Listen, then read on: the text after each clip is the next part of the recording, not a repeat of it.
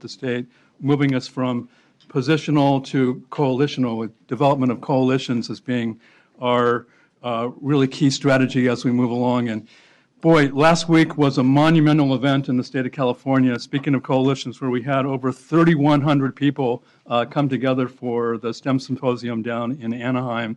Of course, you're not going to stop our state superintendent from being there, no matter what his conditions might be, and he was down there together with the rest of the folks. One of the outstanding pieces of the STEM Symposium was the Makerspace, first time ever held, and over 299 workshops. And speaking of our state superintendent, you're not going to keep him away from a Makerspace. It's my understanding he spent actually about an hour there working through all these really neat little activities. These were all activities that can be done with readily available resources in schools and communities. And it was great to have all those folks there, and CSU played a terrific role in making the Makerspace happen. We would not have been able to do the STEM Symposium without the tremendous support of the CDE Foundation, working together with our CDE staff and many, many sponsors. And the symposium is really indicative of the kinds of public-private partnerships that we're trying to put in place as we leverage our resources. There's no way that the Department of Education by itself would have been able, with its existing resource, to do this kind of event, but by working through partners and working with partners, and particularly the CDE Foundation, we're able to pull it together. This is the largest event that's happened so far in the STEM Symposium. It's built up over the years. Third year, 3,100 people, so thank you to everyone who made that possible. Related to STEM, but moving forward in a slightly different direction, on September 15th, the superintendent was able to unveil the blueprint for environmental literacy.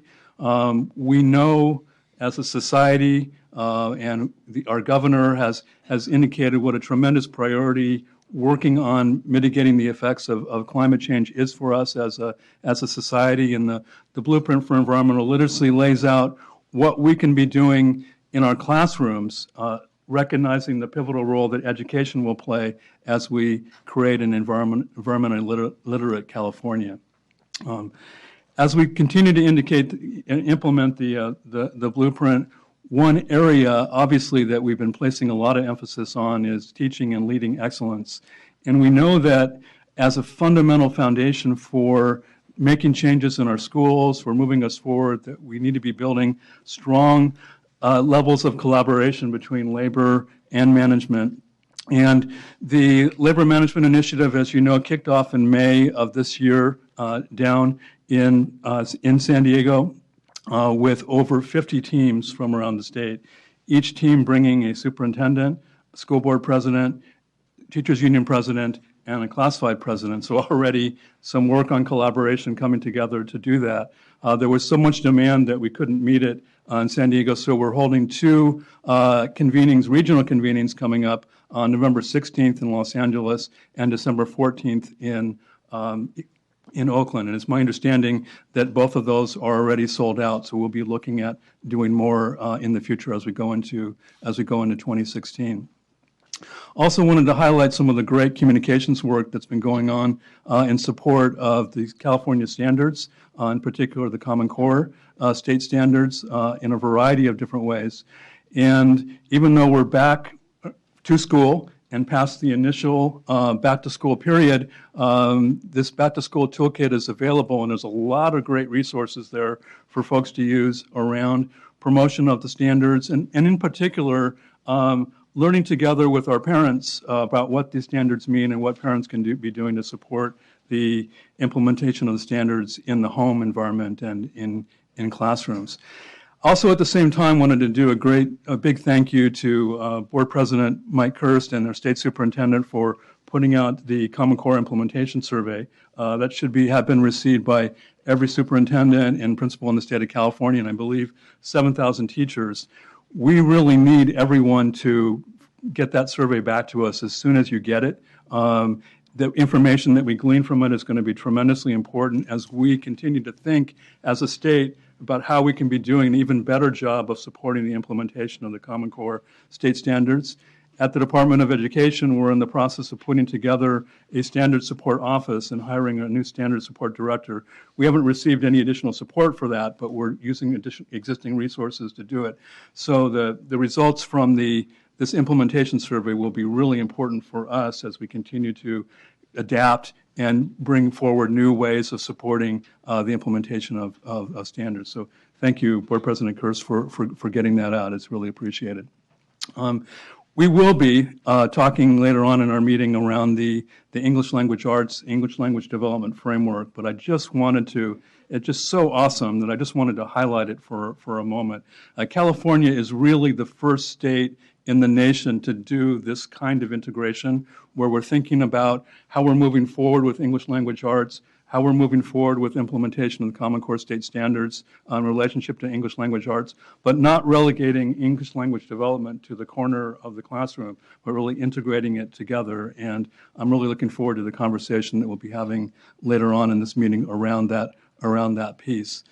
And then last but not least, in relationship to English language development and just the culture of biliteracy that we're looking to promote in California as part of the California Way. Just wanted to note for the Board of Education and our larger community that this last year we had over 31,000 high school graduates achieve and earn a seal of biliteracy, which is up from 11,000 in 2012, which was the first year that program was implemented. So an amazing accomplishment as we move forward on this path of creating a new way for education in the state of California. I just wanted to say thank you and a big shout out to each and every one of those 31,000 students who achieved that level of biliteracy. And wanted to just also communicate greetings from Superintendent Tom Torlakson. He has some health issues that he's dealing with over these next couple of days, but he expects to be back in action early next week, and I'll be reporting back to him everything that we're discussing at the meeting today. Okay, thank you for that overview. I wanted to start with my announcements for the board and the audience, but I will reinforce what you said about the statewide survey. This gives us a perspective about implementation of Common Core and the various professional development supports being offered.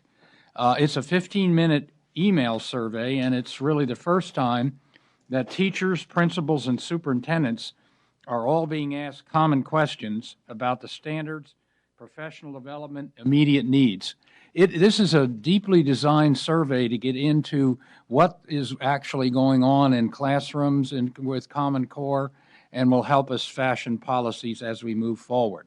At this point, there are 3 other states participating in this survey, but we expect the number to go up to between 10 and 12. So we'll also be able to compare California's implementation with other states. Secondly, I have the great regret to announce that Brooks Allen will be leaving the State Board office November 20th, and he's accepted a position as Vice President of Policy and Legal Affairs at Common Sense in San Francisco. He has been so helpful and integral to our LCFF, LCAP team in implementing that. He really worked on most of the legislation that reached the governor's desk, assisted in policy development with legal issues and cases before the board. So please join me in commending and congratulating Brooks, and we wish him the best.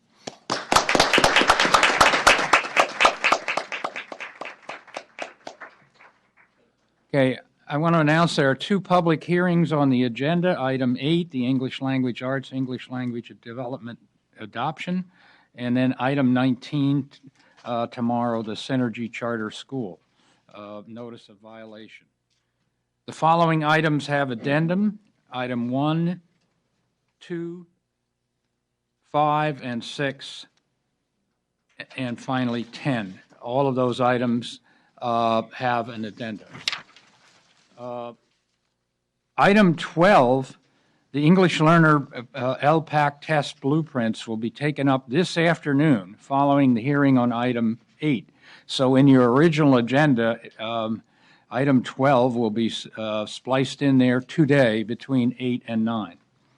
The waiver consent and other calendars are proposed waiver consent items are W1 through W13, And then the proposed regular consent items, these are board items, are items 13, 16, and 17.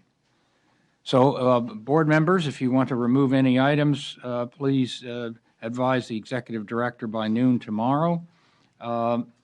You have your electronic red folders with letters that are sent to you on our board items. We have a fully electronic agenda, and now and for forever, I hope. There's one full print copy located in the lobby. Speakers, if you're going to speak, please sign up at the table just outside the room. Binders are on the table with separate pages for each item number, so sign up specifically under an item number. We have a general public comment period for items that are not specifically listed on the board's agenda. That is item 18. We will get to that tomorrow. If anyone wishes to give us materials, provide at least 25 copies to Amy Bubico, who is at the desk there, raised her hand. Please, speakers, identify who you are when you come up to speak and who you represent prior to speaking. We appreciate brevity. We have a large audience today, so we have TV monitors available in room 1103 right over around the corner. And please turn your microphones on when speaking. So now we're ready for item 1, and these an annual item we look forward to, which is the State Board of Education member recommendations for the 3 finalists for the submission to the governor for consideration and appointment. So Board Member Burr, who heads our screening committee, will talk about the members and present to us about the nominees, which go to the governor, and he picks one of the nominees. Thank you, President Kirst. I'm speaking from this dais because I have a number of certificates that I'll be presenting to the students who participated. First, let me just remind folks how this process works, and I also want to express appreciation to a number of the members who assisted with this. But start off by saying, as in the past, every year, and we have witnessed the evidence of it here with Michael McFarland, we had a very strong pool of candidates. Students are very interested in this position, and we're very grateful for the interest that they show. So our job at the State Board, at first as the screening committee and then ultimately at the board, is to narrow down what's a very difficult decision to 3 finalists who will go forward to the governor, and the governor makes the appointment to the board. I'll call to your attention, as President Kirsch said, there is an addendum to this item, and the students' names are listed in the item. The ad hoc screening committee, which included myself and board member Holliday, along with the able assistance of Patricia DeCoste, who's done this for many years, reviewed the applications and narrowed the pool down to 12 semifinalists. We look at all the applications holistically and selected the 12 who, in our judgment, represented the best cross-section of candidates across the state. All 12 of those candidates, students attended the Student Advisory Board of Education, or SABE, and we'll hear from a number of them later, that's sponsored by the California Association of Student Councils Conference starting on November 1. If they look kind of bleary-eyed, including Michael, I don't think they've gotten much sleep over the last few days. So again, we really appreciate their dedication to that.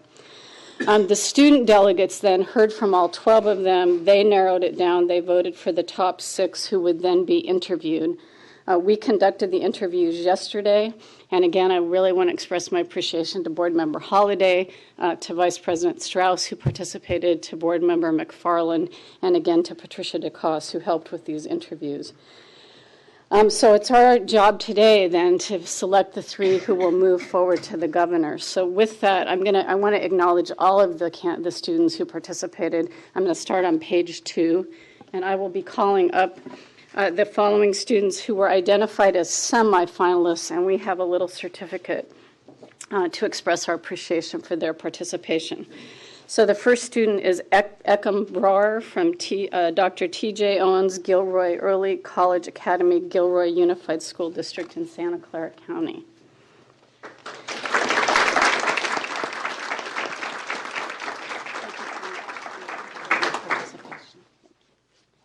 Next one is Karina Gonzalez Espinoza from Lindsay High School in Lindsay Unified School District, Tulare County.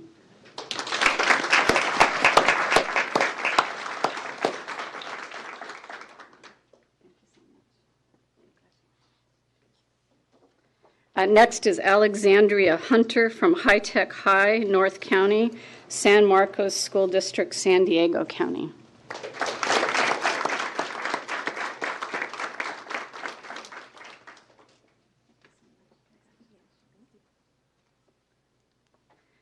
Next is Henry Lowe, Western Sierra Collegiate Academy, Rockland Unified School District, Placer County.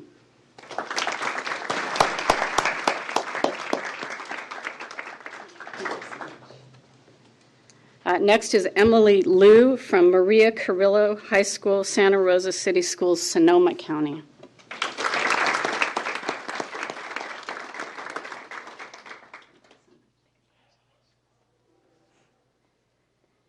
And the final student in this category is Whitney Zhang, again from Dr. T.J. Owens Gilray Early College Academy, Gilray Unified School District.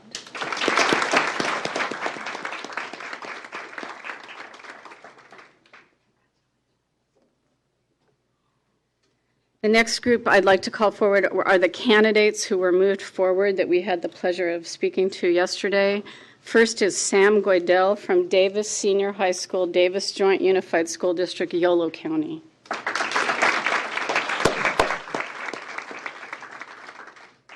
Thank you. Next is Parker Harrell, Central Valley High School, Gateway Unified School District, Shasta County.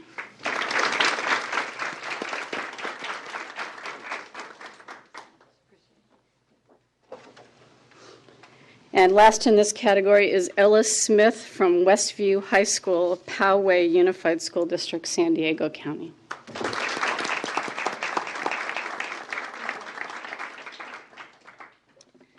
And our final group are the students that we will be recommending to the governor for consideration for appointment. And after I present the certificates, I'll make a motion to that effect.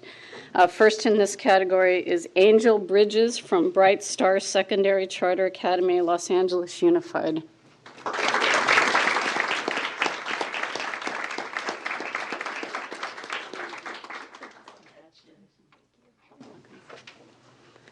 Next is Olivia Sisson from C.K. McClatchy High School, Sacramento City Unified School District.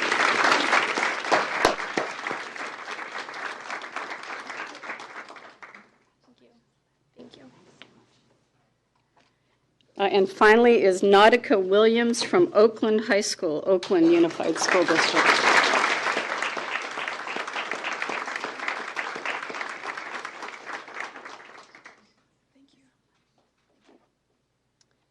And so with that, I would move that the board adopt the recommendations for the three finalists to move forward to the governor for consideration. Second.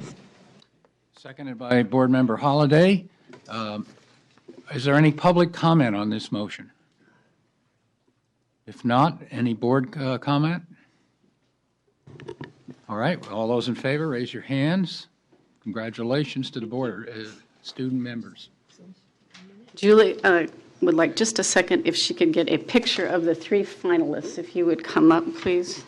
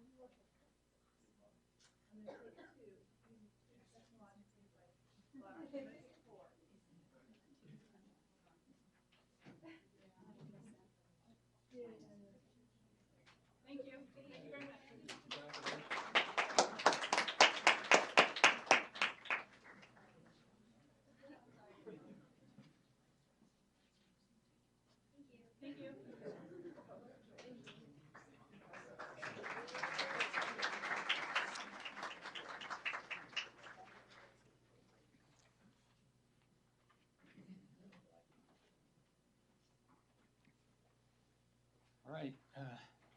We're now ready for item 2, which is the recommendations from our Student Advisory Board on Education, and Board Member Holliday will be introducing this item.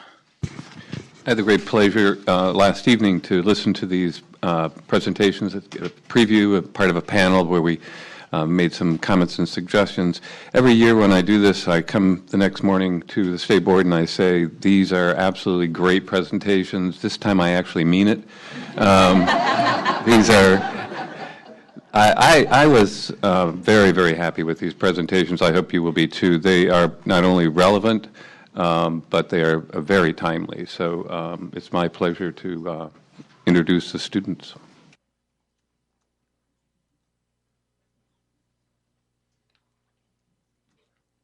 Good morning, Deputy Superintendent Price, President Kirst, honorable board members, and all others in attendance.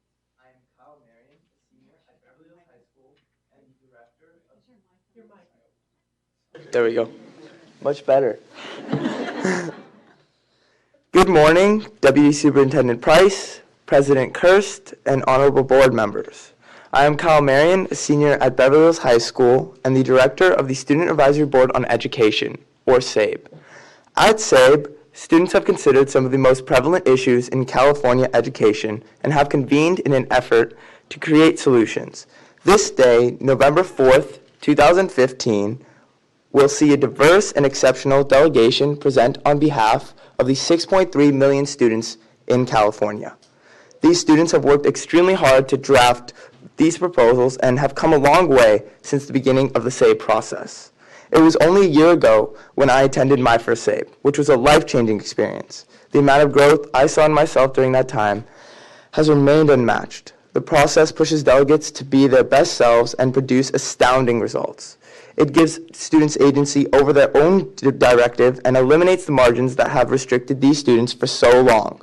With that, I would like to introduce Julia Greensfelder, who will be speaking about Common Core, followed by Emily Liu, who will be speaking about SBAC, Ella Smith, who will be speaking about the API, Catherine Yang, who will be speaking about the role of technology in schools, Cora Felser, who will be speaking about mental health, and Cass State President Shauna Dute, who will be speaking about student opinion, both locally and statewide. Thank you.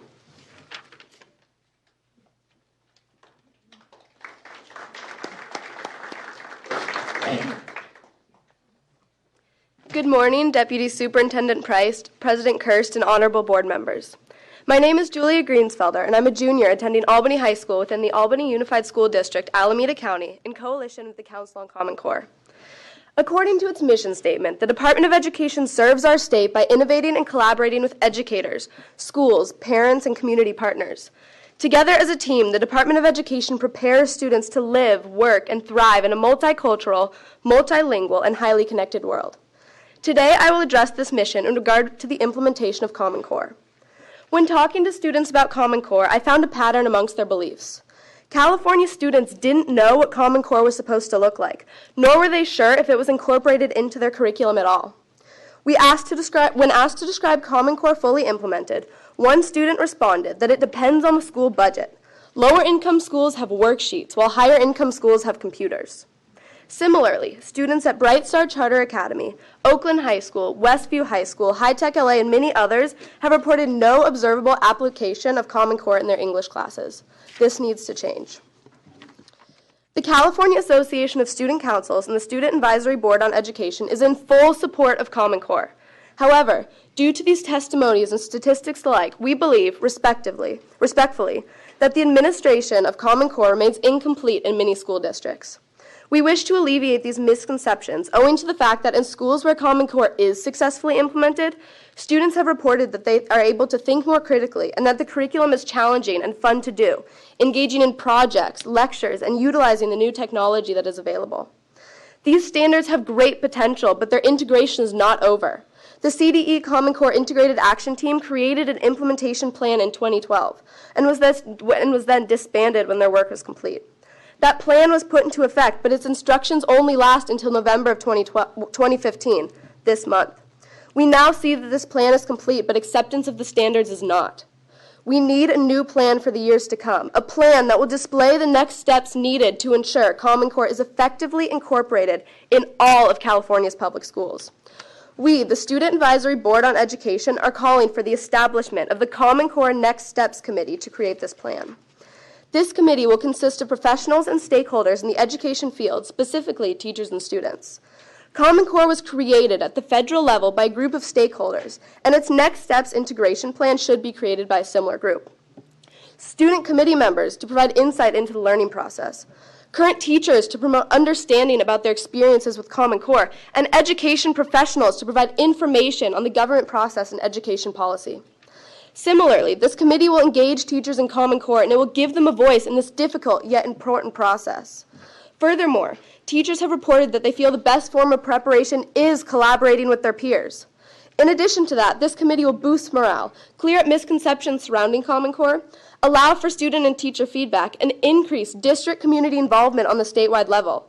All things that fall under the Department of Education's mission statement and have been issues regarding Common Core implementation. Likewise, the requirement of at least one underprivileged student or teacher representative will create a more accurate representation of California students. Engaging these stakeholders allows for greater transparency and clears up previously stated miscommunications. This proposal will combat the belief of 62% of respondents of the National Public Policy Poll who believe history is a part of Common Core, and 34% of respondents who think climate education is involved as well. With students and teachers on the board, there will be a more direct communication between stakeholders and the policies that affect them. This committee will stimulate a positive dialogue surrounding Common Core.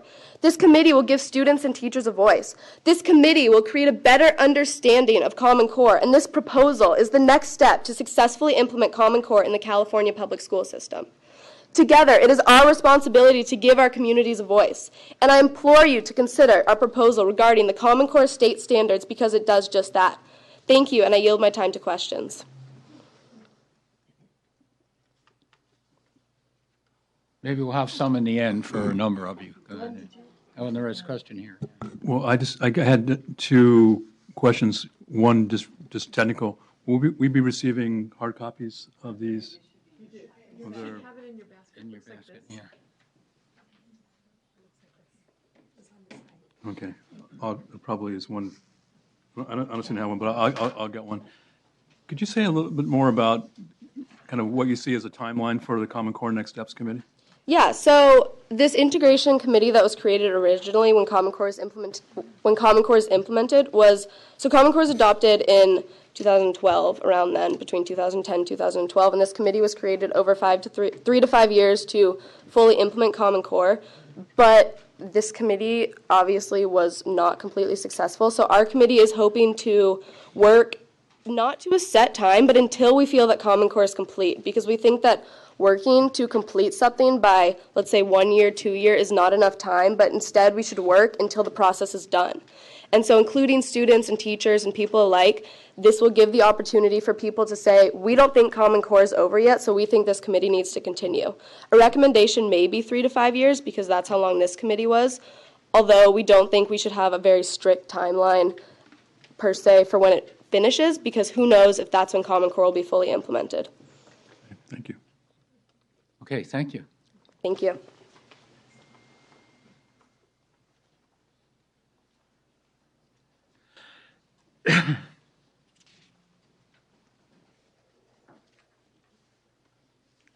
Good morning, Deputy Superintendent Price, President Kirst, and honorable board members.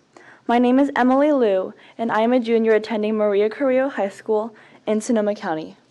I am here representing my team and, more importantly, the 6.3 million students attending schools across our state on the matter of the Smarter Balanced Assessment Consortium, or SBAC. The results of the SBAC taken for the first time in the spring of 2015 have shown that student scores were not as high as expected. 67% of students failed to meet the standards of their grade levels in mathematics, with 56% in English language arts. It is true that part of this issue of low scores can be solved by simply allowing schools to grow more accustomed to the new testing format over time. But imagine yourself as one of 100 students taking this test for the first time in a small cafeteria. Imagine asking a teacher about the format of the new computer adaptive program and not being able to receive any answer to your question at all. Imagine yourself, a student who has spent years of your education taking tests such as the STAR and the KC, in a rush of panic upon discovering that there is actually a listening section on this standardized test. All of these are real experiences that students had last spring. The Student Advisory Board on Education has identified the need to improve the way that SBAC is administered and ensure the adequate preparation among students of the format of the SBAC. Over the course of the past 3 days, our team has worked to develop a solution that addresses the lack of knowledge of the SBAC and improves the way that it is administered. We propose that the State Board of Education establish a voluntary committee to create a compilation of the best practices among schools who have exhibited considerable success in SBAC scores. This committee will consist of a variety of stakeholders that include, but are not limited to, school administrators, teachers, parents, and students. We would like to emphasize the importance of including student input on this committee because it would bring into account wider perspective and personal feedback on the SBAC due to their experience in actually taking the test. The committee as a whole will analyze the results of case studies already being conducted by external groups that focus on administering and preparing for the SBAC in the context of differing factors such as demographics, income, and size of schools. This data will be made accessible to all school districts to consult as needed through its publication on the California Department of Education website. Learning from others is an efficient way of beginning to make adjustments that have been proven to succeed. As a result, students will be rightfully guided by the most efficient system of administration and preparation to reach their full potential on the SBAC test. Having an accurate measurement of their abilities and knowledge will allow us to actually begin to address the real issues in schools. Thank you for your time and consideration, and I now open the floor to questions. Yeah, it's a very good idea. Chief Deputy, it sounds like this is something you could look into and explore, because I haven't seen any data from the student perspective of taking these exams up. I've heard a lot about down, but not from the bottom up. In the compilation, I think, as the proposal suggests, of those best practices would be really valuable. Mm-hmm. So the appropriate people are here to listen. Carrick Ashley, who heads the division, is right there. So thank you. Thank you. Mm-hmm.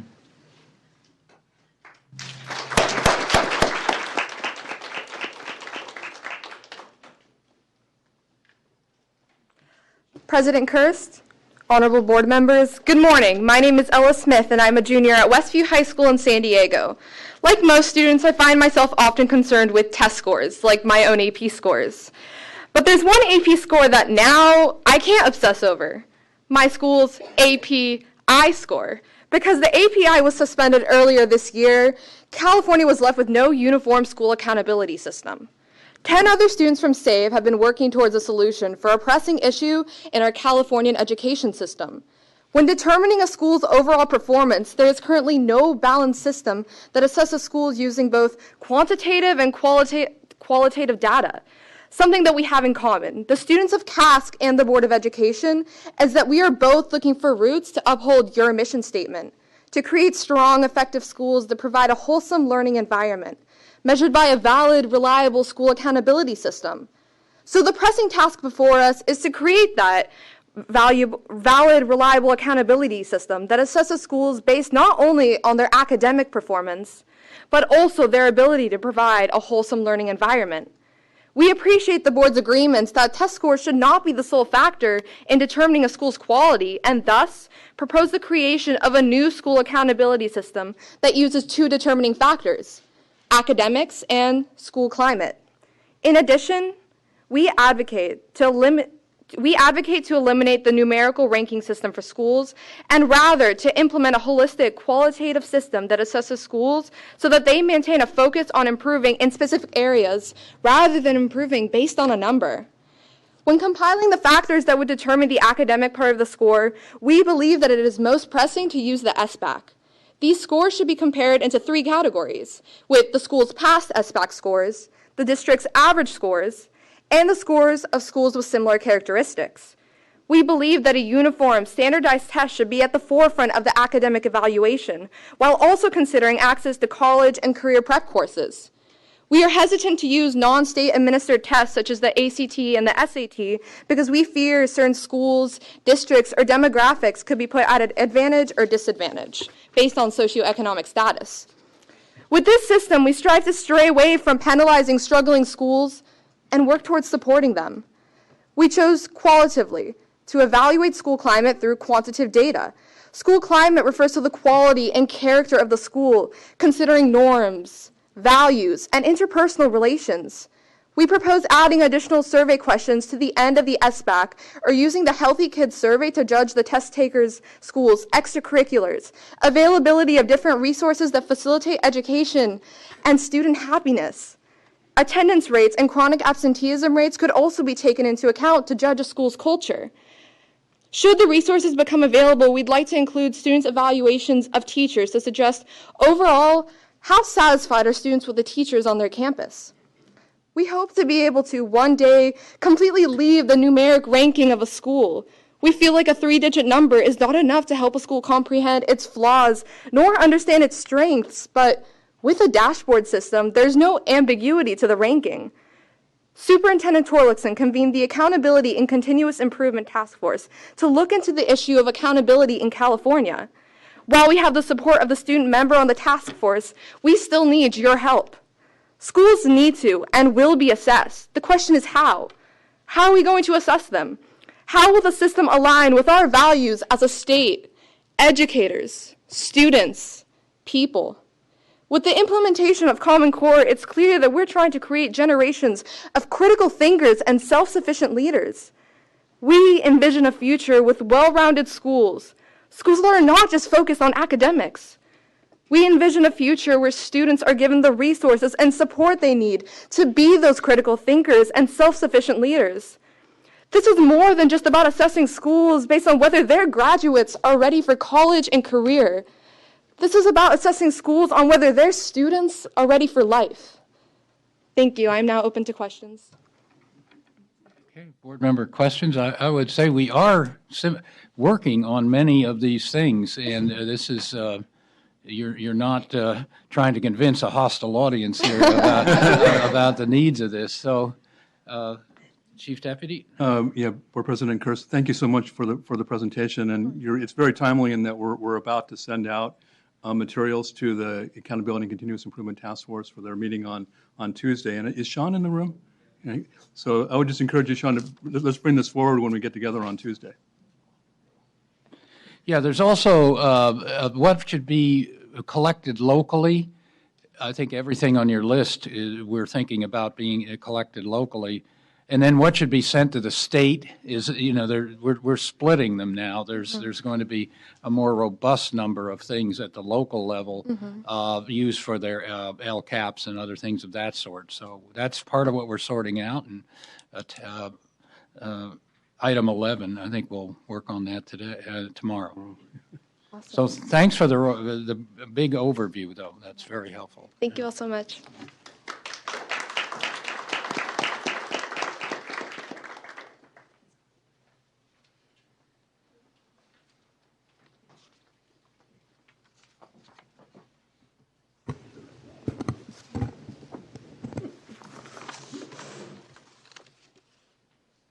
Good morning, Superintendent Price, President Kirst, esteemed members of the board. My name is Catherine Yang, and I'm a senior from San Marino High School in San Marino, California. On behalf of the delegation of the Student Advisory Board on Education, part of the California Association of Student Councils, I would like to address the state's method of implementing technology, specifically addressing the role students play in this process. The evident lack of student voice in the implementation process of technology in our education poses a pressing concern, sprouting a root problem in the effectiveness of our education. The absence of a reliable structure on how students and teachers implement technology in schools widens the gap from where we are now to where we could be, with the great potential technology holds. If we do not address this concern, we risk wasting a powerful key to the success of students of California. To address these concerns, we, the Student Advisory Board on Education, on behalf of the 6.2 million students of California, propose that a student member be added to the Education Technology Task Force, so the student voice is involved in technology integration. Furthermore, we would like to put into effect a statewide survey assessing the effectiveness of the technological components of the SBAC on an annual basis. This will allow for more communications between students, administrators, and the state board about the functionality of this test. This discussion will give administrators a better gauge on how to adapt to the unique learning styles of every student. With feedback from test takers themselves, SBAC scores can reflect how much students have learned without the hindrance of a lack of experience with the SBAC computer program. Along with the survey, we'd like to suggest the incorporation of technology as an effective test-taking tool, urging schools that have the resources, such as computers and iPads, to regularly use those devices to administer exams will not only result in students being more comfortable with their technological skills, but also help students to be leading competitors in their future workplace, as many jobs today require ample skills in technology. Also, we recommend the adaptation of textbooks that have both online and physical versions. This would assure that technology existing in schools is utilized to its full potential. If we take the initiative to use technology to supplement outdated instructional material, students will be able to learn more effectively. Lastly, we propose providing demonstrations on how to use computer programs integrated in the SBAC. Performance on these tests can be hindered by the inadequate preparation to take them. Only those students and teachers who are knowledgeable about the material provided can be effective in the preparation for these standardized assessments. In conclusion, it is vital that we are exacting in the implementation of technology and conscious of the students and their voice in the evolution of their education. As our digital world advances, so must we in the way our students are educated. It is a pity that California, home of Apple and Google, is ranked 47th in STEM education and 43rd overall. If we consider these proposals, we will be able to break these barriers and lead the country as we do in our technology, in our education. Thank you for your time and consideration. The floor is now open for questions from the board. Questions from board members?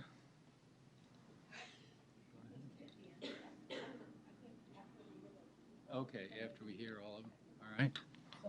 Fine, we'll respond to all these at some point. Okay, thank you.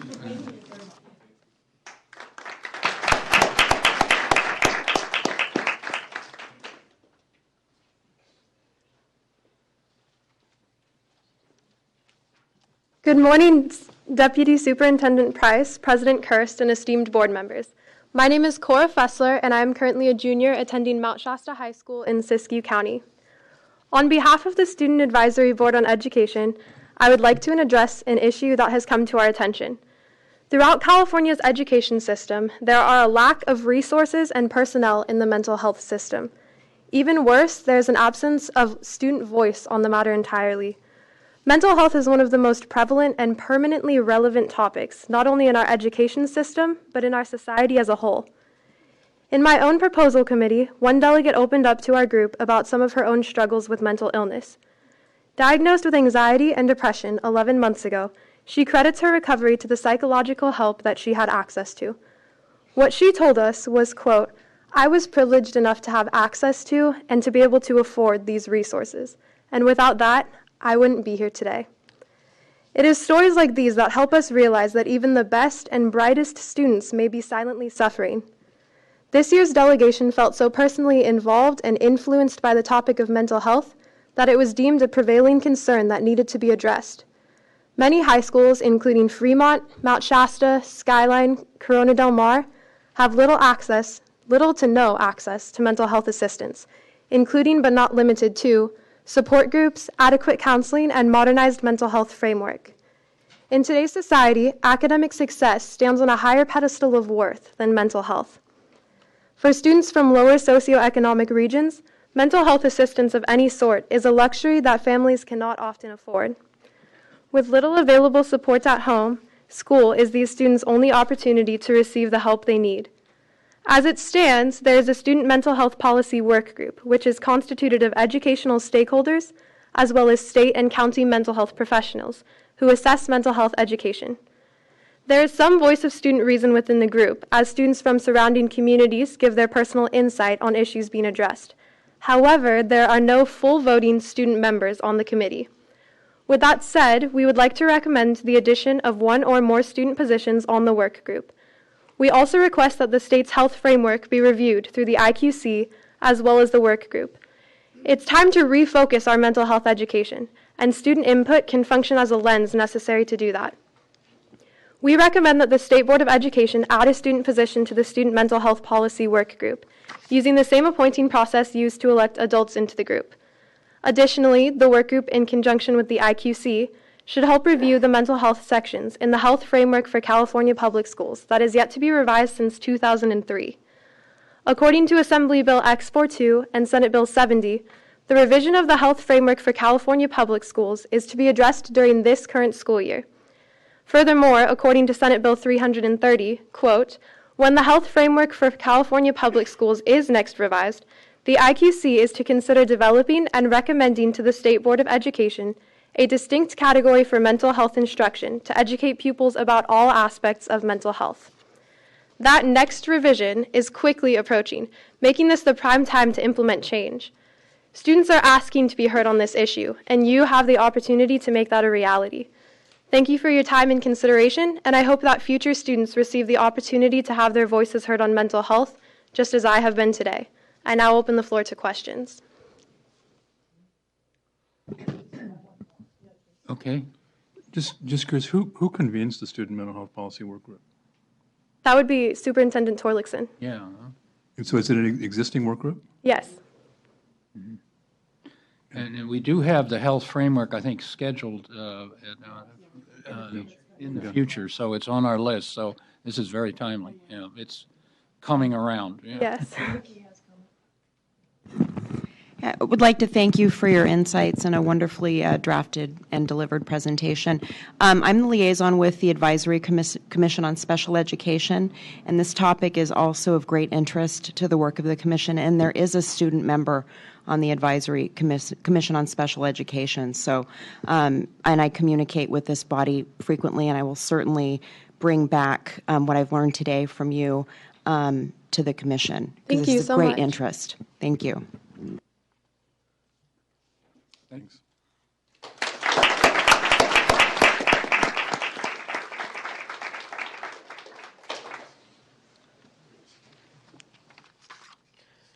Good morning, Board President Kirst, Chief Deputy Price, honorable board members, and CDE staff.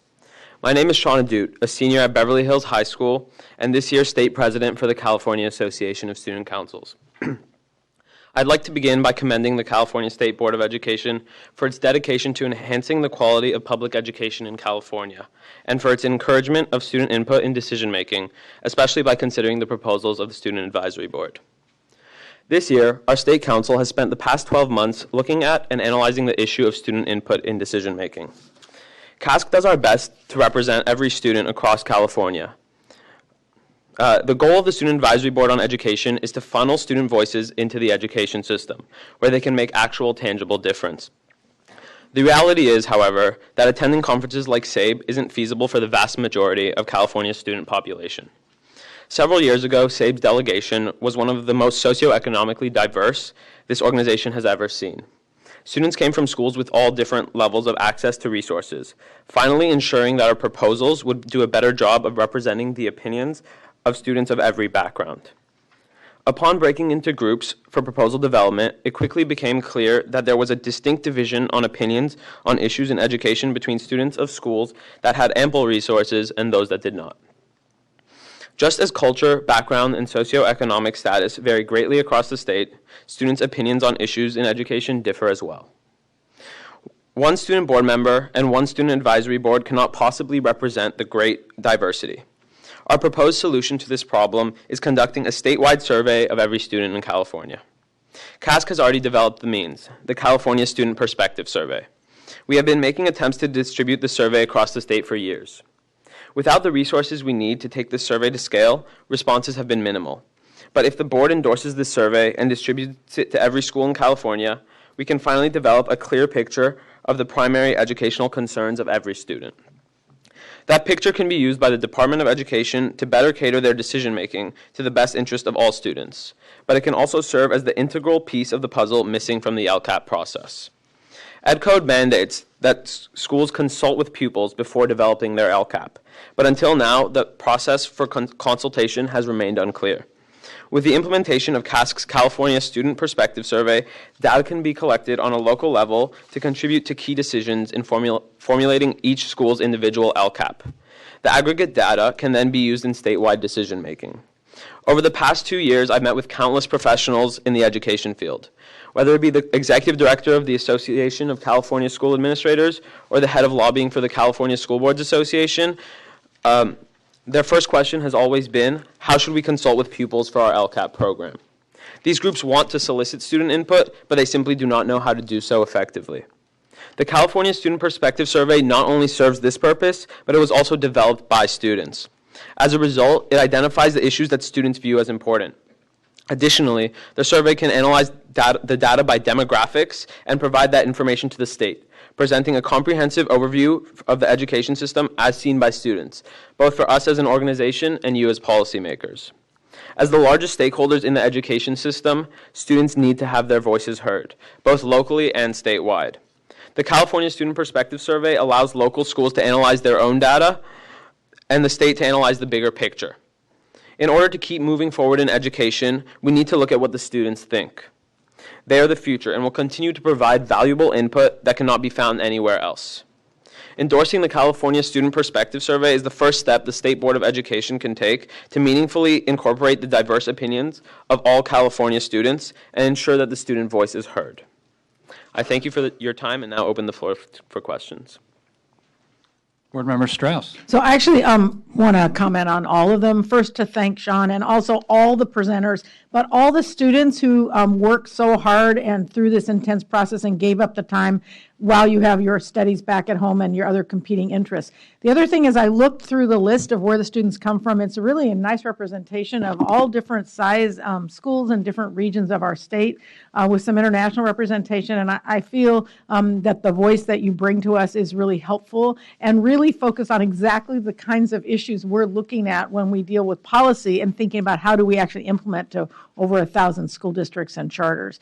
So I heard some themes that I think we're going to continue to talk about. For me, the role of implementation on things like Common Core and technology and mental health and areas that touch all the work in schools, but really the voice of students of here we have this great plan, but talk to kids about how it's really happening and really the reality of what's happening in our classrooms and what's happening in the rollout. So I just really appreciate the focus that the students gave us and the reality check of where we are actually in the full implementation. So just again, thank you so much to the total program and for students giving up your time and being part of it and for all the lack of sleep and the commitment to it. When we were interviewing, we saw all the posters of the work that students have been doing, and I know Member Holliday has been working with the students. So just thank you so much on behalf of a state board member and for all the work that we're doing to help improve quality for students in California.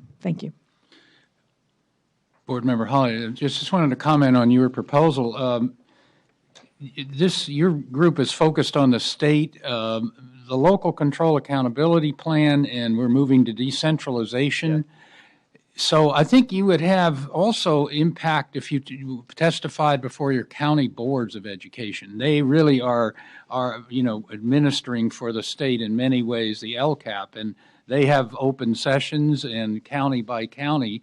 I think would be a good idea, and they could carry out your recommendation in it might even have more impact on a decentralized basis than trying to do it statewide. So LA County has 10 million people, so that's a pretty big effect. So that'd be a thought. Board Member Holliday.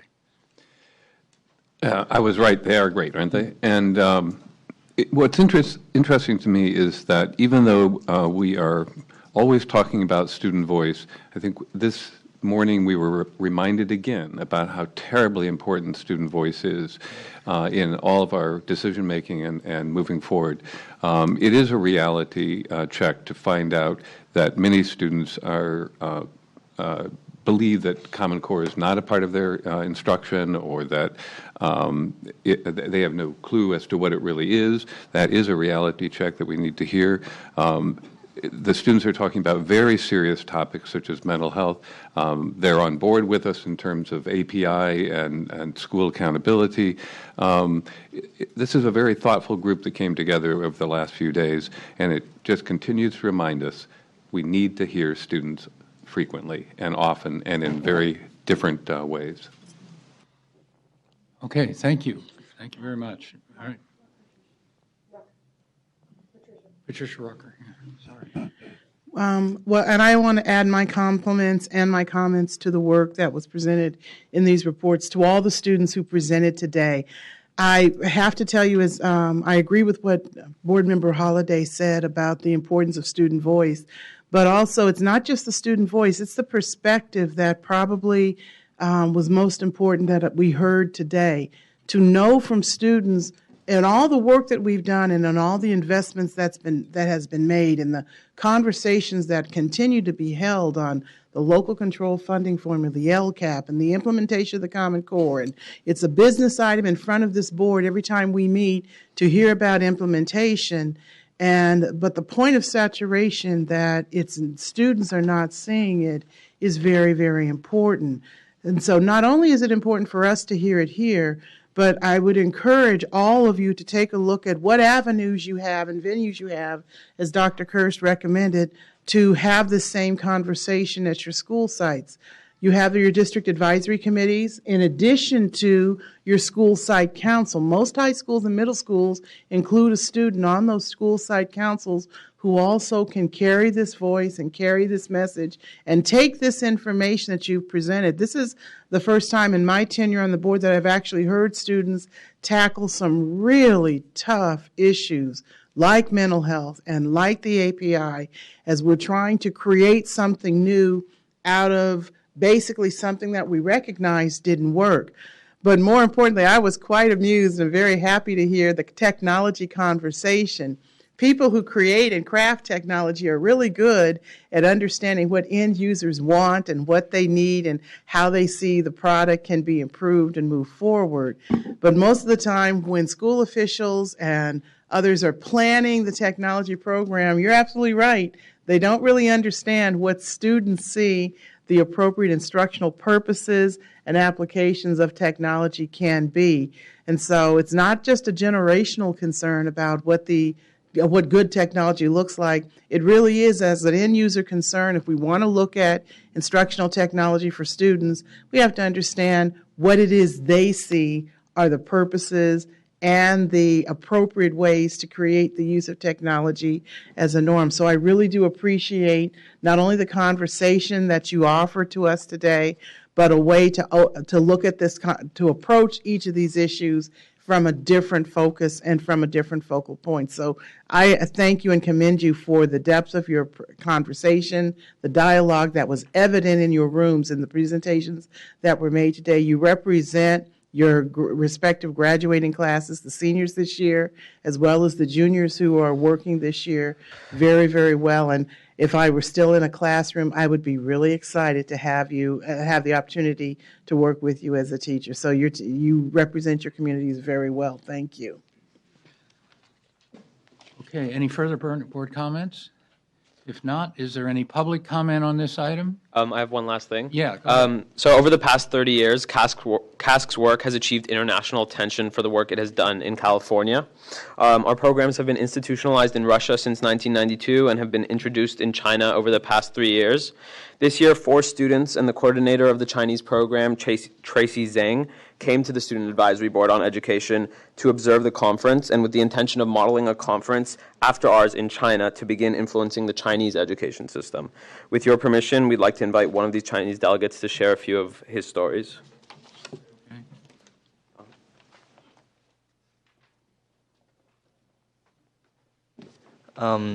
Good morning, ladies and gentlemen. I'm Henry from CASC China, and I'm a 10th grader in the International Curriculum Center of the high school attached to the China Renmin University.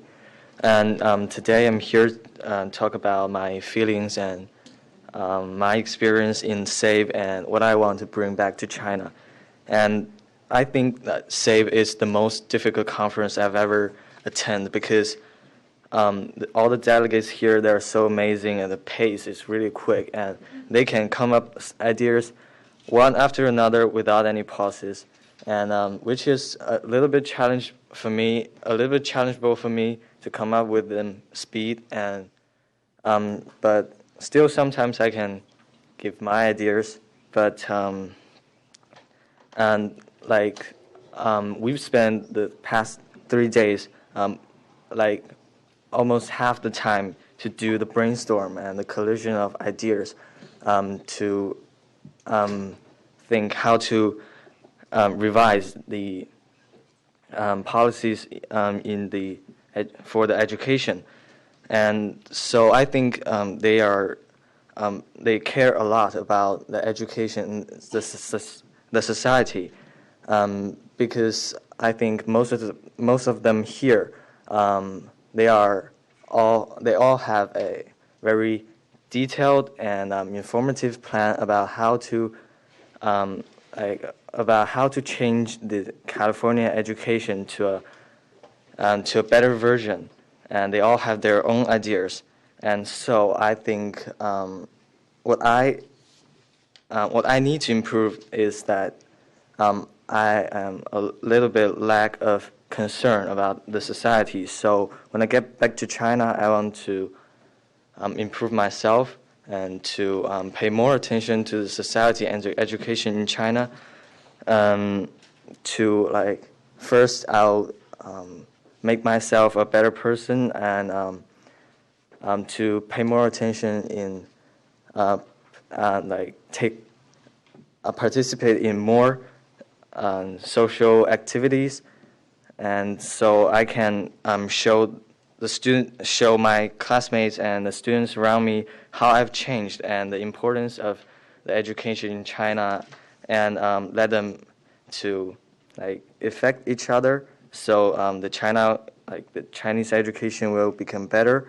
And also, in order to do that, I want to start a kind of SAVE club in our school, starting with provide suggestions to our school board about how to change our school a better place, and so we can gradually make it greater. So we can finally we can change the Chinese education from selecting students only by the standardized test to developing persons by the holistic education.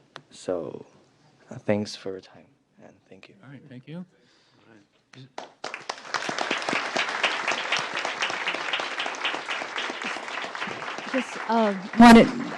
I wanted just to say to the Chinese delegate, 恭喜你长得真的很好。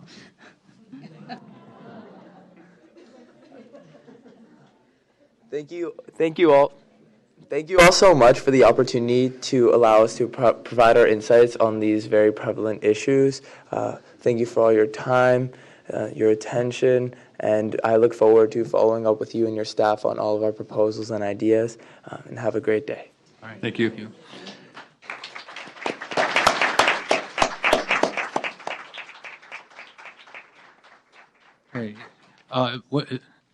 Okay. I've called for public comment, not seeing any. Then we'll move on to item 3 on the CAS program. And Carrick, will you be presenting? There's a number of items and actions here. Come up.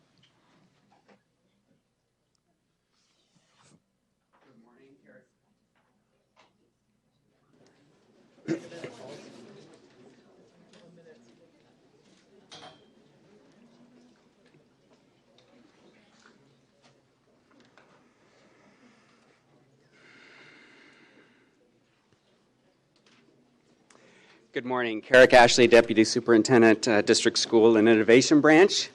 That was both inspiring and a little humbling. I'm glad they're leaving the room. They won't find out that some of them are more articulate than I am already. So item 3 is an information-only item. There is no action called for in this item. It's intended to give you our normal update to CASP and what's happening in the assessment activities, not just Smarter Balance, but all of the CASP activities. We have 3 speakers after myself. I'm here to introduce the item and to talk a little bit about our summative results from last year. We also have in the audience with us Carolina Cardenas. Carolina is the Director of Outreach and Early Assessment for California State University. She also serves as a higher education representative on the Smarter Balance Executive Committee. So she's going to come and talk a little bit about the early assessment program. We have a history of using early assessment in cooperation between K-12 and higher education in helping to place students and prepare them for college work. And so there you have, as part of the attachment, her PowerPoint. She doesn't have the time this morning to go through all of the slides of her PowerPoint, but we wanted you to have them all as background information.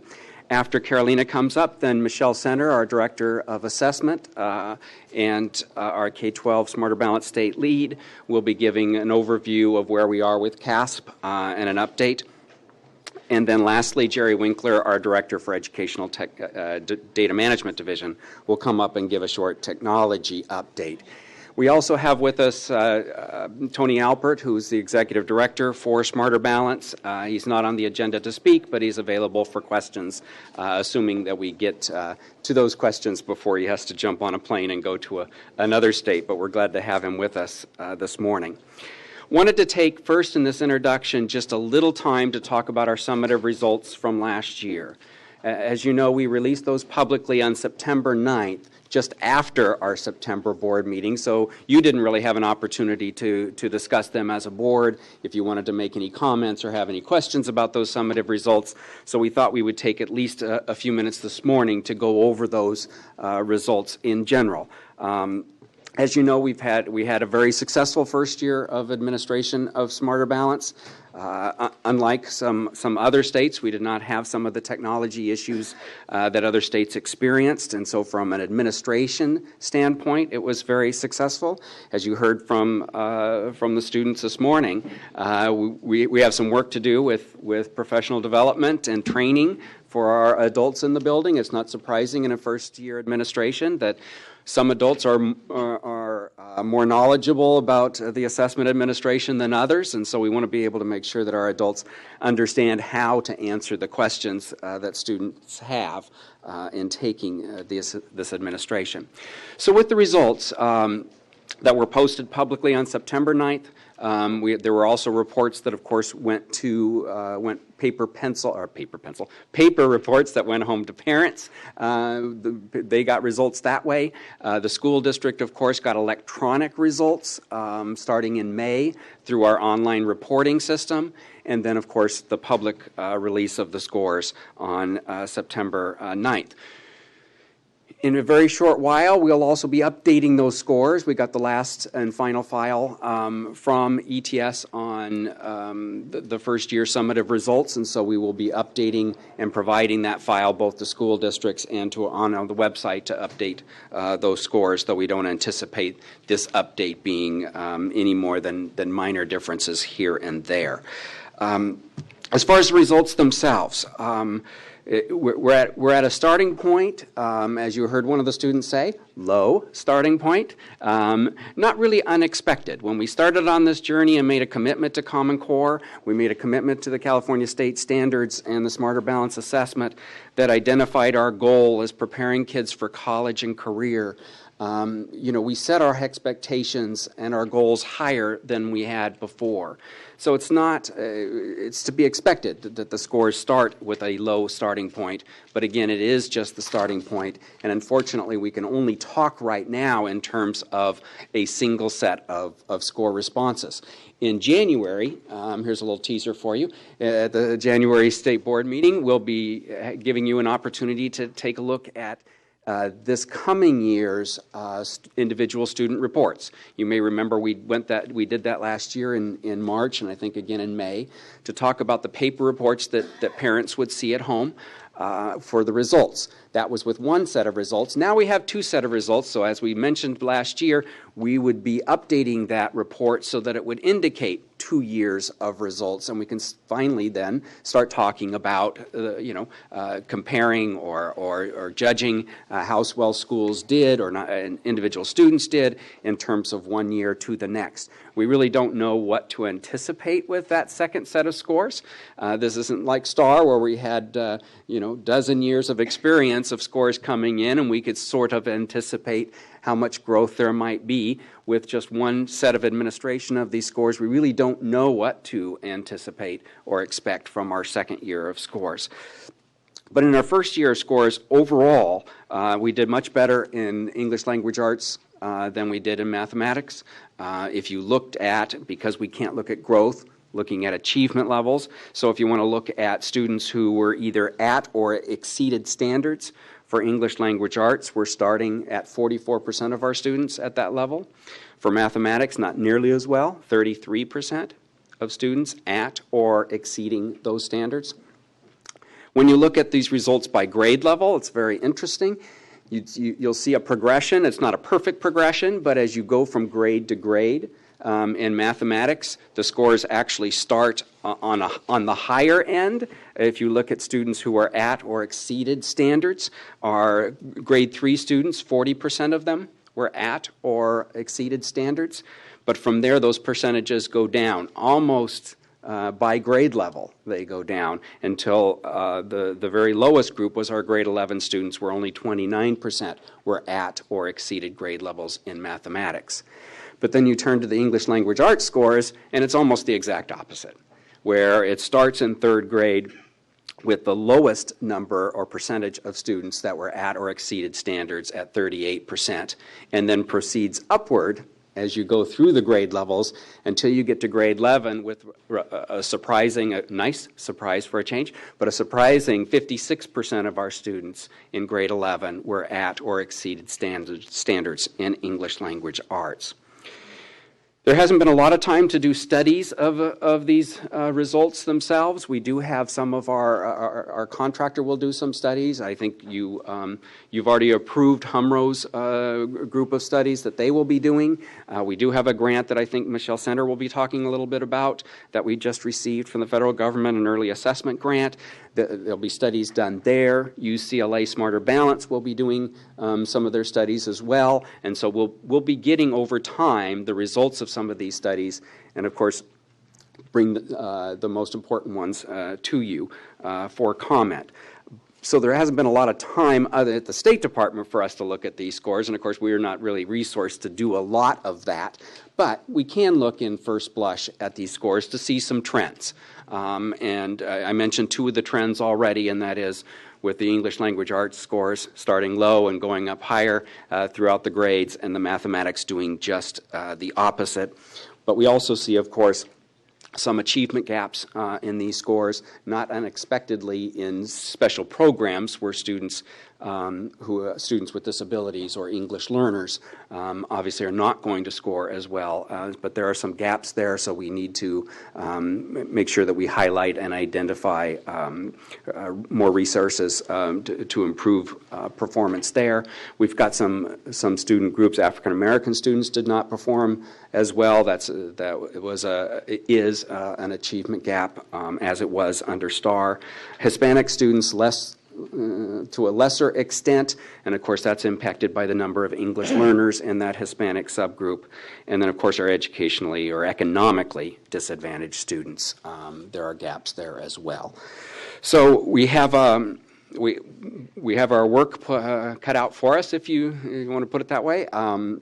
We know where our starting point is, we know where our gaps are, so we know where to put our attention. What we've been stressing with everyone, as I mentioned, I think, to this group before, we mentioned patience and time. It's going to take time, not just speaking about the scores themselves, but the system as a whole. We're putting a lot of new pieces into place here in terms of an assessment system, not only just the summative results, but we also have interim assessments to give, and I think those numbers are astronomical already in terms of the number of interim assessments that have been given this school year already. We've got a digital library. We need to help people understand how to use all of those things together. We need to make enhancements to the system. School districts need some time to fully implement, as you heard from one of the students' reports this morning, fully implement Common Core, and that will take some time. So we're talking about some patience and some time, and of course, again, emphasizing that when it comes to individual students, the summative assessment result is just one piece of information that we know about these students. I was having dinner with my middle son this week, who's just started his student teaching. His first 6 weeks he was in Norwalk La Mirada, had an excellent, he loved his master teacher, and now he's in East Whittier, says the same thing. He really likes his experience there. I'd give him some extra API points for that, but since we're not calculating it anymore, that's not possible. But I was talking to him, and the reason I mention it is that he said something very interesting to me. He said, Dad, when I was in school myself, I always thought of myself as one of 30 kids and sort of anonymous in the classroom. He said, but now that I'm actually student teaching, I know a lot about these kids, and I notice everything they do. And so again, this piece of information that we get on summative assessments is just one piece of information. He's already learned in his 8 weeks in his career that he knows a lot about these kids, and he has a lot of information about and he notices everything about them. And so we need just to put these scores from an individual student in perspective with everything else we know, that teachers know, that schools know about these kids. It's an important piece of information because it gives us a common measuring tool from which we can take a look in a common way. We can aggregate the scores and look at group of students, look at grade levels, look at schools, look at districts. It's an important tool that we use, but again, it's one piece of information that we know about the students. So before I introduce Carolina, any questions before? Okay, Board Member Rucker. Okay, so Pop, let me just ask you this question. With this feedback you did receive from your son about these other multiple measures and these other understandings he has about the students he's working with right now, how does that translate for you into the work you're doing now? You have several charges in front of you, one of which includes the work we're still doing to build our accountability system. So, and part of our goal at this board is to put the multiple in multiple measures. So my first question to you is, so in that conversation, as we're looking to construct an accountability system, one of the issues and one of the pushbacks you always hear from educators who come as stakeholders to your work group and have these conversations is that we have to look at other ways to add information about the students we work with.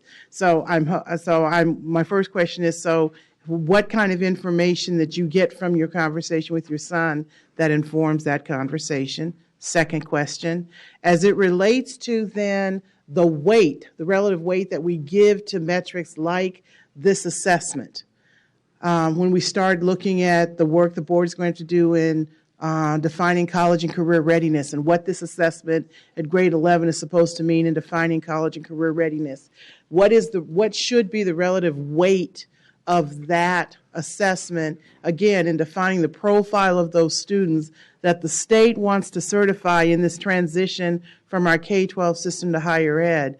How are we supposed to give other information to universities that can be useful to them in understanding the profile of our grade 11 students who then move on to be seniors and then at some point transition? And then finally, as we look at how we are going to hold schools and students individually accountable, what is different about what we compose to define what we're going to look at in changing the use of the high school exit exam or other type of assessments or metrics that we would use to define if students are actually ready to graduate and ready to matriculate. So all of the information your son has shared about what he's learned about other students, that's an encapsulation of what teachers have been saying for quite some time about their concerns about the way the accountability system ignores those things. So I would like to hear from you, how does this inform the way you would have this conversation going forward, given the opportunity you have right now to facilitate this conversation and implementing all the things that are going to be new for us in those three areas? Yeah, as you answer that, maybe you want to address some of this in item 11 as well, which is more on accountability. Yeah. Thank you for the reminder, and thank you for the question. I'm glad we're starting off with easy ones.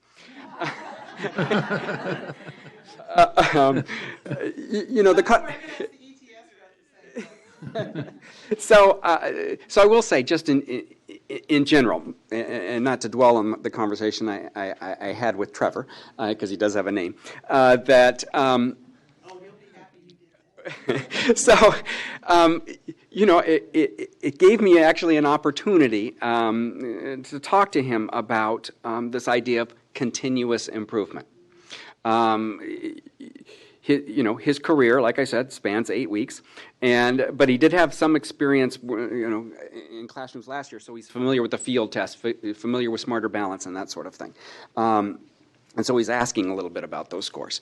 And I do think the answer is somewhat different when you go from a school down to a group, down to a student level. I think this idea of knowing much more about a student than a test score has much more impact at the student level, simply because of the experience a teacher has over 180 days of being with that student, and the daily assignments and the homework and the portfolio work and the assessments and the essays and all that. So there's a lot more about that individual student, things that cannot necessarily be aggregated up into some sort of an accountability system. So I do think it's more meaningful at a student level. I do think that one of the advantages, as I was mentioning, of having an assessment results is being able to aggregate the data and being able to make some determinations, not by those assessment results alone, because we know schools are much more than their test scores. But it is an important piece of information, because if nothing else, it allows people to take a look at themselves. They may think they're doing well, and then but looking at an outside objective measure that an assessment gives, that's given commonly across and consistently across different schools, allows for sort of a sunshining and an objective viewpoint of what they feel about how well things are going. But that's more impactful at a group level or a school level than it is at an individual student level. Okay, Board Member Holliday. Thank you. So you really should not have teased us with this one bit of analysis of the English improvement and the math decline, because I'm sitting here stewing over this thing, trying to figure out why that is. I understand that there are going to be many studies done.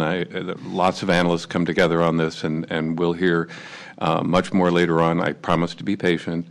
But one thing that came to mind was sort of what you were talking about with your son, in that we do know these students, or at least a number of people do know these students, and we do have some information on these students, even if it's the old STAR tests.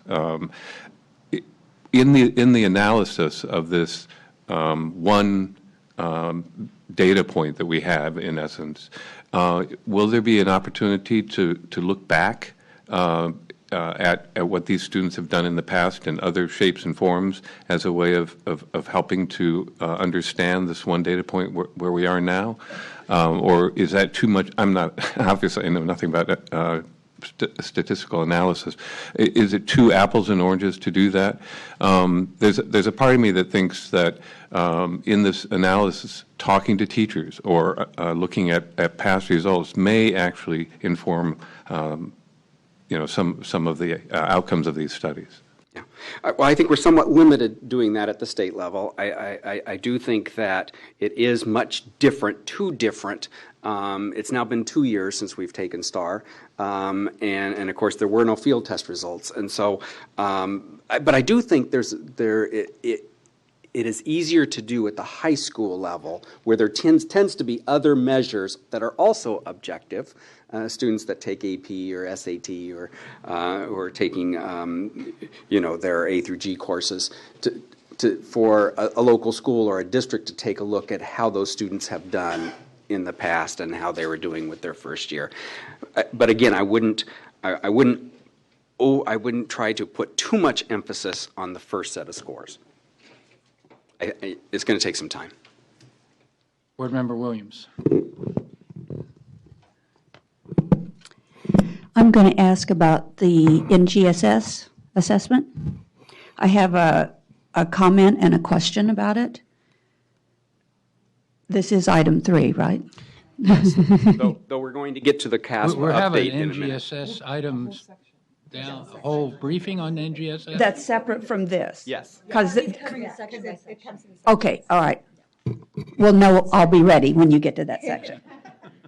Okay, Board Member Ortiz. Okay, thank you. So I was not a good test taker, and maybe it has to do with the fact that I attended low resource, low income schools, not sure.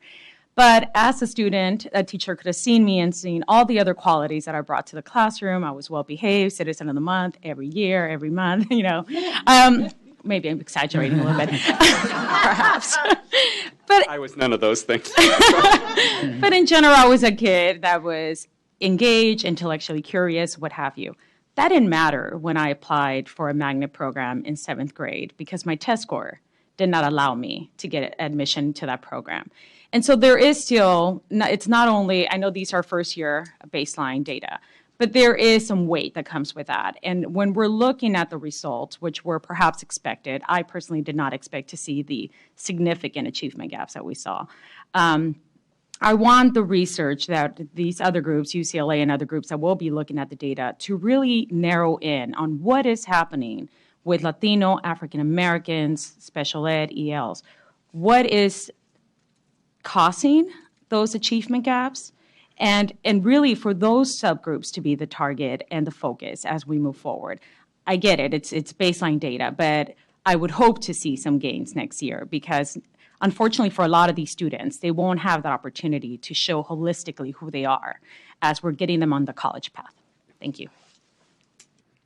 Yeah, there was one other gap that caught my eye, which was a very large gap between females outscoring males in English language arts, about 30% more. And then that gap disappeared in mathematics. They were just the same, at the same level. So I think that's one we want to take some look at too. Yeah. Last year's college graduates were 59% female, 41% male, 4-year college graduates in America. So I don't know how maybe some of this plays into that as well. So I would think that's one that I was curious about, and I don't quite remember seeing all that in STAR, but I agree.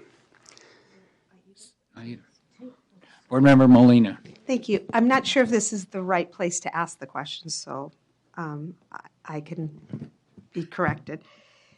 I need clarity when I reviewed the results, and we know that we've sent all this information out to parents and school districts and so forth. Have we stated, and maybe we have, and I don't remember, have we stated that these data points are a data point that is a baseline, or are we still having the discussion that perhaps this is still not yet a baseline? Can you clarify that for me? Sure. And how are we communicating your response to the public? So we are saying that this is a baseline, that this is our starting point. We will, with the next set of scores, be able to look at the set of scores compared to last year. Now, if you're asking for a particular purpose, is this the baseline that will then go into an accountability system? That's probably a more appropriate question for tomorrow. But we're not there yet, and I don't think we have to make that decision yet. But in terms of the scores, these are valid scores, these are reliable scores, these are our first set of scores that we can use as a baseline. It is the starting point. Okay. I think, go ahead. Board Member Holliday. Well, in this analysis of this data point, we also have to be careful when you say this is the baseline, that the validity of the test is a part of this analysis, and that the cut scores and the where these lines are drawn need to be analyzed again and looked at again. And I assume this is being done across the states using SBAC as well as in California. But it could be the case down the road that as we look at this test and we know our students, that we realize that this test is revealing things that are really interesting and accurate and wonderful to learn about, the difference between the males and the females, the difference between the Latinos and the whites, and yet there may be pieces of this test that are telling us things that aren't quite right yet, and that are not as accurate or as valid as we would tend to believe, and we have to be careful about that, I think. And I think that's what you were talking about. That's exactly right. I think that's the confusion, and we're hearing that in the field as well, right? That we haven't established that. So I just want us to be really clear about how we talk about the data and how we use the data and the intent of the data, because I don't know precisely with what you just said whether we have clarity about those nuances or those non-reliable questions and so forth. So it'll be important that we're very clear that it's just at this point just a data point and nothing else, I think. And I don't know if I can really say that, but communicate. I think you know this to be true. Teachers, administrators, board members look at this and say, oh, this is it. This is the data point, and yes, it's a baseline, and oh my gosh, and we begin to catastrophize. But I don't know that we're there yet. So I just want to reemphasize the importance of being really clear of where we are at this moment in time, what it means, and what we're doing about it. I don't think there's anything wrong with a word of caution. There are validity studies happening. We don't anticipate that there'll be major changes that would make somehow these results not usable, but a word of caution is fine. Board Member McFarland. So I just had some comments because I actually got to take the test last year, and what you said about the math and the ELA, the difference between them was really interesting, and that's what I started thinking about, same with Board Member Holliday, because that's exactly what my score report showed when I opened it. I think that kind of comes from the nature of the subject and can kind of contribute to the achievement gap as well, because I think the humanities and English as a whole, the goal is that you get to a place where you master the fundamentals and you can just kind of think, and that's what Common Core is going towards. So I think it's natural that as the students get older, they're kind of more in a place to understand the thinking aspect of it, whereas when I took the math section of that, I was just kind of slapped in the face because that is completely different from what I've been kind of grown up with in my education system, where you have a timetable and you have 3 minutes, go, and you just do it.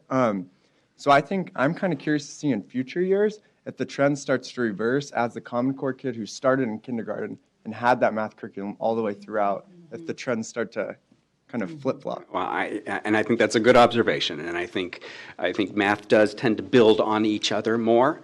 I think most people, most parents, I can't tell you how many parents over the years I've heard say, you know, it got to 5th grade and I was unable to help my child anymore in mathematics because things, again, build on each other. It does get more complicated. The test is different than before, and so I do think those that have had more time with the standards over time, the results will show that. Board Member Sun. Oh, okay. Okay. So perhaps should we go to the next? Yeah, Board Member Burr. Just to reinforce what Board Member Molina said, and also to also remind us of, I think, what the department said over and over and over and over again when the test results were released: do not compare these. And despite that, because I think it's just sort of human nature, I read many, many press reports that compared them to STAR test results, which were kind of fascinating. So I think the department really did an excellent job in trying to help the public understand, help all stakeholders understand this is a new universe here, different types of tests. Michael's comments were right on point, I think. So it doesn't hurt to emphasize that again. But I also I do want to put a little bookmark, as Member Rucker did, for tomorrow on item 11, because I think some of the level of anxiety or angst or impatience about accountability comes from the fact that there are many pieces that are not in place yet. One of the pieces is, how do we do next year? And I'm confident we're going to grow. I mean, we're going to grow in all areas. So, but we don't know that. We can't predict that. We won't know. We'll probably be having a similar conversation about this time next year. So just so people think about this tomorrow when we talk about the overall accountability system, that, and Trevor's right on, you know, this will be one data point, but it's not even an effective data point until we know how much change we got from this year to next year. Could I ask one question about the timeline? Is next year, when will the scores be available? Not September 9th? Is that when you said they went public this year, September 9th? That's correct. When will they go public next year, do you think? So you're talking about our public website, not the online results that districts get, right? Because those results, they'll get much quicker. Those will get much quicker, you say? Yes. Okay. Remember, you know, as students take the tests, right, and the hand scoring is finished, they'll get uploaded nightly. And even this year, they started getting them May 4th, I think was when we opened that system. So, you know, they'll get them on a rolling basis and much quicker. I don't anticipate that the September date will be too much different. I mean, it could be a little, but if you remember, even under the STAR program, we generally would release these scores in middle of August. So I think we're kind of hoping for that. Board Member Rucker. I think there's a point being lost, and it's a throwaway line in your conversation with us that I don't think many people understand. Districts actually have this information long before the state publishes it on the public website. And so that was part of the promise of going to this next generation type of assessment system, is that the data would be available sooner. But I think there's a misunderstanding or a disconnect about to whom this data will be made available sooner. So I think that there is a need in the narrative, not just about the release of the statewide data in September, the fall, or late summer, whatever deadline you want to put on that. I think there needs to be some additional information about the fact that districts already have this information, and that maybe there's a difference between what districts believe they should be doing with that information, since they already have it in advance of the statewide release, and what the public is supposed to be expecting with the statewide release. Maybe that's something to be discussed, because that was a frustration for a lot of LEAs. When school opened this year, teachers were charged with crafting new curriculum and making adjustments in their instructional plans, but they didn't have the information to work from. Yet the districts did.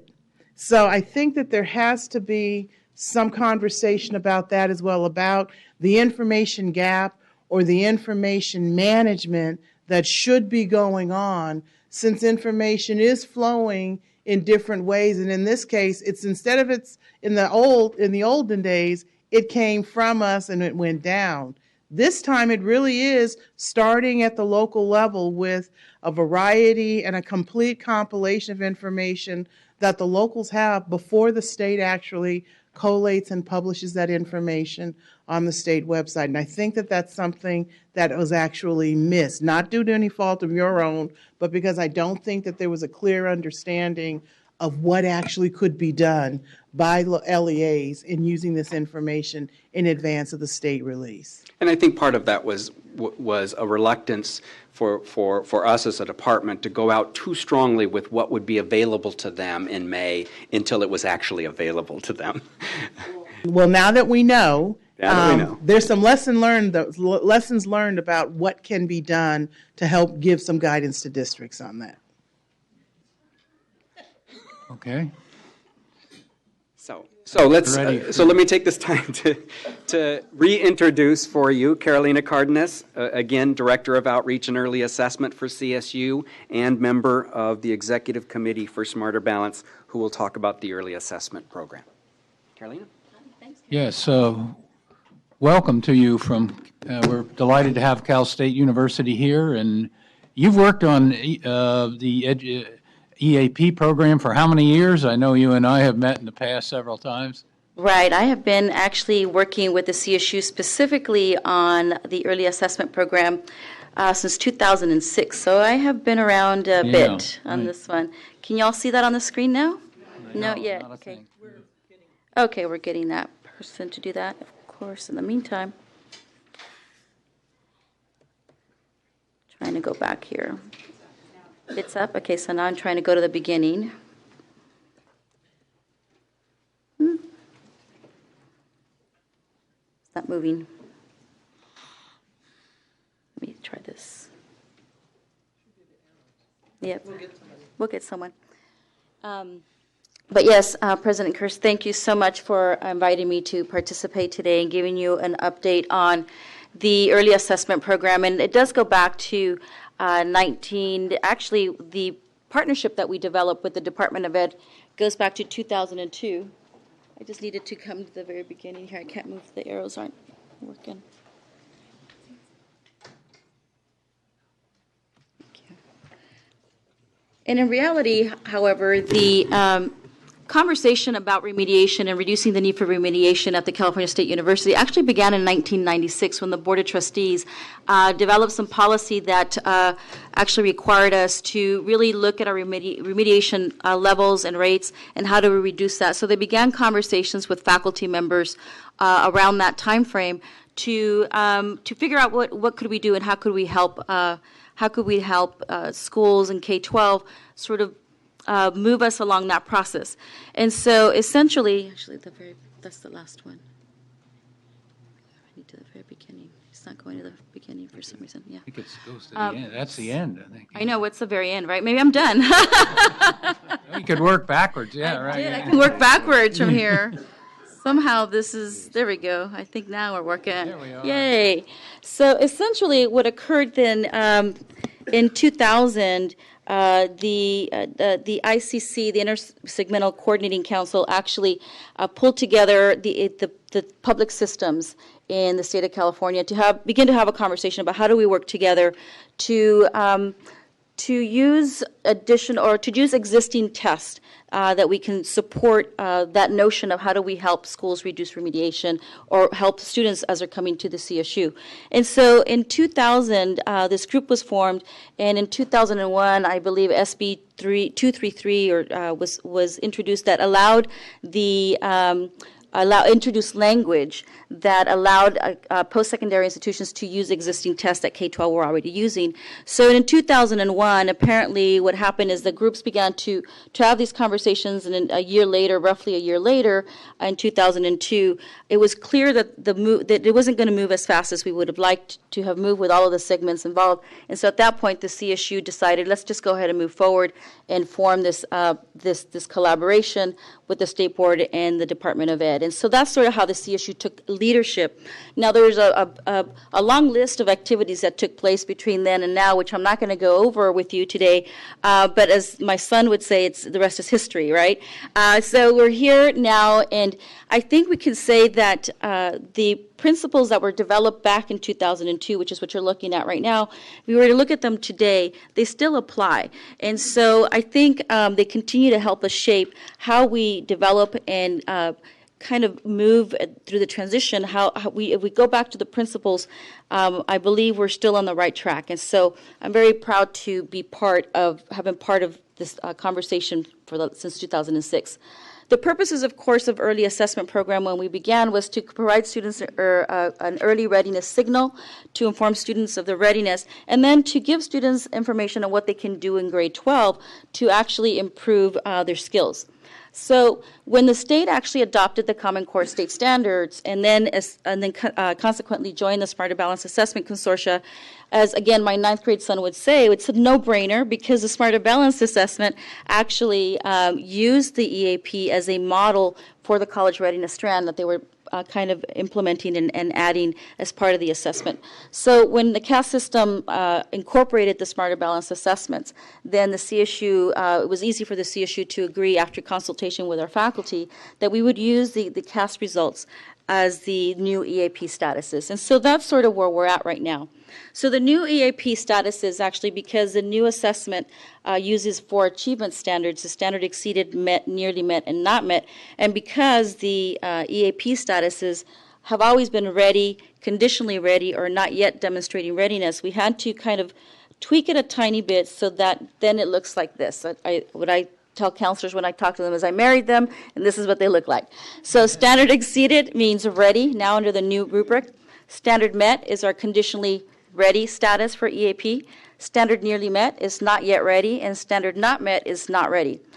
The CSU at this time will not be using the claim levels, and I'm not sure we would foresee moving in that direction right now. We're just going to use the main score that students receive. These next few slides actually just give a little bit more detail about what each one of these achievement levels mean for the students. So a standard exceeded for us means that the student is ready. At that point, the student does not need to take the CSU's placement exams when they are admitted to the CSU. They can enroll directly in college credit-bearing courses, and they're not required to participate in the CSU's early assessment program. Early start. Early start, sorry. Did I just say, I said it wrong, didn't I? Yes, thank you. Early start program. The standard nearly met or the standard not met, which are not ready statuses for EAP purposes, students who fall into these categories then mean that they must take the CSU's the CSU's placement exams. In addition, they are more likely to participate in the early start program. And I say more likely because there are other pathways that the student may use to demonstrate that they're ready, such as SAT or ACT results, AP results, etc. So if they get certain results on those, then they can skip the early start program, but it also depends on how the student does. The conditionally ready or the standard met is actually the most complicated to explain to folks. It's got a little bit more levels to it. And so it seems like it's a mixed message because you're saying on the one hand the student is ready because they've met the standard, but on the other hand the CSU is saying that's a condition. It's a conditionally ready. What that means to us is that a standard met is that the student is ready at that point in time. Again, I heard earlier about this, it's a snapshot. And so at that point in time, the CSU feels that the student is ready. However, we feel that they're in this situation where if they do not do something rigorous in grade 12, they would lose those skills. And so that's why for us this is a conditionally ready status, and it continues to be. So those students do not need to participate in our placement exams. However, they would be required to participate in the Early Start program unless they actually did what we asked them to do in grade 12, which is to take a rigorous either English or math course, depending on what it was. And once the student takes that and they're admitted to the CSU, and we can verify that the student did what we asked them to do in the senior year and got a grade of C or higher. At that point, then the student would be removed from the Early Start program and would not need to participate. So in terms of approved courses for conditionally ready, we get this question all the time, what is an approved conditionally ready course? Well, these are the English courses, the expository reading and writing course that the CSU has been training teachers on for over a decade, AP courses, weighted honors courses in English, and IB English courses. Those are all considered approved senior year courses that students may take to meet the conditional status. On the math side, it's any class that has a prerequisite of Algebra 2 or now the new integrated Math 3, the IM3, which is a prerequisite. Any of those courses would be considered the courses that students could use to meet the conditionally ready status. One of the things that was different for the 2015 year that from previous years is that students actually have to look at their result on the front of the page and then look at the back of the page to determine what their EAP status is. And so that actually, when I talked to the counselors about this across the state, that was going to be challenging for them. So we are working with CDE right now to change that for next year.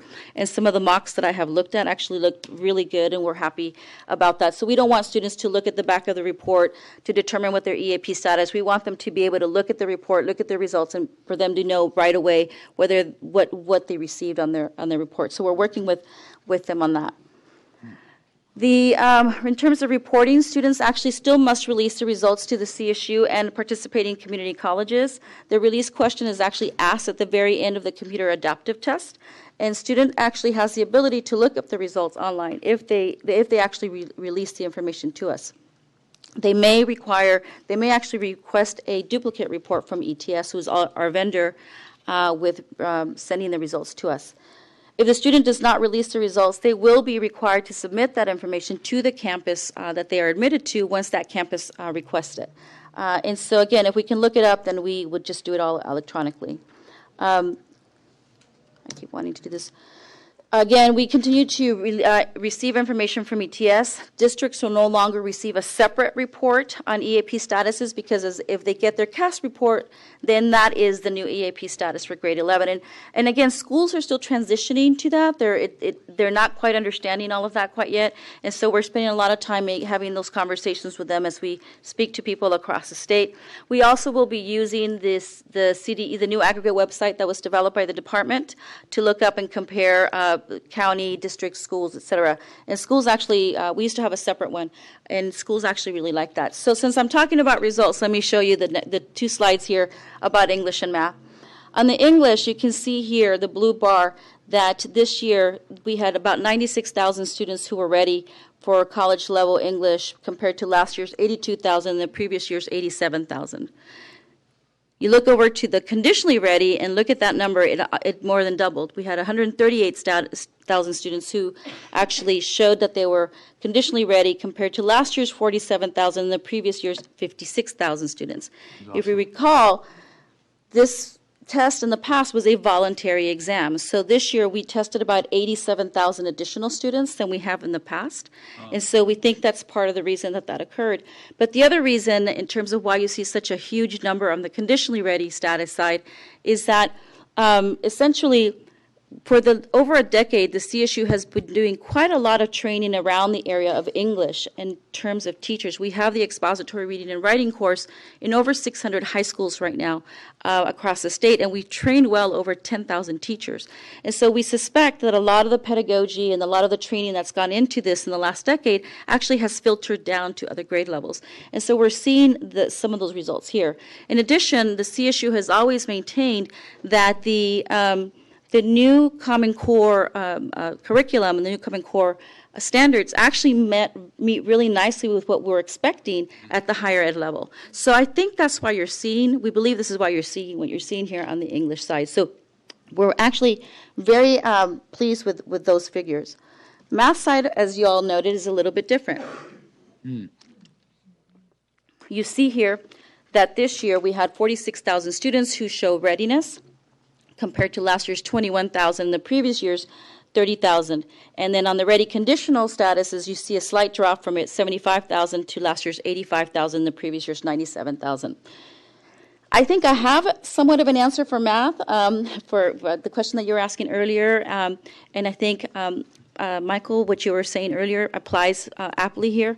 Math actually is the curriculum that changed the most through the standards. And so you have those students who were in 11th grade last year who've trained in math for the last 10 years in one way, and then all of a sudden had to switch over. That's why we think we see some of these results on the math side. In addition, in the previous year, when the EAP was voluntary, only students who were in an Algebra 2 or higher class could actually volunteer, were eligible to take the EAP. This year, all students participated. So last year, we tested about 209,000, in the last CST, about 209,000 students. This year, we tested 418,000, more than doubled. But it also tells us that we have a lot of work to do on the math side. In addition, I think you see the ready standard, the number of students who are ready rise significantly because, again, when it was voluntary, students who knew they were not going to come to the CSU, who were going to go to a UC, a private, out of state, they were not volunteering to take the exam. So now those students are part of this. So it sort of equals itself out when you look at it from that perspective.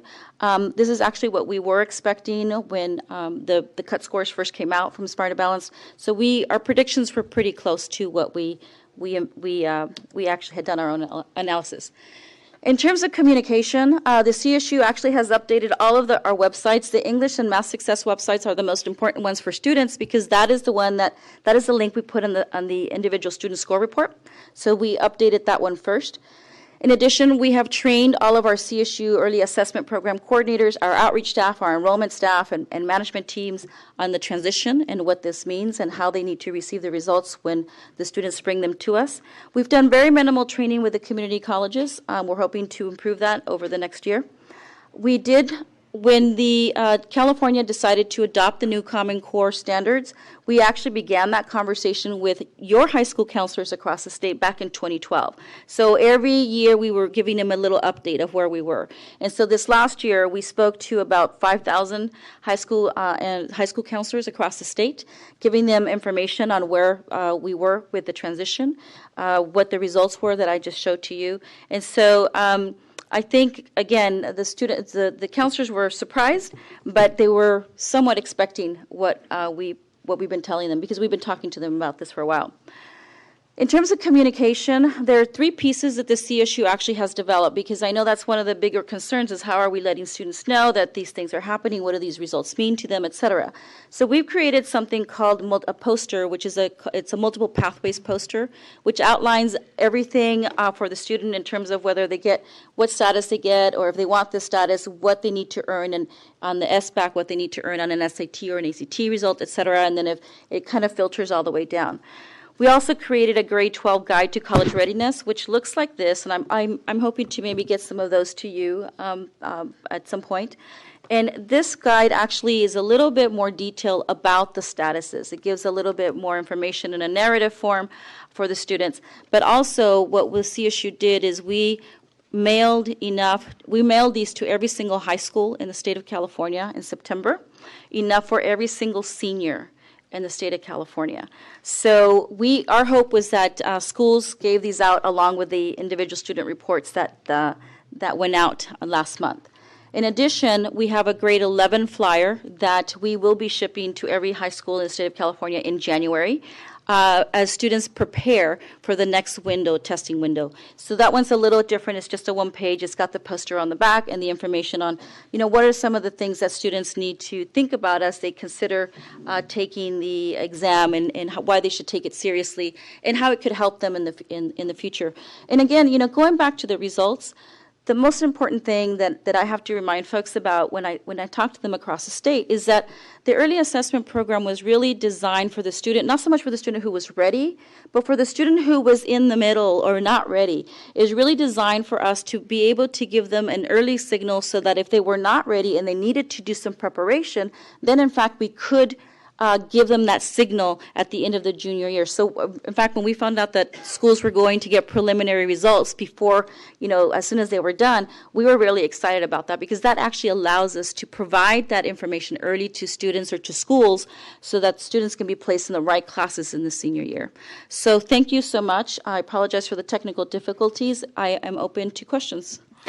Well, I have an observation.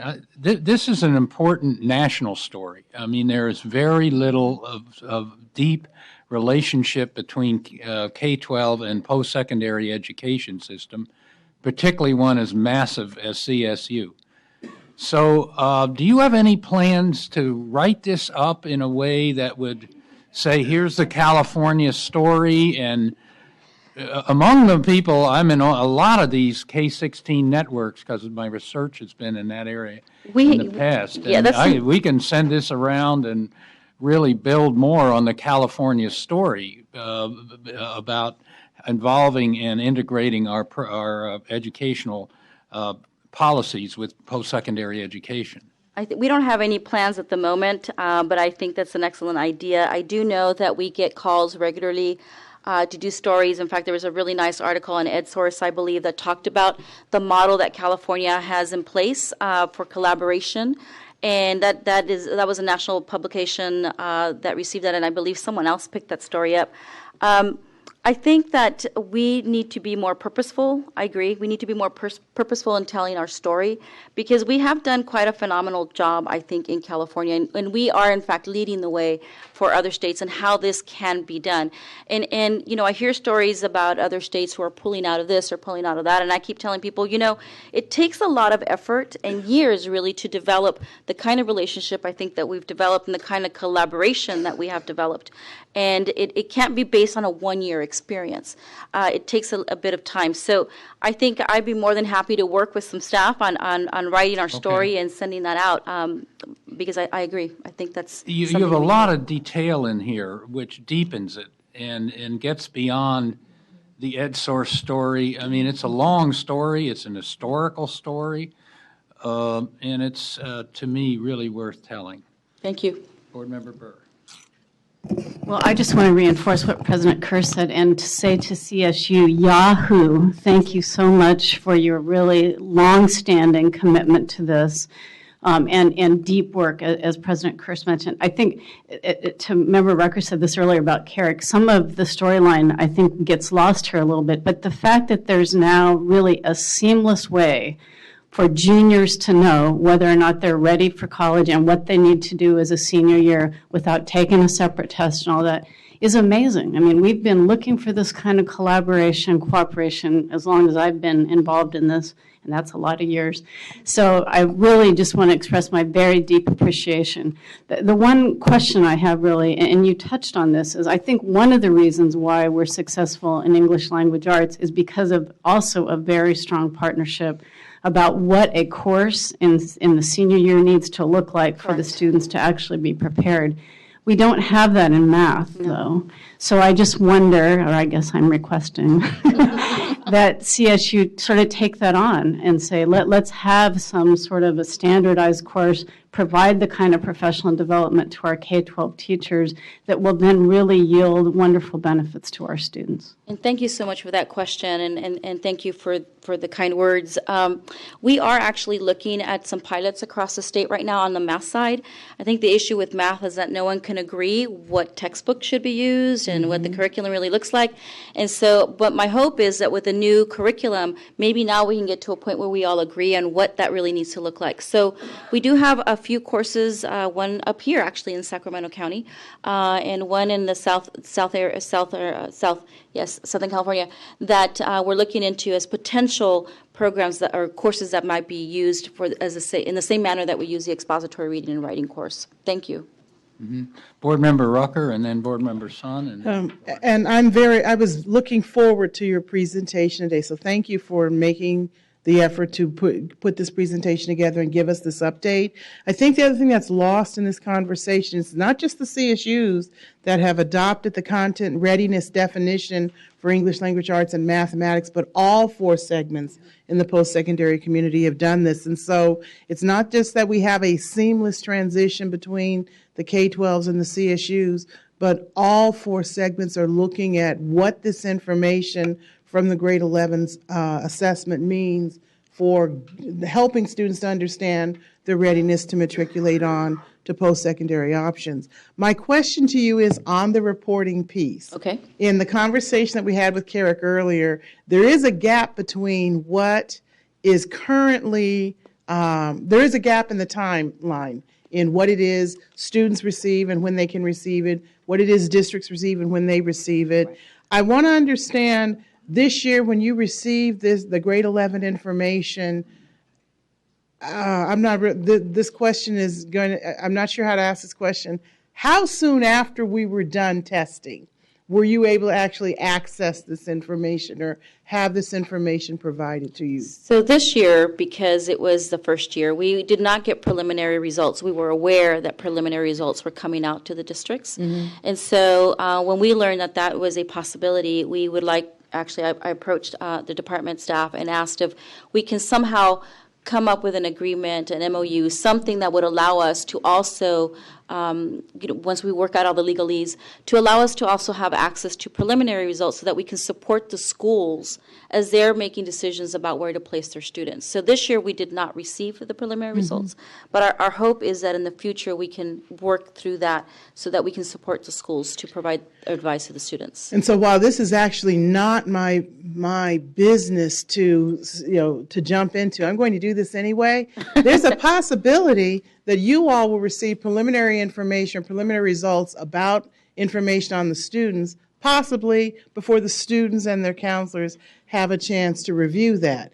And so I have a concern about the student's right to know something before somebody else does. Right. So while you're working out your MOU about what it is you're going to be informed on and how you're being informed, I know that you have these conversations, these relationships with the high school programs, particularly with their counselors. There has to be a conversation between your system and the LEAs about what they're talking to students about, but also how they're getting that information to students, since the grade 11 assessment has a different kind of stakes in the reporting of those outcomes that students are more personally invested in with greater immediacy than for other grade levels. Not that the other scores are not important, Agreed. But there's some other decisions that are then made that have stakes for those students. So I'm hoping that we're not seeing this gap between when you see the information, when the school sees the information, and when the school counselors actually are sitting down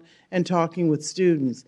Ideally, it would be nice if the students had that information before they left the school, but there's a difference between when the school report comes out and when the school gets this information. So I'm hoping that will be something in this conversation you're having that will in some way cover that, or some conversation can be had about how to do that work, since districts do have this information well in advance of when the score report summarizes the data point that the students receive in the fall. I agree, and that's exactly one of the concerns that we share, which is why we are holding off on until we figure out if in fact we can even do this. Our hope is to do it, but we also understand that there's some there are concerns around all of those issues, and so we want to be mindful of all of that and all of the pieces that go into this. Primarily because students have to get placed in those classes for the fall semester. So if districts have the information and some placement decisions have to be made, there has to be some other consideration about those nuts and bolts. Agreed. So I just wanted to raise that with you, even though it's not something we would sit and work out here, but I just think the attention to that level of information, that kind of particularity in your interactions probably is important. Yes, it is. Thank you very much. Yeah, and Board Member Summit, before, this is an interesting point. We don't want to dwell on it here, but this year, if the results don't come out till mid-August, and then the student reports are mailed home 2 weeks later, they're already in school. We need to figure out some way around this. Let me just address that very quickly. That is not different from what we used to do in the past with the CSTs. In the past, we would receive the results in August. And so, but in the past, we would also work or inform the counselors and the teachers that they may want to look at previous CST results to sort of have a predictor of where the student could be placed. And so once we have more information on SBAC, we might be able to use it in the same manner if the results are coming later and than we would hope. If we for some reason or other can't, work out an agreement on preliminary results or things of that nature, there's still a way to do that, but it isn't any different from what we used to do in the past with the CSTs. Okay, Board Member Sun. So first of all, I want to join in the congratulations and high praise for all the work that you're doing in this area. And I think that one of the best things that's come out of this assessment system is our ability now to be much more inclusive in assessing whether students are ready for college. And so this has been great. When it used to be the opt-in, we weren't capturing all the students we needed to capture. So this is wonderful. I think based on the conversation we've had, just because I'm at a school site, I understand very well the timing of getting the results and scheduling for students. And it is something we need to attend to and try to figure out. But scheduling of students for the following year usually happen around May. Mm-hmm. And at that point, some schools are still testing. So it's a little bit difficult to get that. But as we're getting these new results in fairly quickly electronically, we can at least, as on an individual student basis, start looking at that. The one piece that we don't have, because we don't test we only test at 11th grade. For high school. We don't necessarily have a 10th grade assessment to inform us so that we can have a little bit of a head start. So that is a little bit of a gap that we need to look at. It is complicated, and especially for small schools where scheduling is very tight as it is. So we definitely need to figure some of that out. And perhaps using the interim assessments is one way to approach that process. Again, we leave that to the department to figure out and then let us know this is what's going to work for you, for all of us. So, but I appreciate that comment, and you're absolutely correct. Board Member Ortiz-Locone. Oh, it was actually answered earlier. Oh, okay. Nikki? Okay, Nikki. Board Member Sandoval. I just have one comment regarding the individual student report, because I think it is great to have the status explanations on the report. I would just ask if it's possible to include a general definition of conditionally ready. Okay. And you did mention that that is a challenging thing to describe, but I think it's very helpful because that is fuzzy. Yes, it is. And yes, thank you so much. Yeah, thanks. Board Member Williams. I'm going to go back to your suggestion that this could be written up and shared nationally. And you talked about the level of detail in it and how it deepened it. One of the things I really benefited from in hearing your presentation and in seeing it is that I don't have a higher ed background like Member President Kirst, but I could see the specificity with which you said this is what we used to do, this is now what we're doing, this is how it matches up with the performance expectations of Smarter Balanced. This is where the caveats are, or where perhaps if it's conditionally met, then they still might get in based upon what they've done here or not done here. It was almost like a roadmap. Yes. And it felt to me like other states that have adopted Smarter Balance and maybe haven't gotten as far along in figuring out how the new testing is going to fit with, or should it fit with state college admissions. This would be a tool for them to look at and say, oh, well, maybe we could do this or do something similar, work from it. I think very, very, I think it would be an excellent idea for it to be published. Thank you so much. I appreciate that. Board Member McFarland. This is just a question. Do you happen to know how many students didn't opt in? Because I remember when I was taking the test, you released authorized to release. You mean how many students did not release the Yeah. information? So we actually had a significant drop of students who released the information. We had about 220,000 students who actually released the information to the CSU or other participating institutions of higher ed, which in California is the California Community Colleges. That is a drop of, I think we had about 300,000 the previous year. We have ideas of why that occurred. Partly, one of it is, the question now shows up at the very end of the test, and whereas before in the paper pencil test, it's easy to just grid it in, maybe when they were all collected, or we're not sure how that occurred. So we may have just had a lot of students who were releasing the information to us in the past that maybe didn't even intend to release the information, but now the student actually has to make that decision at the very end of the test. And I just remember when that came up when I was taking it, I was kind of, at the time, a little bit confused about what it was. So I think in the future, that'll probably work itself out. But I would just hate to see such a great opportunity for all the students just because they simply don't know what it is. Right, and I think too that in the past, we weren't very clear that the results were not being used for admission. And I think students get very worried that we're going to use a result for admission purposes. Yeah. And so what we did on the actual question this time around, we actually wrote in there that there's a statement in there that says that these results are not used for admission purposes, solely for placement purposes. If you do intend to go to a CSU and you do not release the information, you will then be required to submit a paper copy of that in the future. So we do let students know that in that statement. But, when you're at the end of a test, it's really hard to read every fine print that comes up. And so we're hoping, I think you're right, it'll work itself out as more folks understand that that's what that means. Thanks. Board Member Rush? All right, so I'm going to begin with a caveat and say, based on the students who were in front of the board today and made the presentations that they made, I'm very certain that they are far more sophisticated than I probably would have been in grade 11 taking that test. But as a student reading that question, I'm not sure I'd understand the difference between admission and placement. So I think that even though there's an effort made to make sure the students understand what the test would be used for, what the results are being used for, I'm not sure your statement actually clarified for the students what it is they're actually being asked to do. Thank you. We'll go back and look at that. Thank you. Okay. Thank you, and we'll now move on to the next stage of our review of CASP. Good morning. We thought we would just dazzle you by the number of speakers we have on this one item. So Michelle Center, so far so good. All right, we're successful. So Michelle Center, Director, Assessment Development and Administration Division. Excuse me, getting over a cold, so my voice is kind of going in and out here. So it's my job to give you the update on CASP. And given this large transition to a new assessment system, it seems like the right thing to do is talk about the outreach and professional development we've done in the last couple months.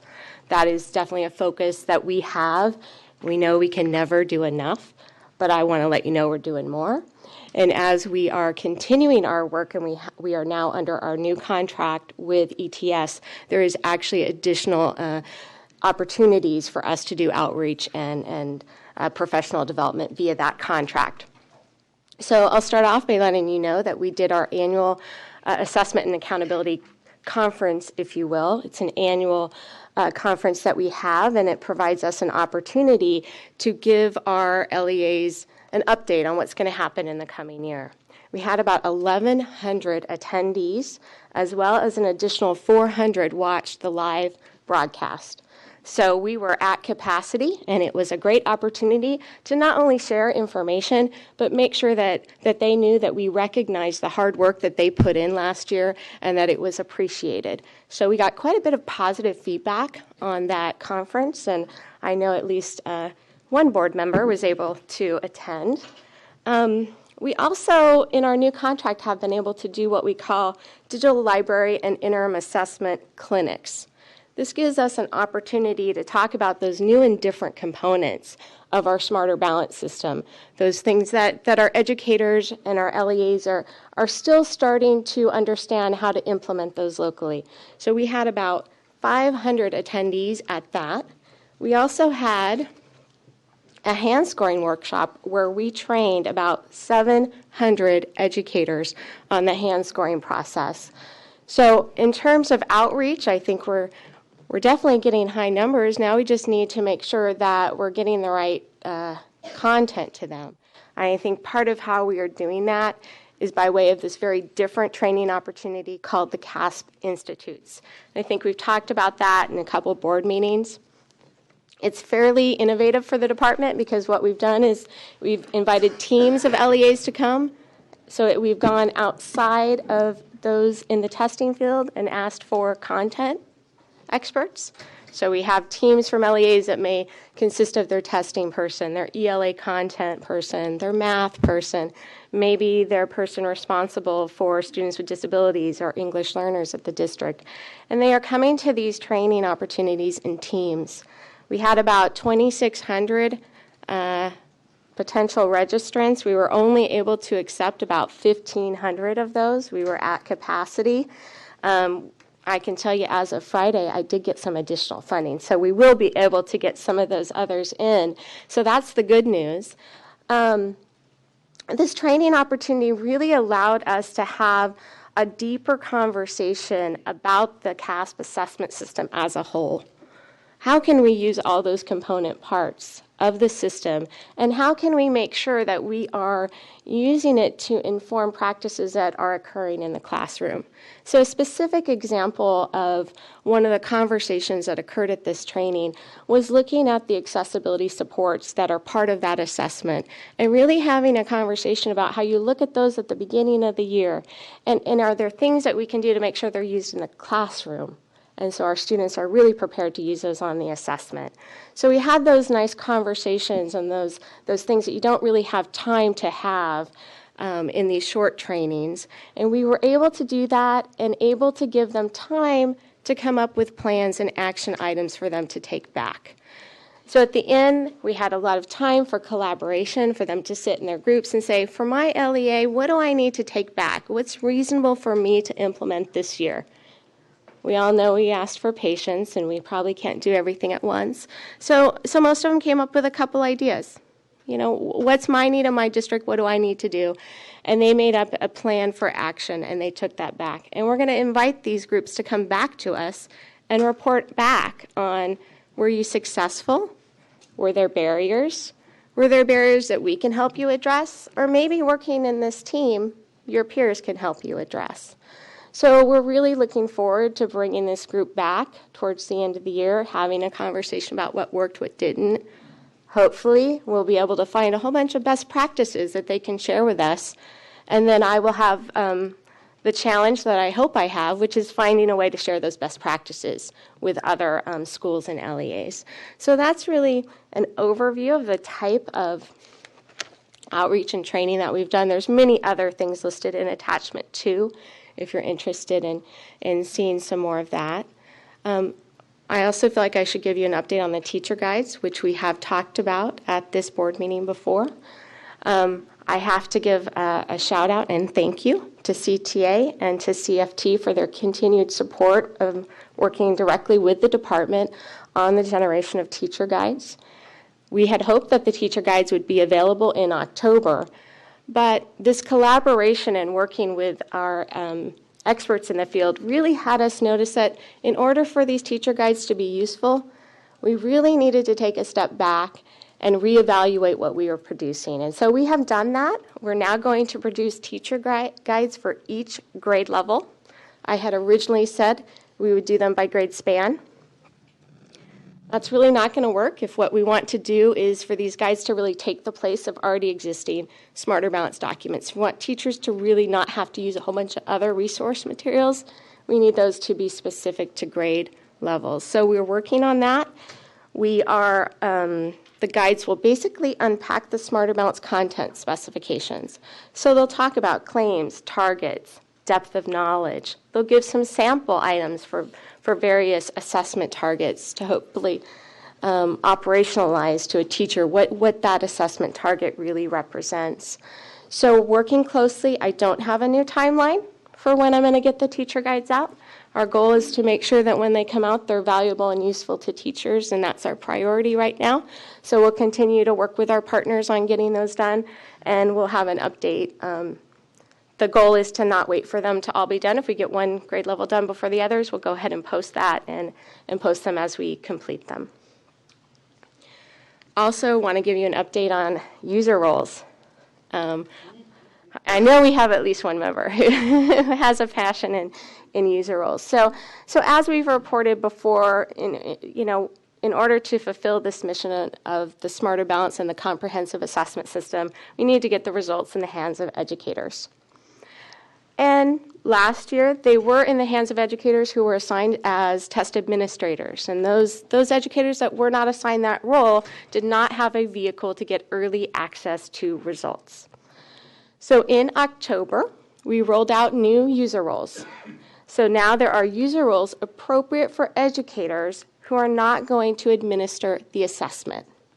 This new user role would allow them early access, so when we put the results onto the online reporting system, this would provide them that access. I would call it a little bit of a soft launch of the user role, because while it's available, we haven't yet completed all the training, the professional development, and the guidance that we need to do to go along with that access. So we are continuing to work with ETS on producing some materials and some training so that not only do they know how to give access, but they know what kind of questions to ask themselves so that they can give the appropriate access to their educators.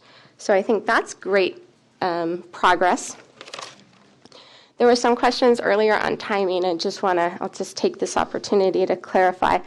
Now that we are under the new contract, the turnaround timing for those preliminary results is 3 weeks. Turning around just to make sure I got the answer right. So within 3 weeks of the completion, those results will be in the online reporting system. Weeks. 3 weeks.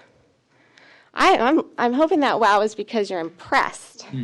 I'm not sure how to read it, the facial expression. I'm hoping it was because you were impressed. The other thing to remember is that the parent reports, those paper reports we send to districts, we don't wait to send those until the state does their aggregate reporting. So those paper reports go out to districts as a district is done testing. Okay, so those roll out. So when a district is done testing, they will get their shipments of the parent reports to send home. We do not wait for the state aggregate public site to go up to send parent reports home to districts.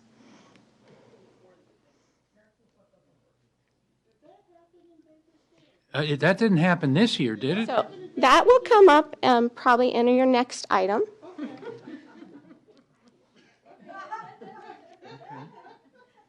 We'll look forward to it.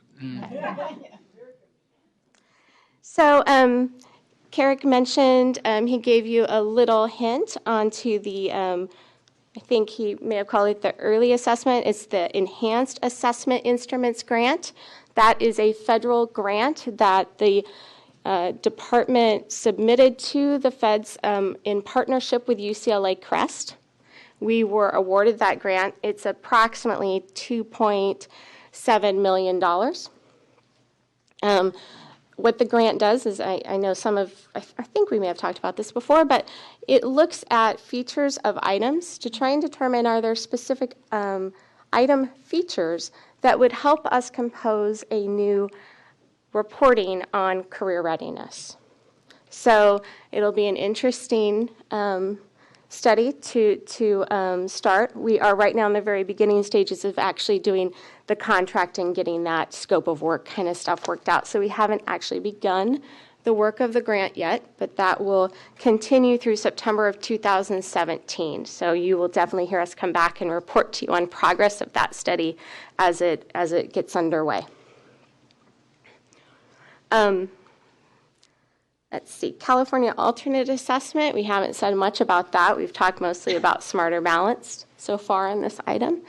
So wanted to give you an update on where we are with our alternate assessment. California continues to have conversations with Arizona NICSIC, if you will, or their new name, MSAA, whichever name you want to call it. We continue to have conversations, and in fact, we were just on a phone call with them yesterday.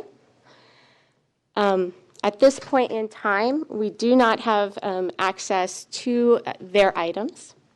I anticipate at some point we will. At some point they will have a means of us being able to license or get a use agreement for access to those alternate assessment items. So at this point, we do not. So we are moving forward with the blueprint that was adopted by the board. Under contract, ETS has started the item development. We will continue with that item development. So you will see several items coming to this board in the future related to that. You will see policy level descriptors coming to this board. You will see performance level descriptors coming to the board, as well as cut scores coming to the board. So that is all. This is for a test for this year, just to clarify. We are giving the test this year for the California Alternate Assessment for ELA and Math.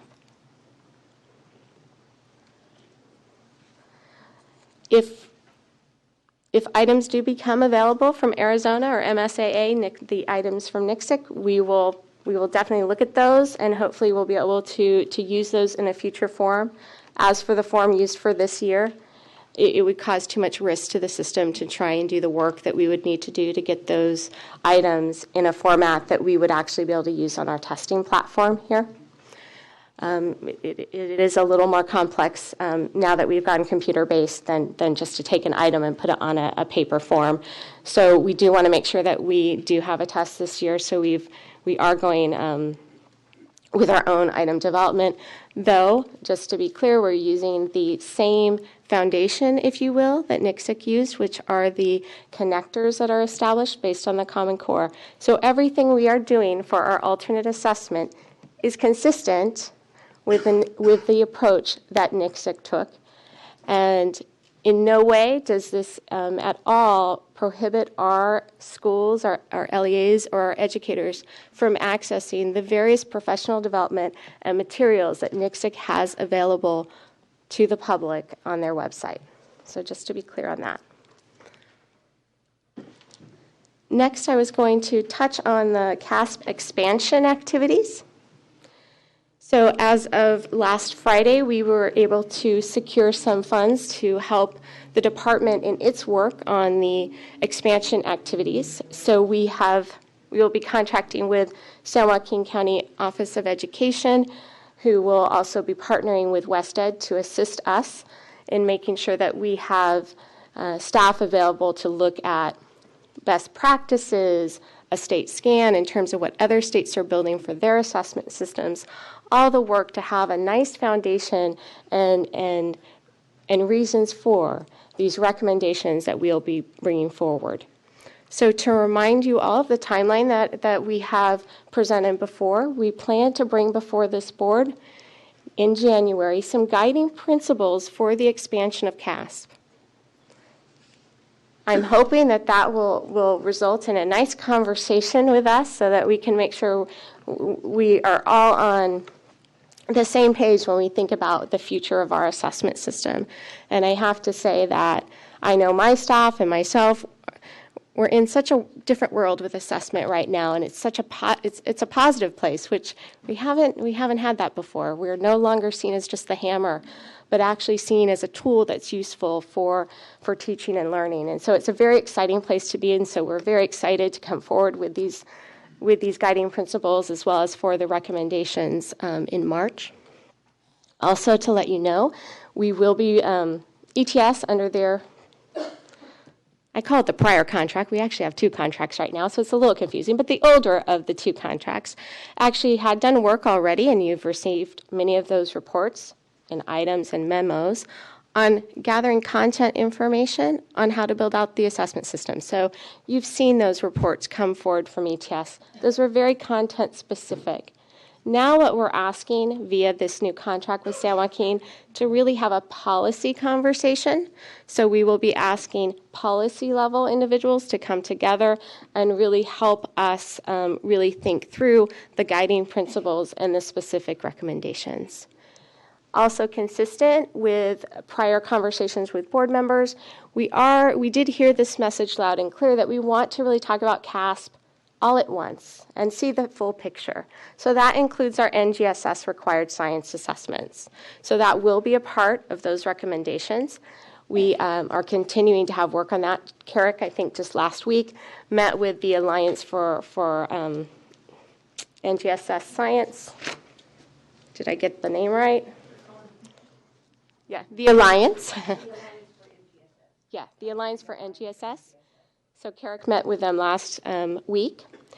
Carrick, Ashley, and I also have meetings next week with SNAP, who has been very involved in suggesting recommendations for an approach to a science, NGSS aligned science assessment in California. So we will be meeting with them next week. We also have meetings with CCSSO and WestEd. They also have been very involved in putting forward recommendations for NGSS aligned science assessments. So at this point in time, I would say we're really in an information gathering mode. Also important to point out that we do have a contract that does cover the development of 3 federally required, also state required, science assessments. That is in our current ETS contract. So just know that is there and available to us. So we'll have additional information as we come forth with our guiding principles, as well as when we come forth with our specific recommendations. Yeah, okay. Maybe we ought to just finish with the whole thing and then, because there's lots of questions she's. Oh, no. Yeah, keep going, and then we'll take them all, yeah. So, yeah, we need a break. The last thing I was just going to mention, just one more thing, is that we do have a December memo that will come forward to you that will give you some additional information on the HMRO studies, which you already have been presented on, but where they are in terms of the studies that our independent evaluator will do, as well as the work that UCLA Crest will be doing in terms of validation work that they are doing for Smarter Balance Consortium as a whole, and any additional work that our contractor ETS will be doing on California-specific data. So that will be coming forward in a December information memo to the board. Okay, so let's hold on the board questions and take a break and come back at 11:20. That's 12 minutes. We don't need 12 minutes. Thank you. Somebody had to make it work.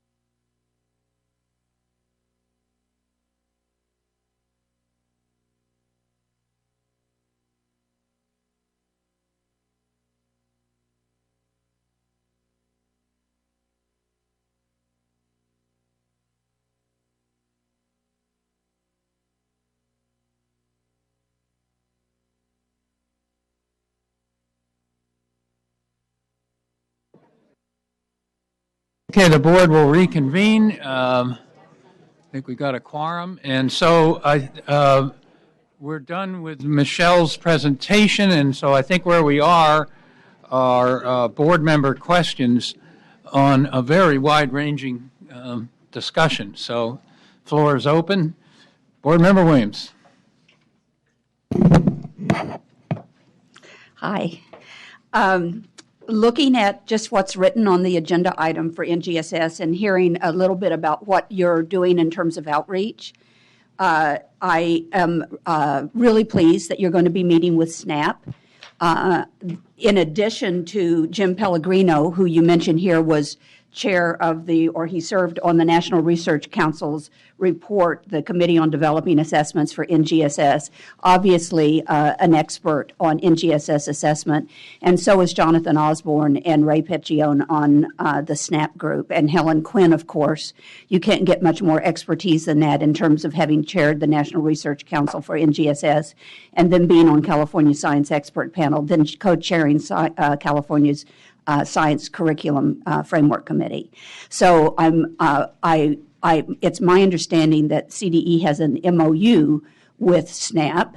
They had an MOU last year, so whether that's still in place or not in place, well, let's just check on that. Yeah, let's check. Yes, and I remember it happening because actually I think that was I'm trying to think of the correct adjective here. That was supported by and helped organized by Linda Darling Hammond between CDE staff and SNAP. And I actually don't have a copy of it, so I'm not going to get into the details of exactly what it included. That's not important to me. What's important to me is that your team is consulting with them, because we have in California some of the top experts in the country on what the NGSS assessment should look like. So I'm really very pleased that you're talking with all of them. And of course, the new, what was the NGSS Coalition and is now Californians for NGSS, because those include a lot of the K-12 science educators, including California Science Teachers Association leadership, Kathy Durana, K-12 Alliance, all of those. So I'm really happy that you're doing that as well. And that and I hope that you will continue to do that, because the state group and the national assessment people know the most about what NGSS is, what the conceptual shifts are, and how important those are for us to measure in whatever state summative test that we develop, because just like Smarter Balance, it is that test that sends the state signal for what we hope students will learn and teachers will teach. It's not about accountability. It's about teaching and learning.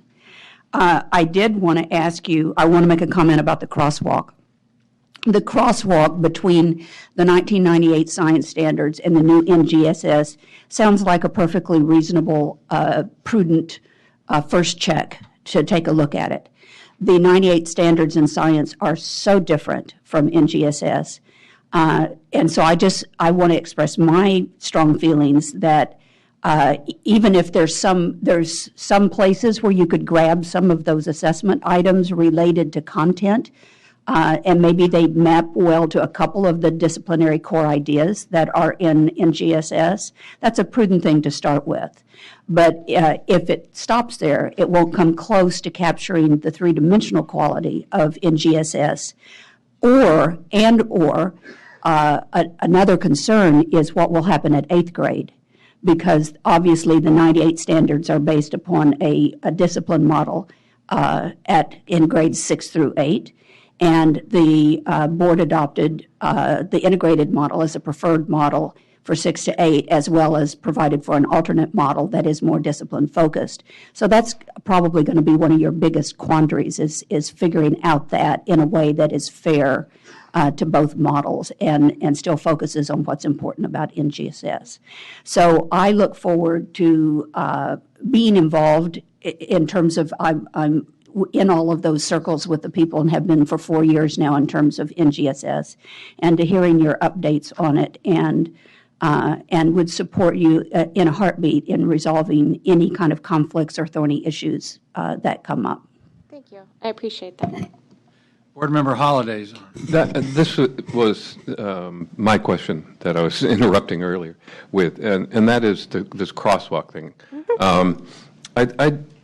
I'm going to be a little bit harsher than she was in the sense that I think in some ways it's the cart before the horse. You said in the beginning of your explanation about the NGSS new assessment that you're still talking to consultants.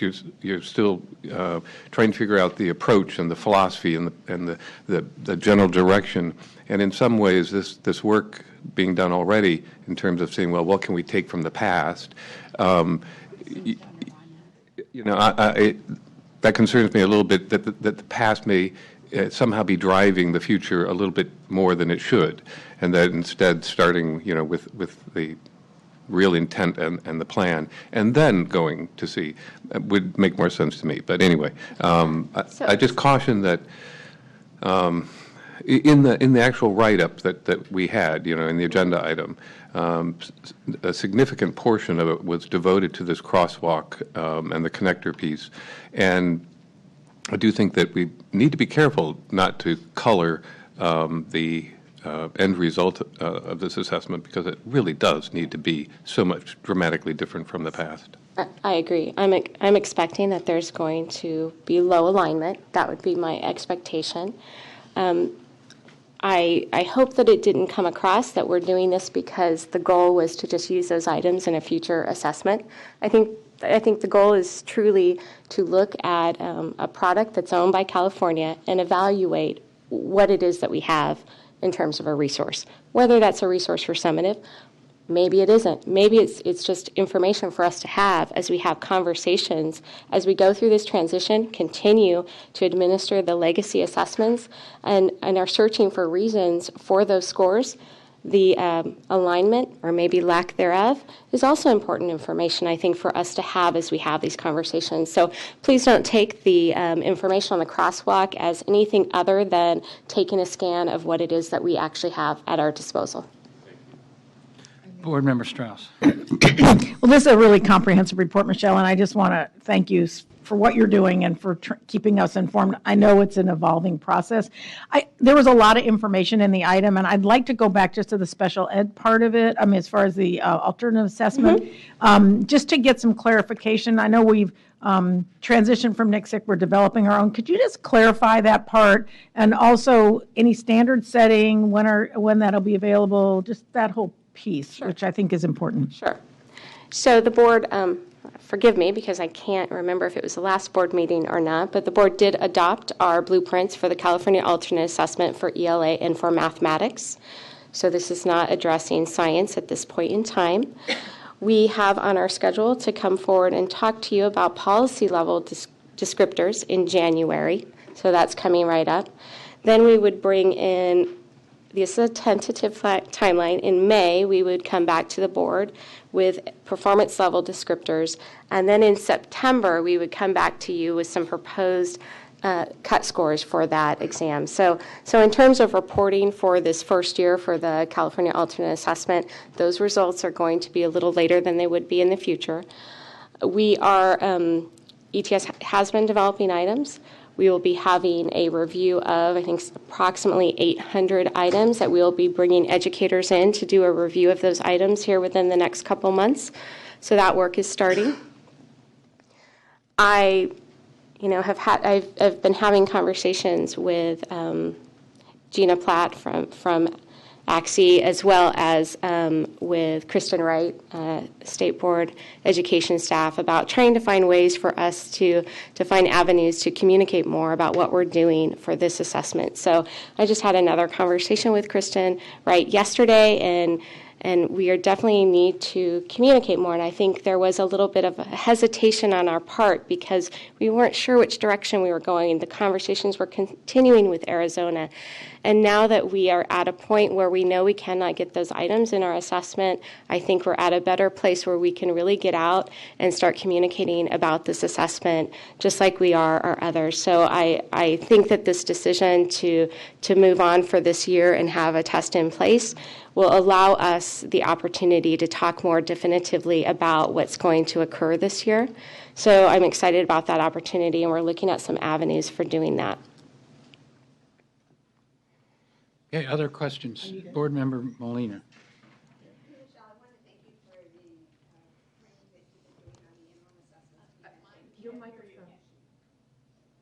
Me, my voice isn't loud enough. I just want to say thank you for the work that you're doing in supporting teachers on the interim assessment. It is very well received and needed. My question is, you mentioned, we know that it was over, you didn't have enough room for folks to join, and quite a few folks were left out.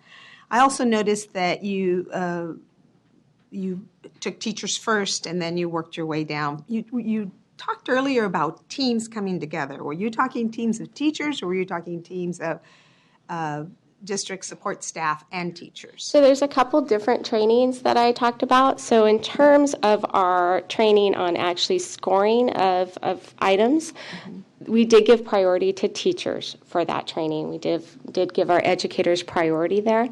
The good news in terms of that training is that is something in our contract, so we can do that annually. So that is not a one-time event in terms of bringing our educators together and training them on how to use these rubrics and score. So that will continually happen. In terms of the CASP institutes, that was a one-time event in terms of the funding that we had available to us. That was a one-time event of teams from LEAs. So that included a variety of staff at an LEA that came together and worked together as a team. But one thing I did not mention that I should have is, well, we knew this was a one-time thing, and we wanted that training to live on. So what we did is we reached out to our county offices of education. 54 county offices of education participated in a Train the Trainers module of that training. Of the CASP? Of the CASP Institute. So they came together. We went through what the full training was like. We gave them electronically all the materials, and we said, please assist, go back, do training locally, because we don't have the resources to train all of those that were interested in this. And so they were very appreciative of that training, and I feel like they now have the resources to go back, customize it as they need to for their audience, and continue on that training. Going back to the interim and the rubric, which I think is really important to be able to create this iterator reliability, I do think it's important for teams to attend. Will you be offering that again, and will you allow us, besides the priority of teachers, others to attend? So we can go back. We are off. That one is offered annually. So we'll go back and we can look at if there are other ways for us to prioritize people on the list. I'm not sure. The reason I'm asking is I think it's going to be important that you bring various folks in as teams as well, because your districts are using the rubrics to support the teachers in professional development. And it doesn't serve us well if we are only training teachers and not teams at the district level. So in fact, I'd like to request, if at all possible, to have another one move on forward, because it is really critical for teachers and district staff to have a better understanding of how to score the rubrics. I know we are struggling with iterator reliability, and the more folks you have together, the better conversations we're going to have and the better learning. So thank you. I'll take that back. The other thing that may be an opportunity, now that I think about it, since those are videotaped and we do archive those, we hear about the trainings that are occurring locally, and the districts are getting their teachers together in these teams that you're talking about. It may be an opportunity for us to talk about how you could use our resource, our video, in terms of these local trainings that are also occurring. That may be another avenue for us to reach out in more of this team event. So let us take that information back. Okay, Board Member Williams. Just another quick question back to NGSS, and that is in the section I'm looking at on the agenda item, there's a paragraph about work beginning on the development of connectors that from NGSS to enduring understandings. So I've been doing NGSS for 4 years, and I know DCIs and I know cross-cutting concepts and three-dimensional learning and performance expectations. but I've never heard either one of these terms. Is this assessment jargon, and if so, who brought it into the conversation? I think I asked that exact question yesterday, and so enduring understandings were meant, that term was meant to convey those connectors that you just mentioned, and I think it is confusing that we're using this different terminology. So I think we should go back to terminology that, Because even the NGSS terminology was new and strange, and so to be adding something totally different will be very confusing. I agree. Thank you. Okay, any other board comments on this mega item? I'd like to ask Jerry to come up also. He wants to give a short technology update. Board Member Rucker wants to comment prior. Well, Michelle, first of all, I want to thank you for the detail that you gave today. And even though you are being very modest, I also really want to give you a great deal of praise for the effort and the outreach you made in doing the work on creating this SBAC teacher guide. I recall several times in having conversations with Tony Alpert, I teased him about how useful the current content specifications were not. And you have been very generous in your time in sharing with me and sending me copies of the work that you've been doing. The guide, when it's finished, I mean, right now it's daunting that if you look at a single grade level guide, it's over 100 pages long, and it looks more like a framework than a guide. But the intent is to try to collate into one resource all of the types of information and support guidance and resources available from the CDE and across the state to help teachers not only understand what the score report says, but then what they can do with it to translate the information, the score report, into the plans that they make in developing their curriculum and making adjustments for instruction with their students. So having taking the time to work with teachers from across the state and looking in particular at those grade levels, that's one of the reasons why you went from a generic guide to doing this grade level guidance. And so your willingness to not cave into the pressure to bring something back to us for this board meeting, but instead to try to do it in a way that would ultimately prove useful, I think needs to be recognized, because you have been receiving a lot of comments and a lot of feedback from a lot of folks, and you guys have done yeoman's work to put together the information you've received so far. So since I've actually been seeing what was being turned in, and Michelle's been sharing that with me, I just wanted to make sure that I gave you a great deal of kudos for that, because this is some really hard work to not only create this guide, but also to guide what the conversation is and to do the work of, we've had the instructional shifts with the Common Core. You guys are now trying to give teachers a conversation to explain what the assessment shift is, and to do it in a way that's easy to read and can be collated down to a single page, even though there's a lot of information in there. So I really do want to thank you for the effort. I think we will be really happy with the information that comes out. And to the point Dr. Kirst made earlier, I think this guide, when it's finished, will become another part of the California story, something unique and wonderful that we've actually, as it turns out, we actually will have done very well. Thank you so much. Okay, we have another presentation. Good morning. My name's Jerry Winkler. I'm the Division Director for the Educational Data Management Division. And I just wanted to give you a very quick technology update. And what was passed out to you is just a site application statistics on the big grant 2.0. We're pretty excited. We've identified 435 more schools. We've got priority 1 and 2 sites up to 397. You'll notice a significant number of priority 1 sites, 121 that are listed there. And those are affecting upwards of 77,000 students, you'll notice on there. And then priority 2, you're all the way up to 535,000 students. So the important part I want to call to your attention is on the back side of this page, you'll notice the distribution of sites ranges from very large school districts to rural school districts as well. And I also wanted to call your attention to the number of charters that are listed on here. We've got 67 charters that are being considered. As far as the and one last thing, 58 counties have submitted applications. So As far as the process goes, timing-wise, the next date right now is that all the bids from the vendors will be due December 3rd. And through the month of December, those bids will be reviewed and scored and ranked, and then in January they will be awarded.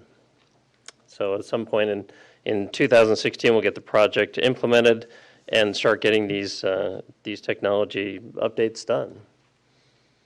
So just very quickly. Okay, thank you. All right, thank you. All right, board member comment, board member Holliday.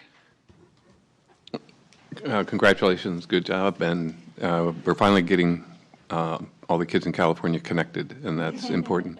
The fact that if we have a room full of computers and no connectivity, the computers are just going to sit there. So this is definitely the first step. Very exciting. It is. But as we heard from students this morning, and as I continue to hear from students from time to time, there's a great disparity in terms of how technology is being used in schools throughout the state. And there's some schools that do not have the equipment, do not have the devices, do not have the technology, despite connectivity. There are some that have a great deal, but it's not being used, in successful ways. And then there's another group where they have the technology and the teachers are trained and it's being used consistently in school. I think with the SBAC now and the CASP, that this is going to continue to drive more interest in using technology in the classroom on a more regular basis.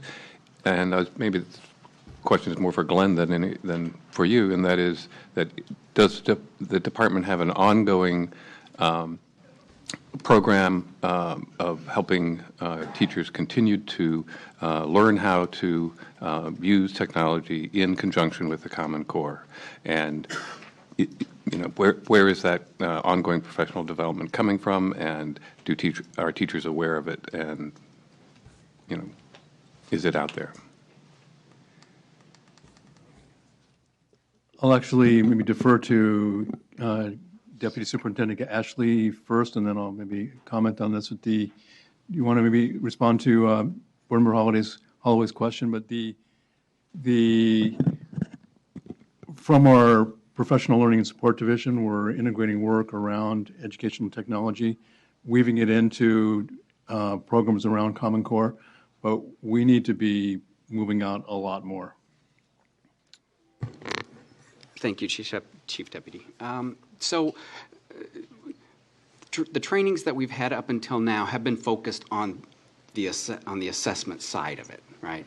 So how to use interims, how to use the digital library. We do have the digital chalkboard in which we have resources out there available to teachers, but the truth of the matter is that there is not a lot of training out there for how to use technology moving forward. And I think and this is obviously a bigger answer than I should give, but it really needs to be something that's infused throughout the department. It needs to be part of our curriculum branch and divisions and professional development division, which I'm not in charge of either of those, but we all need to work together to see what can be done, because right now there really is not that kind of training. And just one other comment. A lot of adults like to toss around the phrase that kids are native to the technology world. They know how to use technology better than their teachers do. It's just not true. Texting and YouTube and playing games is not the same thing as doing adequate research, editing text and writing, and learning how to use spreadsheets, and on and on and on. There's a lot of work to be done, I think, in terms of bringing technology alive in schools, and I think we're on the cusp now with the computer adaptive testing to help drive that movement, and I think we need to get that train rolling faster and harder. That's just Board Member Rucker. And while this particular issue that I'm going to raise is not something we can actually address here, I think with the board, I think there is some help your department can provide in guidance to districts. For me, I watch students who are important and personally in my life receive assignments and work from their classroom teachers that require them to do work on the internet or to do work using computers with the belief that there's some level of access to computers at home. So the other part of this conundrum is not just fully wiring schools so that all schools have this broadband access. We cannot assume that there is an equitable kind of access for students at home. And so for a lot of these districts, while they are providing these model lessons and these model activities for students to create the level of academic engagement that Board Member Holliday is asking for, the problem is there still exists an equity in the access at home. What a lot of districts have wisely started doing is looking for community resources, especially at the county libraries, to make sure that the librarians at those different sites are aware that students are going to be coming to their buildings and looking for assistance to do this work.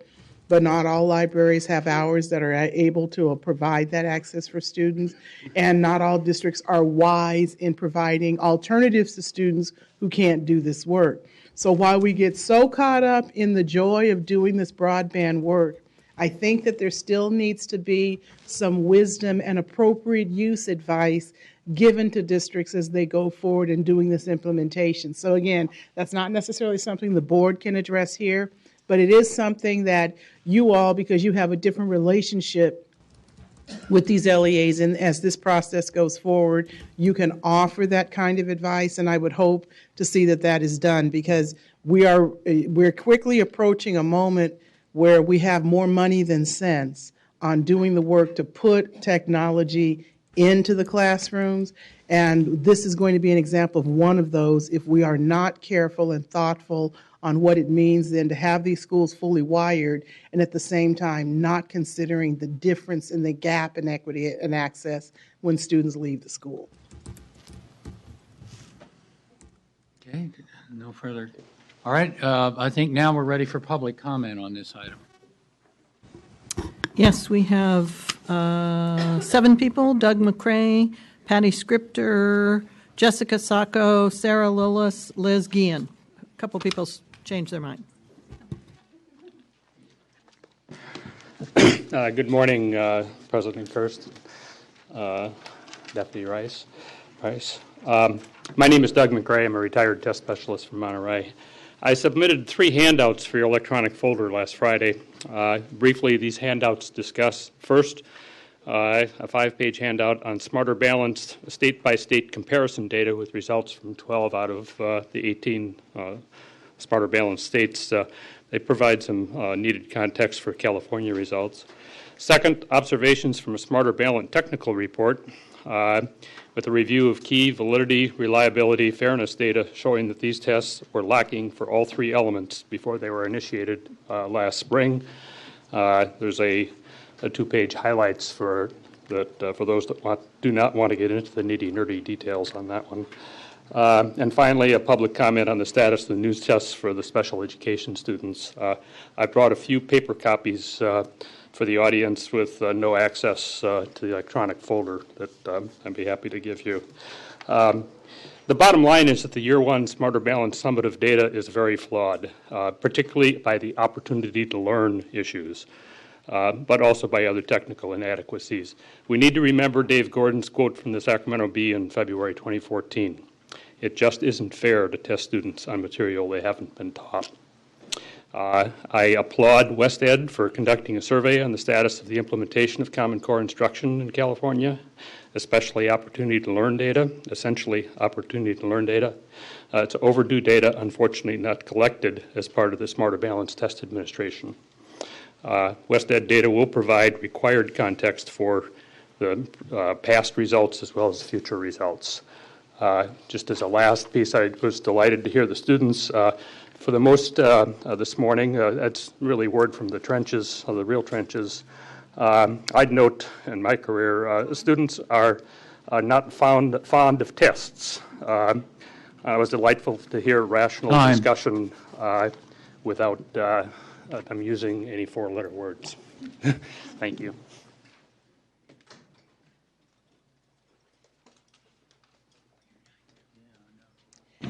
Good morning, Sarah Lillis with Ed Voice. There was a lot here, so if I can just bring us back to the earlier part of the conversation where some board members expressed concern about how we communicate any reservations about these assessments, and I just want to make sure we don't lose sight of the big picture. While we do need more information about how we respond, I think there's a very clear message that was sent by these initial assessment results, which is far too many of California students are not yet being prepared for college and career. And so I feel like I just don't want to lose sight of that as we talk about more of the details. We are also very encouraged about the yeoman's work that the department is doing on technical assistance and professional development about how to use the tools. We are eager to hear what we think should be the next phase of professional development, which I think this teacher guide might be getting at, which is how we use the data to inform instruction and how it changes what happens in the schools. And more to and then also, as we'll probably talk about this more in item 11, but what do you do for the counties and the districts that don't opt in for these supports? Because I think that they're likely those that need the support the most. We would be interested to hear more about the Enhanced Assessment Instrument Grant. From the item itself, it sounded as if it was actually going to be developing some indices, which are really exciting. And if those are indices, we would love to see them as part of the conversation about the next generation of accountability. That would be part of the framework in that conversation going forward. And as Ed Voice, we can't fail but talk a bit about formative assessment tools. We once again need to raise this issue of progress on meeting the statutory requirement to acquire and offer at no cost to LEAs formative assessment tools. It's just unclear to us from the updates from staff what formative assessment tools have been acquired and utilized by educators. We appreciate the architecture of the digital library provided by contractors, but it's unclear what actual formative assessment tools have been commissioned by the professionals contracted to do this work, and if and how they've actually been used. Thank you.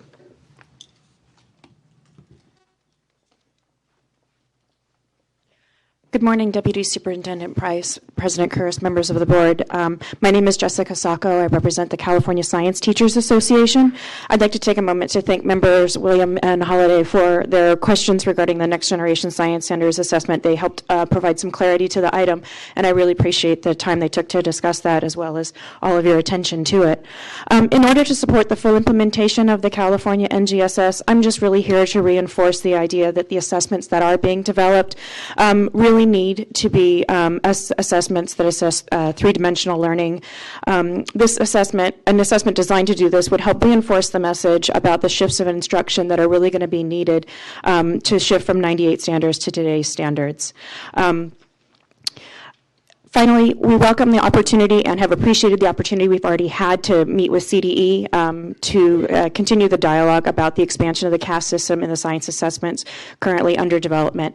And I don't speak for the Alliance, however, I can clarify that our official name is the California Alliance for Next Generation Science Standards, or CA for NGSS.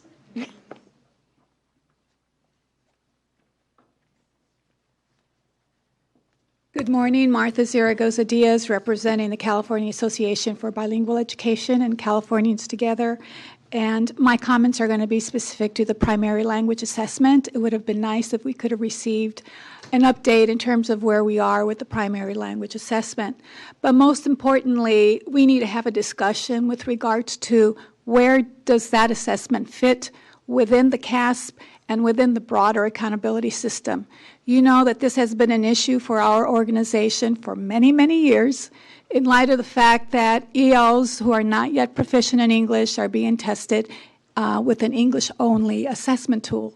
So at some point, we really do need to have that policy discussion. Thank you very much.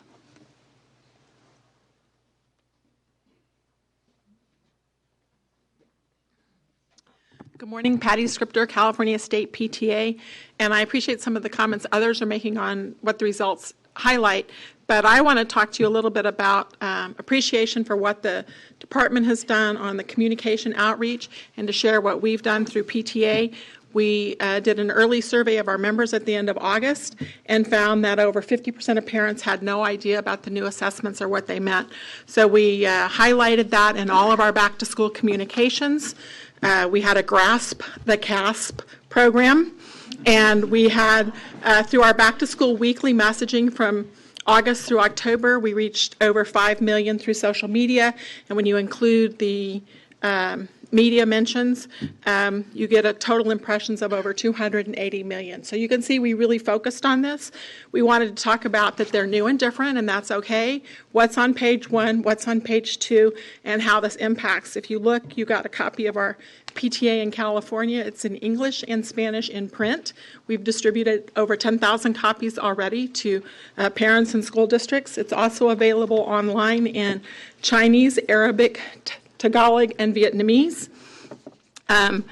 We're really focused on getting our local leaders trained. We did 2 in-person trainings with over 100 state-level leaders each time, and then we've done presentations in Sacramento, Orange County, Alameda County, San Mateo, Marin, and Santa Clara County, as well as San Francisco, Pomona, and San Diego for almost 700 in-person, face-to-face trainings. And what we're learning is that parents are a little more comfortable with the assessments, but they still have many questions regarding what the scores mean, how they'll be used for their own students, for classroom instruction, and for accountability.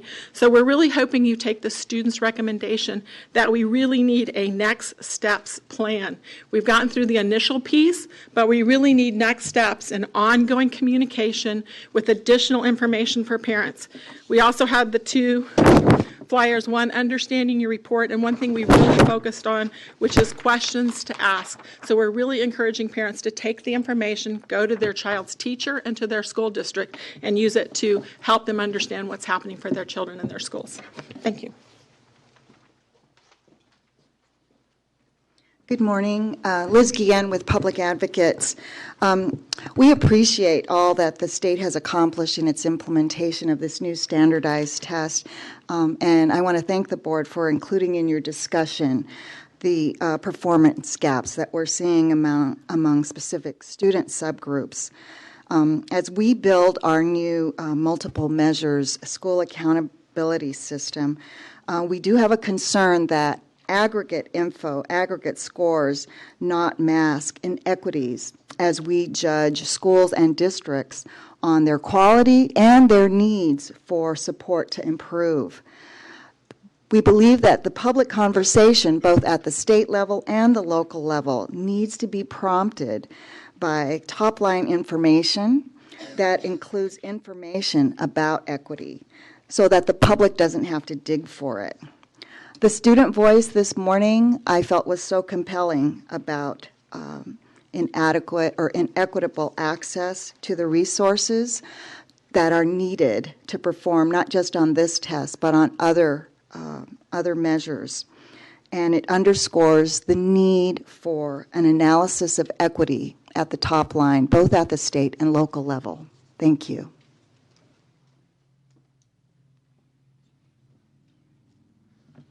Good morning, Deborah Brown with Children Now. I too would like to echo some of the comments of previous colleagues with regards to the release of the test scores. I think one of the positive things that came out of that was how the education community, everybody involved, all stakeholders were really able to focus on the key messages, which I think was evidence in how the scores were reported. And so I think that being able to work together with everybody really helped to make sure that we did stay on message and that the focus on the value of the test scores and what really this year means and how we can use that information moving forward, I think was a tribute to all of us in our efforts to work together. I would also, a couple other specific things. One thing is I did appreciate the conversation around the EAP. That we really think that was one of the bright shining lights in the release of the scores, and really thrilled to see that so many more kids, some kids who may not have thought the college was an option for them, got to see their test scores and got to see that was an option for them. And we think that having that integrated EAP into the into the Smarter Balance was really important, and we really hope that, based on the comments of the presenter earlier, that we can really do more, particularly in math. I mean, it is good, but it does identify challenges that we need to address. I would echo on the NGSS assessments. I would just refer to the comments from my colleague Jessica Sacco with the Science Teachers Association about the importance of really making sure that with the new assessments we are capturing three-dimensional learning. And then on the outreach for the CAS plan, I would just add that it's really important that we do have stakeholder engagement. We think the development of guiding principles is really a good approach, and just making sure that is well reflected. People have opportunities for input into those is important. And so appreciate the work that the department has done to present what's happening on that, and hope for taking advantage of the community that they have available. And then also just commenting on now that we have the test scores, making sure that people have the right information to do it. So appreciate again that lots of outreach is happening. Thank you. Excuse me. Good morning, Leangela Reed on behalf of the Association of California School Administrators. Just two quick pieces. One, to thank the board and CE staff for the technology update. It's great to hear the progress that's being made, and just urge that the efforts continue, because as Member Holliday pointed out, there are still some sites where there may be connectivity, but it's extremely slow, or things are going on. And there have been tremendous changes made, but we still have a little ways to go, and we just want to kind of keep the fight going on that piece.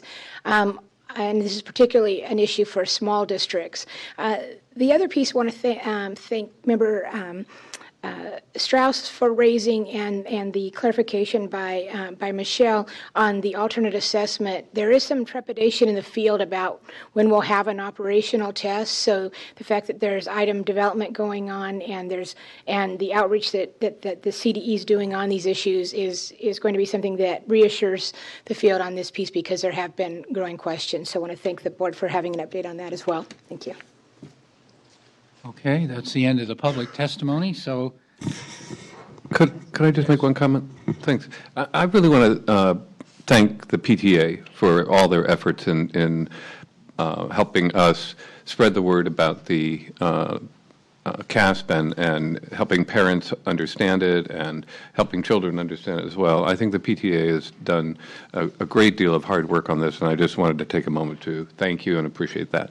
Mm-hmm. Board Member Burr. I just wanted to call the attention, everybody's attention to our October memos, because there is an update on the English language proficiency assessment. Because I agreed with the speaker that that's a very important assessment. We've been working on it for years. We got slowed down, Michelle or Carrot can correct me, because we had bid protests that caused a delay in moving forward. But the October memo lays out the work to date and the anticipated timeline, including pilot testing in December. So just want to make sure everybody knew that, even though it wasn't in this item, sometimes things that are in our information memos kind of fly under the radar a little bit. Thank you, Member Burr. We'll also come back in January with a little bit of update on the primary language assessment, which replaces the STS that's been given for years. We haven't given an update in a while, and we'll be glad to do that. Okay, thank you. All right, so we're now ready for item 4 concerning the ETS contract. Carrick Ashley, Deputy Superintendent for District School and Innovation Branch. The good news is that the rest of these assessment items, I think, are much quicker, and we can get through them a little faster. Item 4 is an action item for you. We will be asking for you to make a motion, and there is a recommendation at the end of my presentation. For those of you who have been on the board for a while, you may recognize that this is an annual item that you see each year. For those of you who are new, this may be the first time through. So let me just go through a couple of steps here, and that is with our testing contract, our CASP contract, it's broken down into different component tasks. Now, some of you may know this because in the new contract, we spent 3 days together, some state board staff, CDE staff, Department of Finance staff, with our contractor ETS to go through that contract. It's a pretty detailed process. So out of that contract comes these component tasks, of which there are 14. We're required to make progress payments to our vendor, in this case ETS, as they complete work. And so we do that. But by state law, we're also required to withhold 10% of each of those payments for a reconciliation at the end of the year. And so by state law, we do that. We withhold 10% of each of those component tasks payments.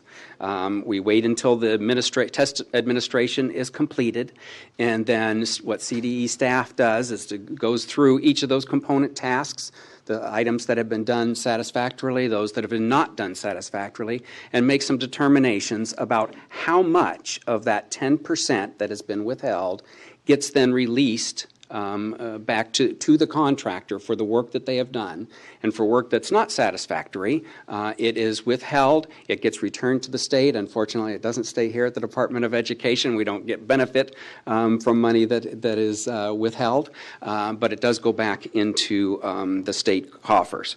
So you're probably a little used to me standing up here and telling you how amazing the first administration of Smarter Balance went, and there were in fact a lot of amazing things about that first administration. The fact that we were able to test 3.2 million students, only 900 kids having to take it by paper and pencil, was amazing. Being able to also roll out interim assessments and the digital library at the same time, the effort that it took both from CDE staff, from our vendor ETS, and of course from the work in schools and districts. There were a lot of positives to take away from that first administration. I can tell you that ETS did have to administer a new testing management system along with this. It wasn't just a rollover from the management system that was used during the field test. So it wasn't just a complete replication of what happened in the field test. There was some new technology that was needed in order to give this first year of administration for Smarter Balance. Along with that, some other things that happened that were very good, close to amazing. We actually got out those online reporting system on time in May so that districts could immediately get access once the scores are done for students and uploaded. That was a brand new system that had to be implemented and was on time. The test contractor did a lot of work, ETS did a lot of work working with schools and districts, over 32,000 phone calls that they took last year, along with the thousands of emails, and they even had a chat feature where they could chat with school districts that had issues with test administration. But with all the wonderful things that happened and the amazing things that happened, there were some things, not everything was amazing, and there were some things that were just satisfactory, but then there were also some things that were not satisfactory, and that's what leads us to this board item as to the release of the 10%. So it's within the board's discretion. We make a recommendation, but it is within the board's discretion to pay to ETS all of the 10% withhold, none of the 10% withhold, or somewhere in between, including considering the recommendation that we are making here today. So the test contract annually here is, and I'm going to use some rounded numbers. Your item, specifically attachment 3 in your item, uses very specific numbers, breaks it down by each component task, how much money was available and what the withhold is and what we're recommending. But I'm going to use some round numbers here just for the presentation purpose. So it's an $83 million contract, which means that the 10% withhold is $8.3 million. Don't even need Smarter Balance or Common Core to figure out that math. So it's an 8.3 10% withhold. And so from that, as staff looked through each of those component tasks to determine what to release, what to recommend to release, we are recommending that ETS receive a little over $5.2 million of that withhold. So that means that we are asking for a withhold that's just under $3.1 million. So with that, again, attachment 3 gives it to you in much more detail. I think page 2 of the item itself gives you a summary of where most of this comes from, and some of it has actually come up in discussions today. Remember, Holiday asked when will we release in September publicly our data next year, and we hoped for it to be in August. This year it was September because some files were late. There were some issues with the delivery of the paper pencil science assessment. So you'll see part of that is part of the withhold recommendation. And then the reporting of what happened with, for instance, the individual student reports that were mailed home to parents, mailed to the districts, which then get mailed home to parents. There was a delay in some of those, and when there were some cases where there were duplicates, and so it did cause some extra work for schools and districts to work through some of those issues. So. So part of this recommendation, again, the attachment 3 gives it to you in detail. Page 2 of the item itself gives it to you in summary. But the recommendation from the department is to withhold just a little under $3.1 million for this final 10% release of funding to ETS. Be glad to take questions. John Oswald is here, Vice President from ETS, and is certainly willing to take questions. He was not planned to make a presentation. I should say that, since all of this, and since we've posted the item as well, we've had discussions with ETS, and so there are plans in place, not just assurances, but plans on to meet these things satisfactorily next year, especially in terms of timeliness and the quality of things, and they have made that commitment to us, and so we are confident that some of the things that we learned from that first year of administration, we've learned, and moving forward, hopefully we can do better next year. Board member questions on this item? Okay.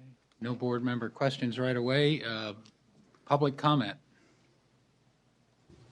We have 2 people for public comment, Doug McCrae and Leangela Reed.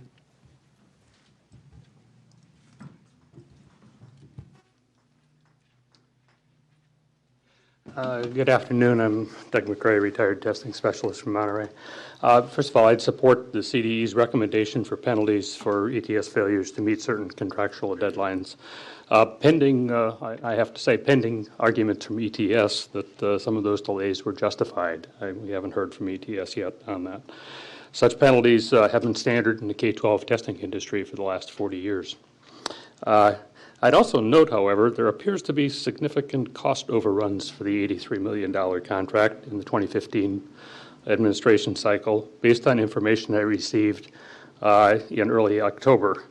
Most of the overruns deal with ETS did not bill California for work at the end of May and all of June, and if you know testing, that's a very heavy, costly time for scoring tests. I estimate these cost overruns to be a total of $17 million in overruns. I'm bringing an actual total cost for the program to the $100 million range. Based on information I received just yesterday, it appears the same kind of these cost overruns occurred in 2014. With that administration cycle, with ETS not billing for work performed May and June of 2014, even though work continued. Something is askew with the ETS billing patterns or with the CDE approvals for this CASP contract.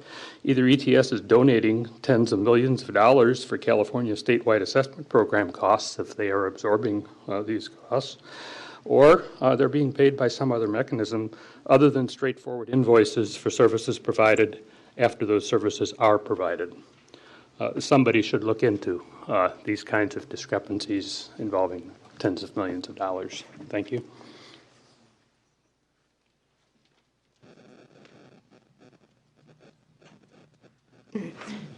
Good afternoon. Leangela Reed on behalf of the Association of California School Administrators. ACSA also strongly supports the recommendation by the department to withhold or to impose a financial penalty due to kind of the the situation that transpired with the test reporting. Because the reporting of the scores was extremely slow, particularly the summative, it resulted in LEAs getting incomplete test results, and this caused confusion on the local level.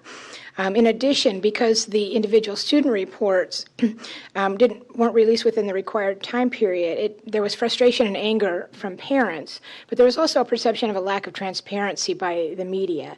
Unfortunately, these sentiments were directed at the LEAs and undermined the efforts that had been undertaken to increase engagement and public awareness and support for the assessments. It's very reassuring to hear that plans are in place to correct this for the next year, and I know this was a tremendous undertaking, but the failure to meet the promise meant the failure to meet the promise to transform. One of the things that we liked about these assessments was the ability to get information back quicker and to start student plans and address the issues at a much more rapid pace. We're looking forward to that ability to continue to transform and to put in, when the scores come back, to be able to address them, so a study plan and so forth is made for the students earlier, and we can address this. As I said, we appreciate the recommendation of the department, also appreciate that these things are being addressed, but it was a tremendous issue for the field, and think it should be recognized. Thank you. All right. Any further board discussion? Board Member Rucker? Okay, so I just wanted to make sure that we're clear on what it is that's actually being assessed here, because from the comments that were made by the public, we seem to be conflating a lot of issues that are not directly related to what this item is about. So there's a difference between the score reporting that districts already had information on in advance of what the state received, and the penalty that's being assessed in this contract related to the score reporting. So Carrick, I appreciate the time you took in developing this item, and I had to read it a couple of times to make sure I understood what the numbers were about. So the other issue that was raised was about other issues outside of the in the contract with ETS that are not directly addressed in this item as well. So I'm asking if you would just please again summarize what the purpose of this item is and what we're actually addressing in the contract, so that people are clear we're not addressing some of the issues that are being conflated right here are not what this item is about. Yeah, they are also allegations. Yes. Yeah. So I appreciate that. Unproven allegations. I appreciate that. So I'll start with the second part and come back to the first one. So how this works with a testing contract, probably with any contract, but in this case a testing contract, and that is with our CASP contract, with the component tasks, there is also a dollar amount of which cannot be there cannot be any overruns. Right. So in fact, the testing contract, the vendor, as they finish work, they submit and they bill invoices to us, in which we pay them for those invoices, withholding the 10%. But we give them, we pay them for these invoices. Once the dollar amount is reached, they can keep submitting invoices, but we have there's no mechanism for us to pay an overrun. So in fact, in this case, it may be in fact that the test vendor is donating millions of dollars to the benefit of the state. It may also be that we're just crack negotiators in putting together the contract. But there, so there is no more money due. There will be no effort to put in some sort of a budget change proposal to pay for any of these so-called overruns. The contract is what the contract is. Once the money is spent, it's spent, and now we have the 10% that's withheld, and our recommendation along with the first part of your question, which was in essence what was done well and on time in terms of reporting was the online reporting system that made those results available to districts quicker than they would have otherwise. What didn't happen as fast was the individual student reports that get mailed to districts and then turned around and mailed home. Those were late, as well as the file coming to the Department of Education so that we can post the reports publicly. Yeah, and I don't know whether you're going to speak to contractors can submit bills, but if they're not in a contract, we don't pay them. And it's possible that ETS did more work than was in their contract in certain areas and never got reimbursed. So this thing of cost overruns, quote unquote, is, to be determined and is not an issue here at all. Right. And we have to continue working with districts to help them understand that there's a difference between when they receive the information that ETS has contracted to give them and the information that ETS is contracted to send to the state. Because again, people seem to still not understand districts had this information long before the state was able to publish the information on the statewide website. And I think one of the things I was excited for and actually relieved, and I must commend ETS for it, they got that out on time. They got that out to every single LEA in the state on time, and I think they need to be commended for that because it happened. So the issue of transparency or timely reporting, while that is an issue, it is not because ETS did not get the information back to the districts. And so I don't know how we're going to fix that narrative so that people understand that we actually have a capability of getting that information out quickly and in a timely way to give districts optimum advantage to use it. But we have to figure out how to make sure that is clear. Board Member Burr. I would just like to say that commend both the department staff and our board staff who work on assessment issues on their diligence and crack negotiating skills and putting together the contract and detailing it out to the level of the task that you see on the attachment. And I'd like to move the department's recommendation. Second. Any further board discussion on the motion? Is there any public comment on the motion? Hearing none, all those in favor, raise your hands. Okay. And with that, the board will adjourn for lunch, and we will return at approximately 10 of 1. 10 of 1.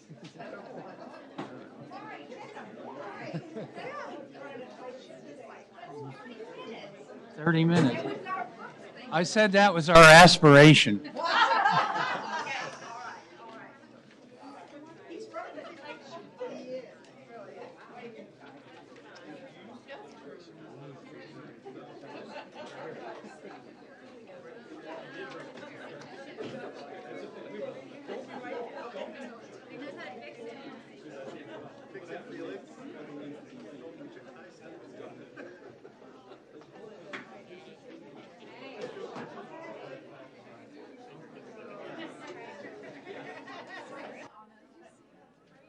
Okay, I've been asked to say it's 1 o'clock, so. Thank you. He succumbed to peer pressure. Well, not peer. Well,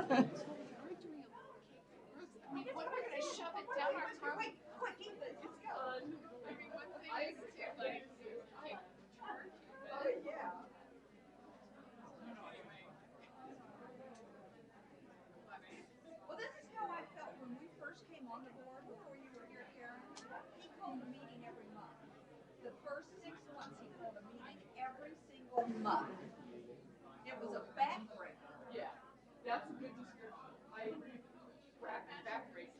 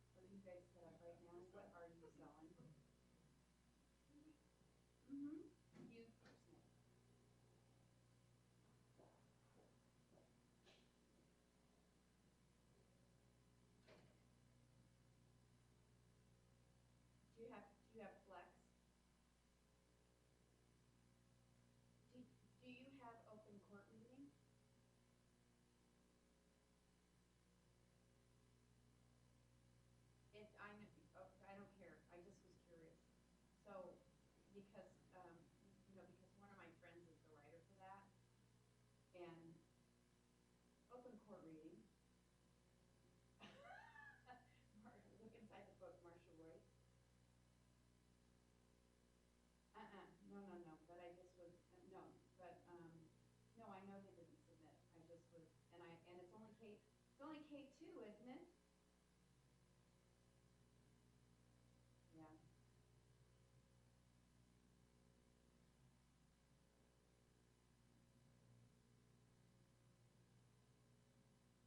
Of course.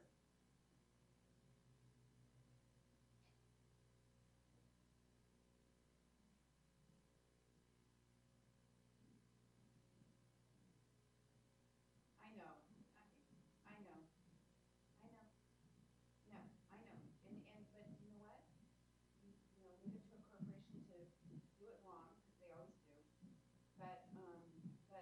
And it doesn't matter. She doesn't have anything to do with that, and that's not what her job was. But in California, where they will target their audience is directly against SIPs, which is K2, I think maybe 3.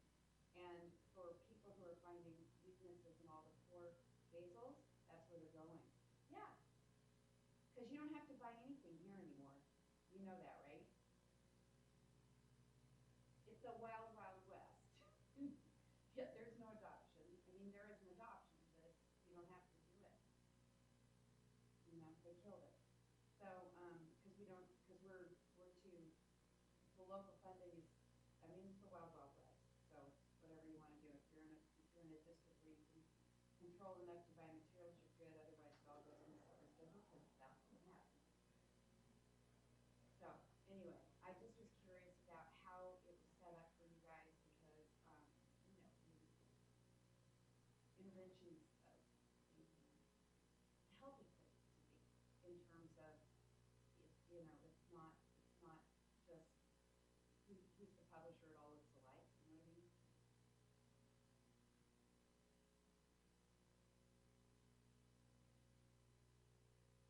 Right.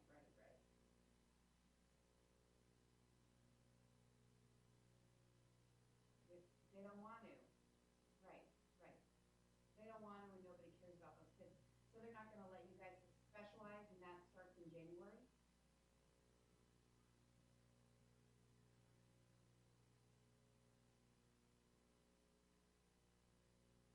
Huh. Interesting.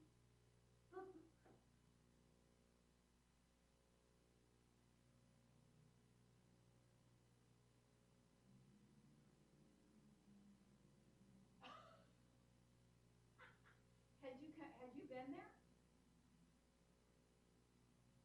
Oh, okay, yeah.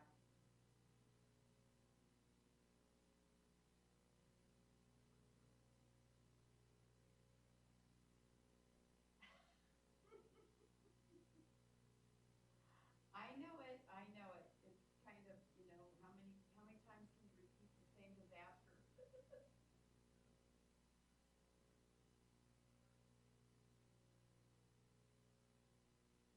I know it. I know. But at the end of the day, when everybody keeps buying everybody, by the time you're done, it's all Macy's, right?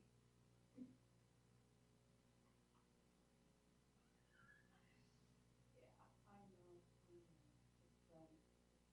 different than it used to be, that's for sure. Makes me sad. I actually had a dream about George the other night because of that. I did. I think it was attached to, I know, that's a little bit sick, but it's attached to, I got a Facebook picture from Cheryl Ferrito and Nancy Everhart and Sarah Buckerfield because they were all at IDA, and it was like, I mean, it just made me want to go back in time, you know?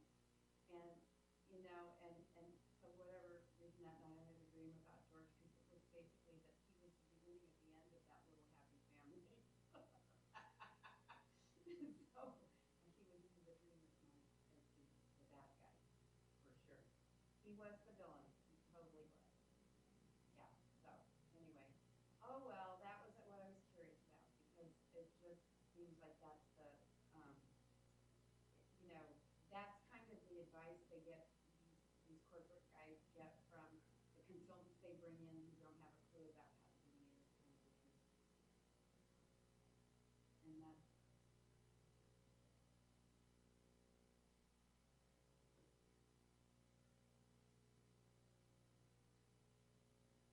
Yeah, right. They were so successful with the last one that this is a strategy to have them come in and kill you too, right?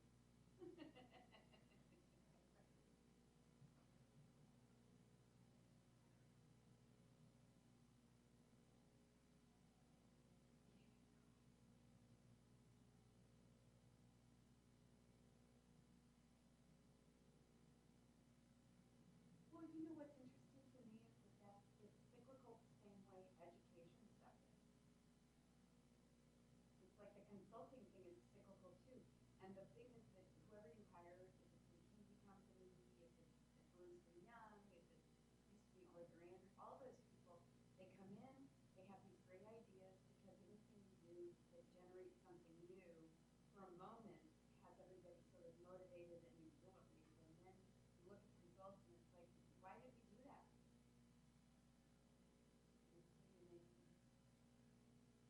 Right, and they're gone. They don't stay around, which is why, I mean, that is actually how I met my husband, which I think is so funny. Because he was his business, they were selling to us, and so as the salesperson ran you on the account, he was required to bring the McKinsey person over to ask me questions. Yeah. No, that's the only way it's a good thing is that it was a matchmaker. That's it. Had nothing to do. No, because they listened to them and they went bankrupt.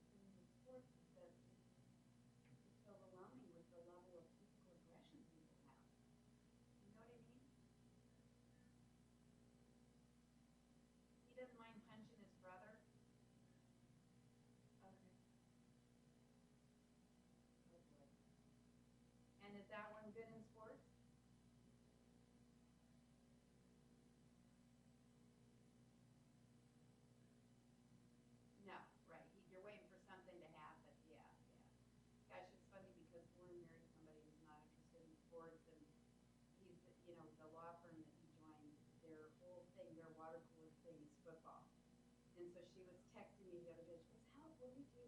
Justin doesn't know anything about football. I said, oh my God. You know what? Call your sister. She goes, why would I call her?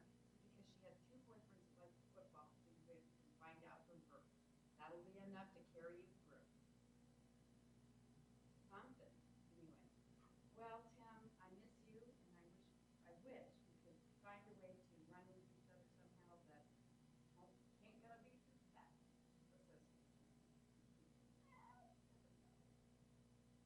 No kidding. Well, saying hello to the dog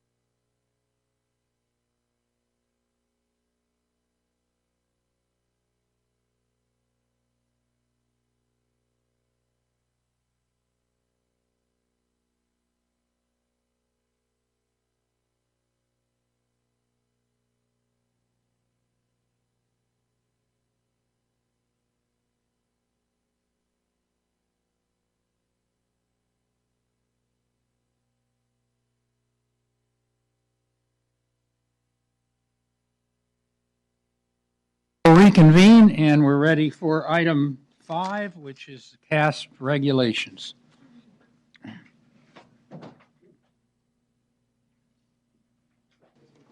Hello, Michelle Center, Director for the Assessment Development Administration Division. Here to present to you 2 set of regulations. Item 5 is for a permanent set of regulations. Would like to start off the item by actually reading the recommended motion for the board. So the department recommends that the state board take the following action. Approve the notice of proposed rulemaking, which is attachment 1 of your item. Approve the initial statement of reasons, attachment 2 of your item. Approve the proposed amendments to the regulations, attachment 3. Direct the CDE to commence the rulemaking process, and authorize the CDE to make any necessary ministerial action to respond to any direction or concern expressed by the Office of Administrative Law during its review of the regulatory package. So that is the department's recommendation on the CASP regulations. In general, the proposed regulations are based on a few things. 1, a review of the first operational administration of our online assessments. Next, stakeholder input. We were able to talk with our CASP stakeholder group about making some proposed changes to the regulations. Next, it also addresses updates to the Smarter Balanced Usability, Accessibility, and Accommodations Guidelines. It provides clarity in terms of terminology and tries to have consistency across terms throughout the regulations for various assessments. And it also addresses the transition from legacy assessments to newly implemented assessments. Specifically, I wanted to highlight some of the more major changes to the regulations for you specifically. Section 850H names the California Alternate Assessment as a successor alternate assessment for CAPA for ELA and math. Sections 851 and 851.5 clarify eligible pupils. This is to ensure that we clarify that those eligible pupils are those students that are enrolled during the testing period. It also clarifies the grade that they will be assessed in, so that it is the grade that they enter the testing window on. We did have a few instances where students changed grades during the testing period last year, so that does not seem to be necessarily rare for some of our credit recovery schools. We want to make sure that we are clear on the grade they are to be assessed and that they are not assessed multiple times just because the grade changes. We also clarified that recently arrived English learners are not prohibited from taking the Smarter Balanced ELA test. So that would be in the section on eligible pupils. The next section that we had more significant edits to, 853.5, we modified accessibility resources and supports. Most of these changes were done in order for us to make sure we were in compliance with Smarter Balanced policy in terms of allowable supports on the Smarter Balanced assessments. So one change, consortium policy was amended to allow for text-to-speech as an allowable accommodation in all grades. That change was made to the regs. Consortium policy does not allow the use of non-embedded American Sign Language for English language arts listening and mathematics items. It's important to note, though, that American Sign Language is available as an embedded accommodation still.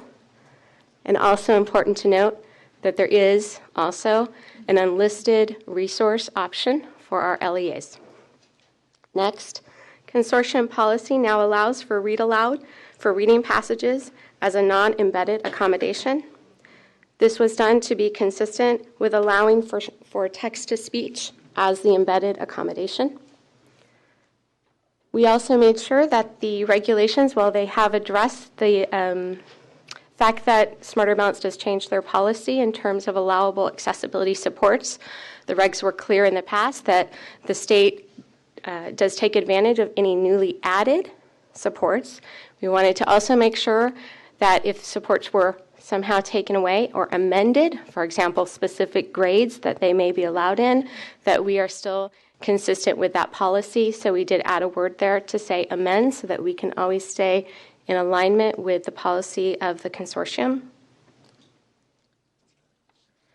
Next, we address the California alternate assessment and the allowable supports on that assessment.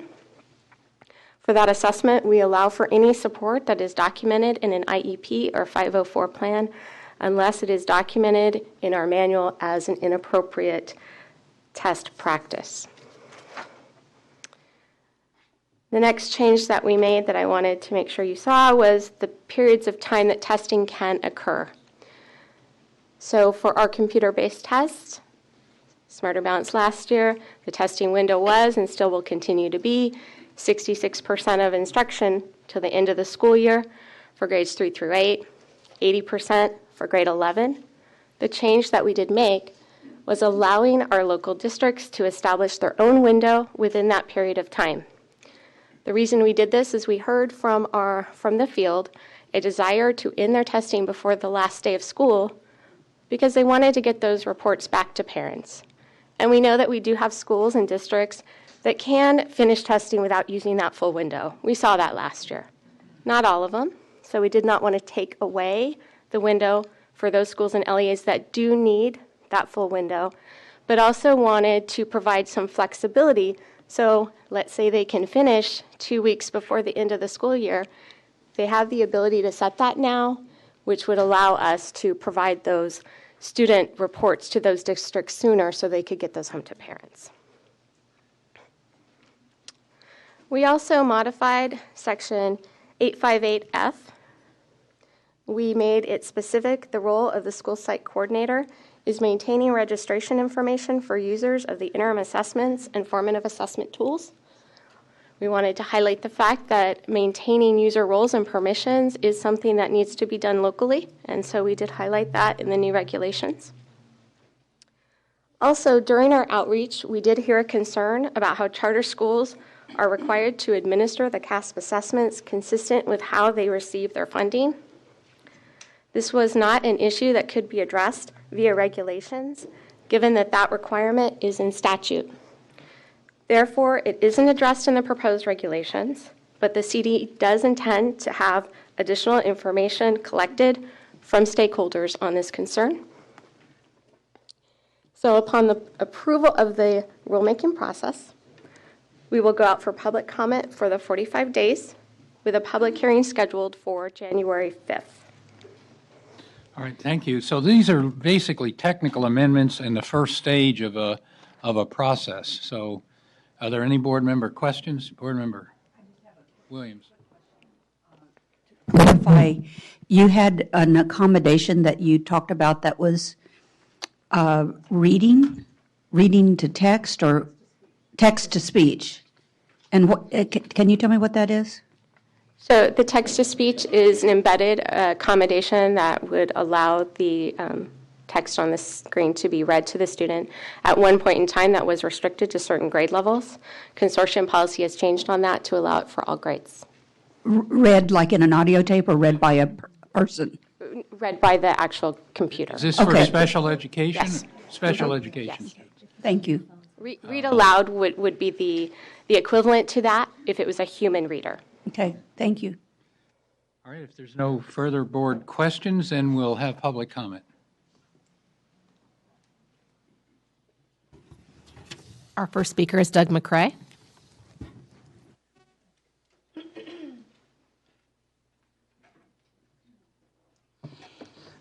Good afternoon. I'm Doug McCrae, retired testing specialist from Monterey.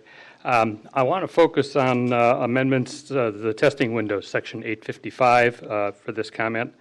And the way I read this is a little different than what I heard described by Michelle, so it may be clarifying. What I read was that we have a change in the testing windows from the 60 days for grades 3 through 8 and 36 days for high school last year to 25 instructional days for an individual district. It's within the wider window for the state, but an individual district is limited to 25 days for their own testing window. I want to applaud that. That's a move in the right direction. I'd prefer 21 instructional days is what is used elsewhere, but 25 is arguably reasonable. Another section, 855B4, allows district to extend their extend their individual testing windows for 10 additional days without documentation or external approval. I would recommend taking this one out. 35 days is outside of good, acceptable statewide testing practices, and that amendment doesn't belong. I have another comment having to do with Section 855D, which was allow the department to mandate a testing window for an individual district to save against bandwidth limitations. I believe that's intrusive on local control and reflects priorities in the wrong order. That is, doing the test by a computer rather than generating valid scores. But if I misread that first one, and it's not 25 days for an individual district testing window, then I'll need some clarification. Thank you. All right. No further public comment? Eric Premack, we have 5. Oh, 6. 5. Thank you. 5. Eric Premack, Charter Schools Development Center. We appreciate the department staff noting that we have this concern about linking the test administration to the way the state and local funding flows. As you may recall, there had been a long tradition prior to AB 484 of allowing schools to toggle either way depending on local circumstances without regard to their funding status. AB 484, in our view, partially clarified or partially addressed that in law, but left ambiguous the status of a locally funded school. It's staff's position that that ambiguity has to toggle one way. We don't see it that way, and while this affects a relatively small number of schools, it's a really big deal for that small number of schools. We would urge you to reopen, hold these regulations back and reopen that item so that we can fix it. Thank you. The final 3 are Martha Diaz, Colin Miller, and Kim Burt, if you'd like to step forward. Good afternoon, Martha Zaragoza Diaz, representing California Association for Bilingual Education and Californians Together. I have 3 points that I'd like to make with regards to the emergency regulations. The first one is that it's unclear with regards to which English learners would be taking the academic primary language assessment. We would like to include language that makes it very clear that it's English learners that are instructed in a language other than English and that are proficient in their home language. In Section 850, in the revised version, it's not that clear. Also, the regulations refer to 2 specific SBAC designated supports for English learners. One is the use of glossaries on page 14, number 10. Glossaries are made available for math, but they're not made available for language arts. And we believe that the glossaries should be made available for language arts as well. Also on page 15, number 1, translated directions. Directions are available, again, for math, but not necessarily for language arts.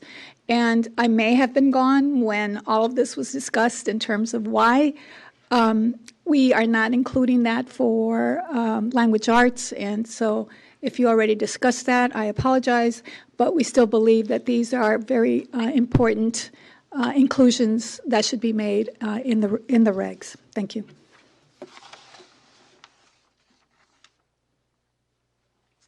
Good afternoon, Colin Miller with the California Charter Schools Association. I just wanted to echo some of Eric's comments regarding the issue around charter schools that are locally funded being able to test independently of their district. I appreciate Michelle's comments and the willingness to work on this issue. This has emerged really more recently as an issue related to how the accountability system is changing relative to LCAPs, and so it is an issue that is becoming much more important as we revise our systems. Schools, particularly locally funded charter schools that are operating fairly autonomously from the district or operating programs that are very different from the district really do need to have this flexibility on testing so that they can get their data disaggregated and to them much more quickly than they can when it's handled through the district.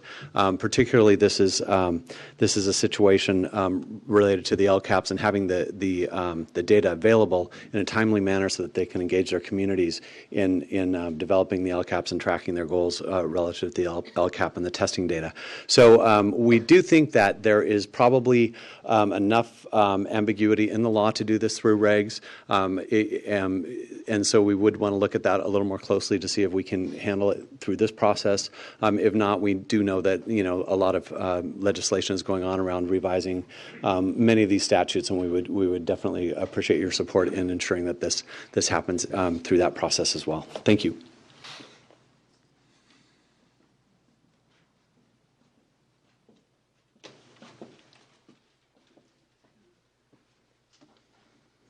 Good afternoon. Ken Bird on behalf of the California Teachers Association. Administrative law changes are governed by the Administrative Procedures Act in the Government Code. Changes are changes. They're neither technical or substantive. Changes are changes. And in that sense, there needs to be a strict adherence to the Administrative Procedures Act as well as Bagley-Keene. Now, a number of years ago, I used to come in and things were posted or addendums were posted after the agenda item was there. And I complained vociferously for several years. And legislation was changed that said whenever the board has materials, they have to give it to the public as well.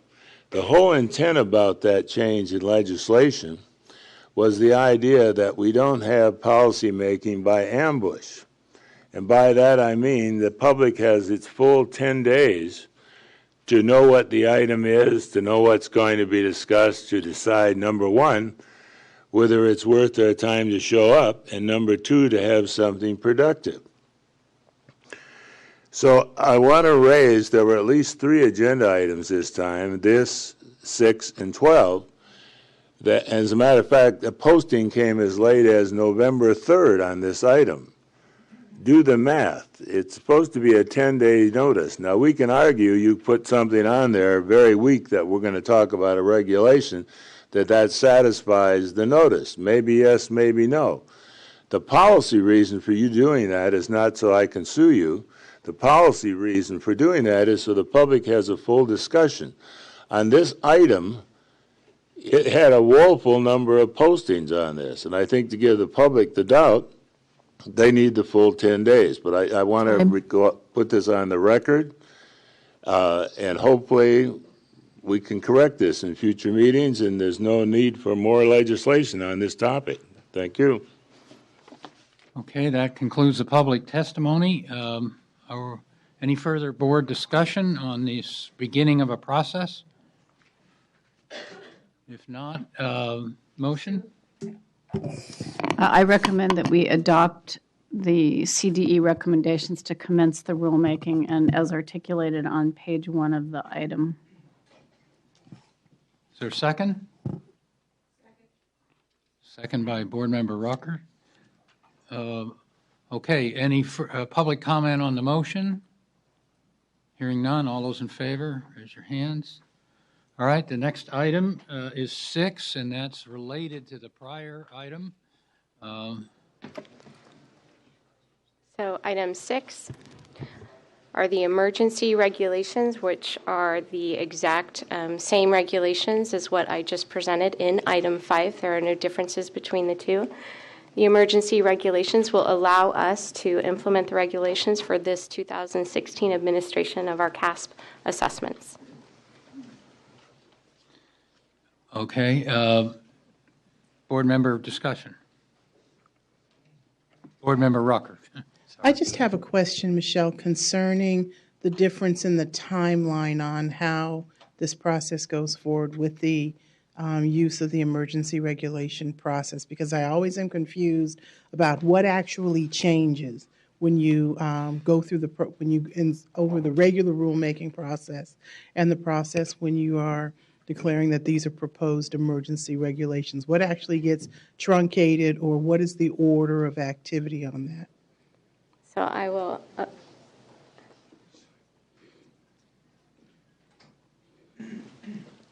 Elizabeth Stein, Deputy General Counsel. These emergency regulations have to go over, there's a 5-day window that we give notice today to the world that we're sending these over to the Office of Administrative Law. Once there, they have like a 5-day comment period in the notice where the public can give notice to the Office of Administrative Law.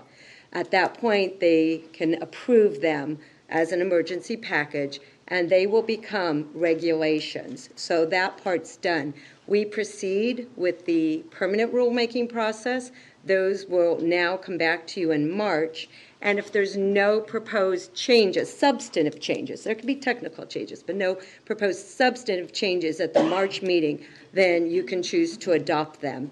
If that time we suggest some proposed changes, or you decide to make some proposed changes based on comments, then they'd go out for a 15-day meeting. Those regulations, the emergency ones, will be in effect from the time of approval for 180 days. If it looks like we're not going to adopt permanent regulations within that 180-day period, oftentimes we will come back to you, oftentimes at the same meeting, maybe at the May meeting, and say, here's where we are with the permanent regulations to adopt or make more changes, and we may extend those emergency regulations. So these will be in place while you continue on. So it really just depends on factors, how many times we go back out for comment as far as how long these emergency regulations will be in effect.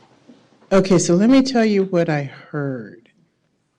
So we have two processes that are going to be going on. There's the regular notice of rulemaking that was just approved in item 5. And the purpose of item 6 is to give the department the authority to act by implementing this proposed language now, so that the department has the authority to act. In doing this and following the item that's proposed in 6, and following the process that's proposed in 6, this is where I got confused by your explanation. There's a period of public comment when this proposed language is sent to the Office of Administrative Law.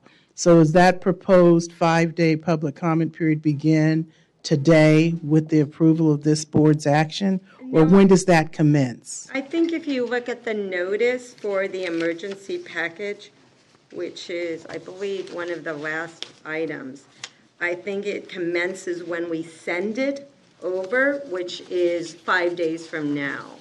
Let me pull out the notice. Well, see, you just said two separate things. That's why I'm confused. Does it commence 5 days from now, or 5 days from when you send it over? Because you said you said two things in the same sentence. 5 days. So the government code requires that at least 5 working days prior to submission of this proposed action to the Office of Administrative Law, we shall give notice. So we've done that. We sent out the notice. So that part's sort of done now, that notice. And then once we submit it, that's to the Office of Administrative Law, which I'm not sure if we do right after this meeting or a few days, but then when we submit it, the Office of Administrative Law posts something and says, here's the 5-day comment period. Okay, but that 5-day comment period does not replace the regular rulemaking process that's still going to be going on. And as far as I know, we don't respond to those comments. The Office of Administrative Law accepts those. They don't even come to us. They go over to Office of Administrative Law. Okay, all right. Thank you. That's very helpful. Okay, no other board comment on this. Is there any public comment? We have one, Ken Burt.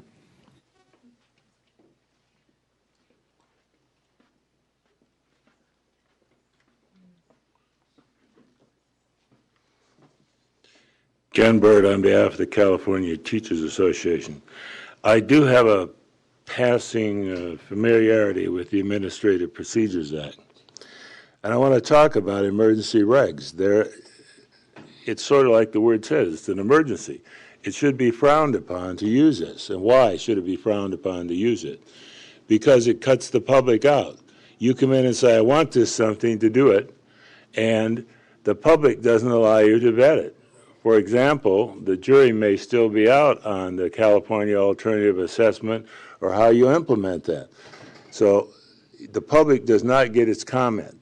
The public will comment over the Office of Administrative Law, but they're not the state board, and it's really procedural questions. I may need an extra minute, Mr. Kearse, but the question is, why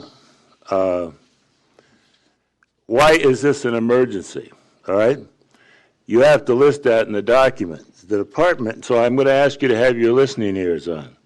It is imperative that the CASPP regulations be amended on an emergency basis. Self-serving, doesn't explain anything. The changes to this regulation were only able to be recently identified. Really?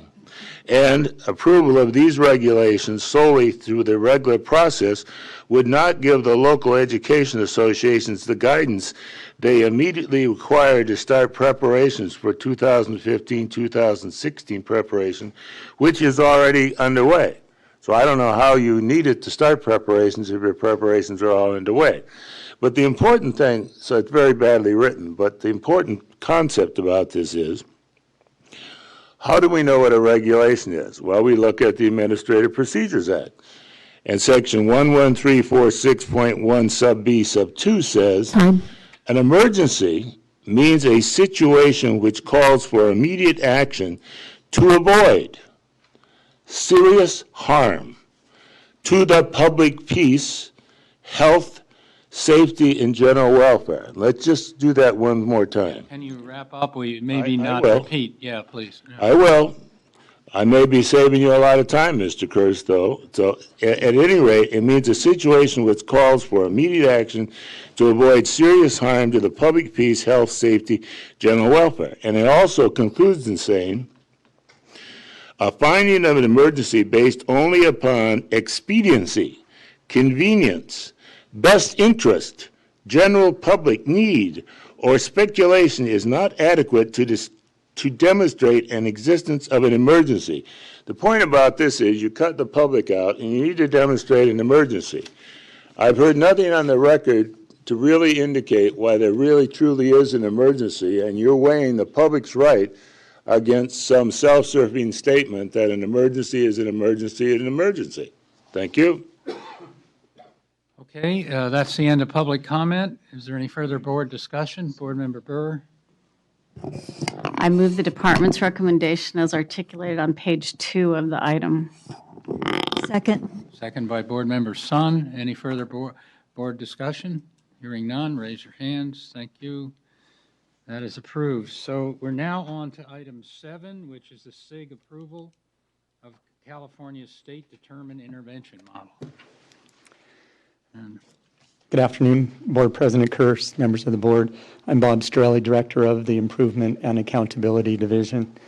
Today, item 7 is a SIG item that we're bringing before you. It's an action item. We're asking you to approve our proposed state-determined intervention model as an intervention option for our upcoming cohort 4 of our school improvement grant. So first of all, let me preface that it's been a great opportunity for California, and our state-determined intervention model aligns with, we believe, where we're moving as a state. We've learned a lot over the last 4 to 5 years that we've been having the SIG grant. We've had 3 cohorts, over 140 schools. We have lessons learned that we've interacted with our LEAs, our schools, the things that do work, the things that really don't work. We've sought to understand the successes and challenges. We've aligned this with our LCFF, our LCAP, our 8 state priorities. It incorporates our Blueprint 2.0 and Greatness for Design, and we've reached out to numerous stakeholders to get their input and feedback, to see what's important to them. So let me give a little bit of background to tie this together. There's a lot of moving parts to SIG right now. So hopefully I can bring you up to date. So at our September meeting, we updated the board with where we were at, and that we were developing this state-determined intervention model and the sequence. of events that leads us here today. We're going to outline what we've done and the next steps to begin our Cohort 4 SIG program, which would begin in next school year, beginning of 2016-17. So this all goes back to February of 2015 when the U.S. Department of Ed released a fiscal year 14 SIG final requirements. They tweaked the final requirements, and with that, at that same time, they released what would be California's Cohort 4 SEA application. Difficult for us to respond and get an application in at that time to begin a cohort in the fall. We would have to complete the application, bring it before a board meeting. We wouldn't have been able to have the time. So U.S. Department of Ed, recognizing that, offered what they called an abbreviated application, which we took to the board in July, which basically said, okay, we're going to take the fiscal year 14 funds that were allotted to us, approximately $60 million, bless you, carry over those funds to a Cohort 4 that begins in 16-17. We submitted that request to the U.S. Department of Ed, and just in September that was approved. So we have the foundation there to use our funds for next year. What we're waiting for now is the U.S. Department of Ed to release their fiscal year 15 application. And it's tough to pin them down as to when this might come out. So ideally, within the next few weeks, we would receive the ED application, bring it to the January board meeting, at which time we would request approval for that. At the January board meeting, assuming we get approval today for our state determined intervention model, we'd have our state application, our Cohort 4 RFA, a new persistently lowest achieving schools list, and our state determined intervention model. What ED has told us is once we receive approval by the board on our intervention model, to not wait until January to submit it so they can review it and have any feedback that they might have for us. So some of the changes that took place or will take place for our Cohort 4 as it relates to SIG is they've extended the grant period to 5 years. So it's previous cohorts are 3 years, now it's 5. 1 year is a planning year, which is a good thing. A lot of the schools and districts that came into our SIG programs, it's all of a sudden, okay, some of them had $2 million a year to spend. They hit the ground running, not always. So it gives them a 1 year planning, 3 year of implementation, 3 consecutive years, and then 1 year of sustainability. So it also provides flexibility for rural LEAs to waive one element of the transformation or turnaround model, which is really, we feel, a good thing. Our rurals are challenged by different things than our urbans related to replacement of staff and finding a new principal. So when we move forward with our Cohort 4 application, there's going to be six new models that we're required to get out to schools. There's going to be an early learning model, which is new, an evidence-based whole school reform model, which are new, and then our usual, the transformation, turnaround, restore, and closure models. The optional model is what I'm here to talk to you about today, is our state-determined intervention model. We didn't have to do it, but we took this opportunity to develop what we think will work for California. So in developing this model, it has to meet some federal requirements, of course. It has to meet what they call the whole school reform model, and these are the basic elements. It's designed to improve student academic achievement or attainment, always a good thing. Be implemented for all students in the school. Teaching and learning in at least one full academic content area. there should be student non-academic support and family and community engagement. Okay, so this was kind of our framework of what we've been dealing with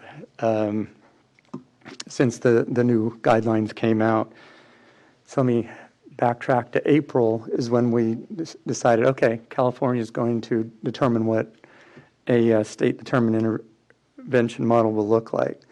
So we began work with the California Comprehensive Center at West Ed, Center on School Turnaround at West Ed, and American Institute of Research. So we were exploring the development of the model, looking at what stakeholders to engage, and what model elements and guidelines for implementation. So over the last few months, we've been busy. We've identified relevant stakeholders, and on attachment 5, where we have our survey results, we have identified all the stakeholders that we reached out to. We looked out in areas of school leadership, teaching and learning, groups that supported student non-academic support, family, community engagement. So we wanted to get representatives and input from all these areas. In early September, we distributed a survey to these folks to see what was going on, how they felt about different aspects of a SIG model. So we sent this out to county district administrators, school administrators, state policy makers and staff, educational organizations, parents, guardians, teachers, current and former SIG recipients. So we're trying to reach out, ask them. Could you get on to the outline of the model? Sorry. Okay. So our model in and of itself is follows along with the requirements of the whole school reform model. So attachment 1 is where we identify the actual model. The component of school leadership is addressed. We have what we've included as required elements for principals. The prior models have required that you either replace or retain. We're calling that you could do that, but there's competencies that we feel that are there that you can develop a principal. Some of the optional components that are there are identified on page 3 of 6, where we're asking follow strategies to identify needs, create systems of sharing leadership, labor management collaboration. These are some areas that in the past, when there had been principal-teacher evaluations, that were areas of conflict for anybody that was following one of the existing models. So one of the other required models is teaching and learning. And so we were asking, makes sense to use student-level data, provide and ensure staff high-quality job embedded professional development, and align it with the school needs that have been identified.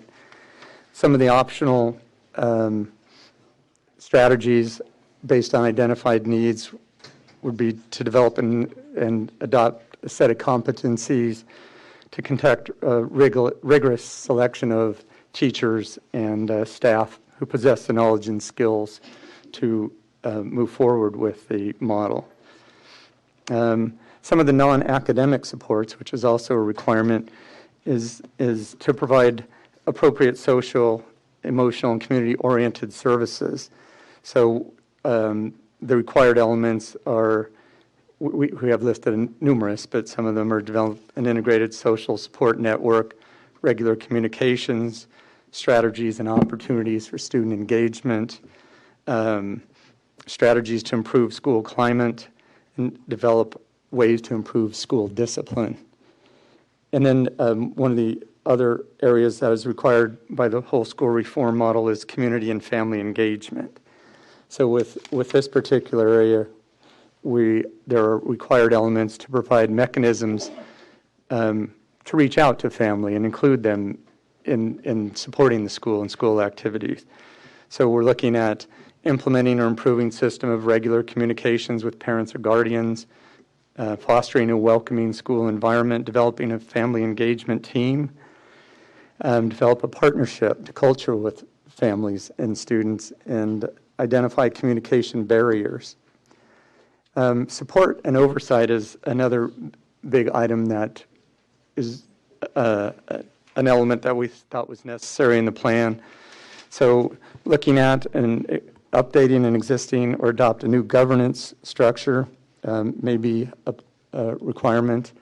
And then we wanted to point out that granting the principal sufficient operational flexibility to implement comprehensive change is important, and ensure that the school receives ongoing intensive technical assistance is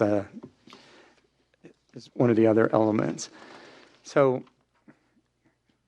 that's our basic plan. Okay, good. Let's see if there are board member comments. So I know, Bob, that you spent a lot of time in a process to try to adapt the federal guidelines to us, and that it will, in fact, bring some money to support schools. So I think we have several questions, and my first one is, so you get this local state intervention model created. We haven't had baseline data because we're transitioning over. How are we going to create a set of schools that will now qualify to be considered for this money and the program? Good question, and that's what I mentioned earlier about creating the persistently lowest achieving schools list. This is what our identified SIG schools, they had to be on this list to be eligible in cohorts 1, 2, and 3.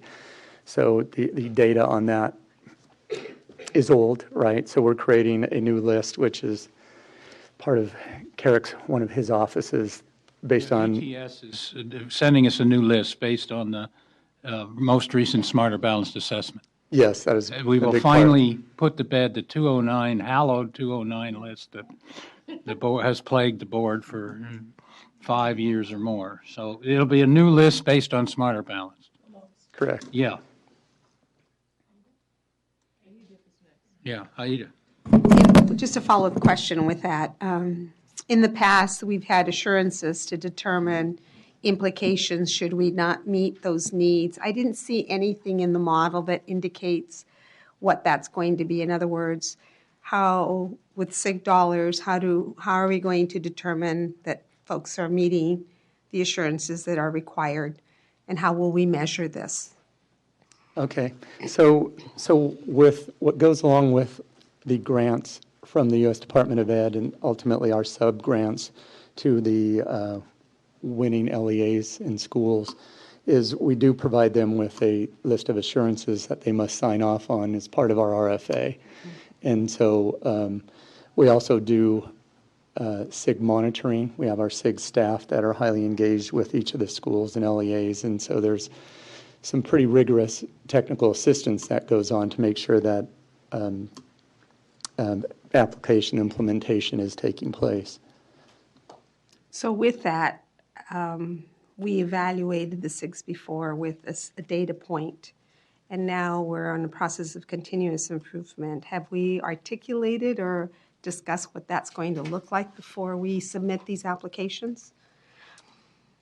Can you expand on that question? I'm not sure. Well, in the past, we used data points to be able to say that you've met the assurances and you met the target goals as required by the grant. And given that we don't have that now and we're using our LCAP plan, and these obviously would be integrated as you've done in the application, what is the federal government requiring for us to provide them as there's continuous improvement? Okay, so part of that is the monitoring, which is required, which I have talked about. The other is the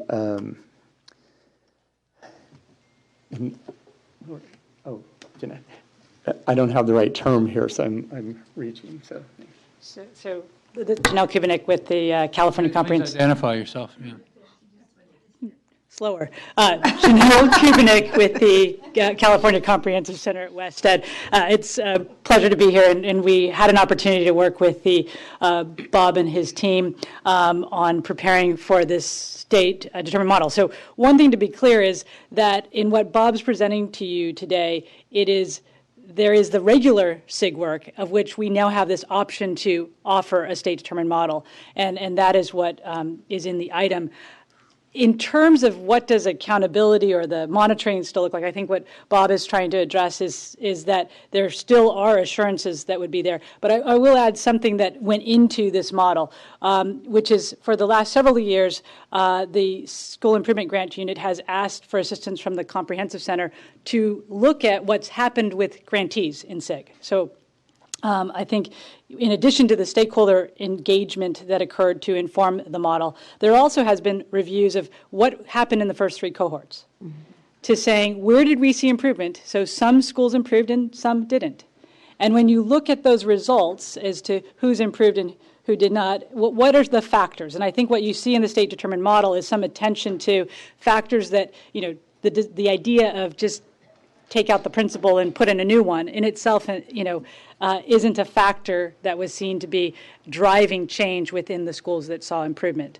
So I think the state determined model is based on data that we've had as a state, that is from the experience of SIG, and also looking forward to, we have new systems, new standards. How do we construct something that allows for the flexibility that's compatible with LCFF, knowing that the federal monitoring requirements are check to make sure there's plans in place, check to make sure that they're articulating that the requirements met. That could now include a state-determined model if the U.S. Department of Education approves this, and then continuing to do monitoring on expenditures, that they're appropriate within the plans that they created. So I think it's all the monitoring practices that have been in place, but with the benefit of knowing what's happened with 3 cohorts in California, and then looking ahead to alignment around LCFF. And for the first time, having an opportunity to say, in California's context, this is how we would want to see a model that aligns to the other elements of our system. That helps. Yes, Board Member Burr. So I really appreciate the effort that you took to do the crosswalk between the LCAP, the 8 state priorities, and this work. But I think some of the angst that you're hearing here is this is like trying to fit a square peg into a round hole. And if the indicator, or there's sort of 2 things that I think I heard Board Member Molina also addressing, is meant to be only test scores, which is what NCLB was based on largely, some other small indicators, graduation and dropout and that kind of stuff. That's not consistent, I don't think, with the direction we're headed, and we'll have more discussion on that tomorrow. And as I recall, the assurances that districts or LEAs have to sign are some assurances that we as a state refuse to do by not submitting Race to the Top applications. So I worry a little bit. Far be it for me to try to keep LEAs from getting money if they want to get it from the feds. But I would say buyer beware, because I just think it's fraught with difficulty. So I think this issue about what really will be the indicators, I assume, like you said, you have to come back to us about, do we take the money, et cetera. I appreciate the opportunity to try to create something that is a lot more consistent with what the work in California has been, but it still seems very convoluted to me. Can I expand on that? Yes, you may. It's exactly my point, that I'm concerned that it's not a parallel track, and I don't feel, I don't have clarity that the SIG grant is in true alignment with the LCAP, and I see us saying 2 different things, which is, I think it would be helpful to look at those assurances to be able to tell exactly what is the expectation and what we're asking LEAs to do, and where I do see the crosswalks, but where are we going to end up with some glitches and some concerns? I'd like to be front-loaded before we move in this direction. And I agree with you, we can't determine whether LEAs want to do this or not, but I think we should have clarity. Okay, Member Rucker. And I also want to add my comments and support the points that were made both by Board Member Molina and Board Member Burr. I think the other problem is the problem of perception, or the problem going forward of what the field understands participation in this grant is going to mean. For many LEAs, with the understanding of what is actually in the accountability holiday, moving forward with this SIG grant, we're going to put our schools, and it's going to be because they volunteer to do it, not because we told them to do it, but we're going to have this Plan A and this Plan B process. Because I did read the memo that was developed by the department, and I do appreciate the October memo that did the crosswalk between the requirements and the assurances for this process and what's in our LCAP, and they meet in a common endpoint, and that's only as it relates to the standards and assessment. The rest of what is required under the federal accountability and monitoring process is a different track for these LEAs than what is intended in the discussion we anticipate on item 11. So in going forward, I think that there probably needs to be some very clear communication about not the crosswalk itself probably needs to be given to those LEAs once this new list of SIG schools are identified. But I think also the implications of using this brand new assessment that we have given with that established for us for other purposes, a baseline, we have to understand what that impact and that process is going to mean going forward. And I think that there are some broader implications or a rippling effect in that pond of accountability that's not really been discussed. I'm not going to say it hasn't been anticipated, but I'm not sure it's been very well vetted or discussed either here at this board meeting or by your department, and what your relationship is going to be in giving some real technical assistance to those districts. I think the dimensions of technical assistance are going to have to change because this is going to be a two-track accountability process going forward with this. California, unlike other states, does not receive a federal waiver, so other states aren't even dealing with this. So it is creating a process for districts who will have the single-minded idea of getting the additional funding to support the work they're doing at their schools, but not always being very clear on what the sustained effect of that is going to be with the other work that we are trying to do at the state level. So while the crosswalk was helpful, I'm going to use this next word on purpose. It's a little disingenuous for districts because there are some real impacts that are not clearly spelled out for districts on how to consider it. Yeah, okay. I just want to add to that, will prior cohorts be able to apply for the new California model? They would be those that are, these are the people funded now? Yeah. yes, those that are currently funded would not be, but those that are no longer receiving a SIG grant would be eligible. This is a little tiny, Board Member Holliday. tiny question, but the 5-year grant, right? The first year has to be a planning year? It does not have to be. Oh, okay. It's an optional planning. Okay, any further discussion? Board Member Molina. I don't know if this is possible. I think I read in the item that we would be selecting based on the lowest performing districts. Is that correct? Generally, persistent. Well, we can't do persistent because we just started, so it would be whatever it is, right? So my concern with that is the stigma of labeling already before we even get started. I don't know how else to do this work because I'm in agreement with Board Member Burr that if districts want to move forward, but I am concerned about labeling out the door when we are focusing on a baseline data. So Janelle, if you could help with that. So actually, I think the list, as it's been outlined, is formulated based on 3 years of data. So you're absolutely right. You can't do 1 year and say, we now have persistence. So this would actually be based on older data, for which then we would, though knowing moving forward in terms of accountability and monitoring, be looking at newer data, meaning the new assessments, as the means to help with monitoring. So Janelle, if let's just pick a district that was for 3 years lowest performing, let's just say, And all of a sudden, something miraculously happened, and their baseline is where the general group is. How do we make that distinction? So this is why, well, I'm not sure the answer. And I think that's something that, so there's, to me, a couple of pieces that you're being asked to review today. One is just in this ongoing effort of there will be another cohort of SIG. How do we approach that cohort, including the selection?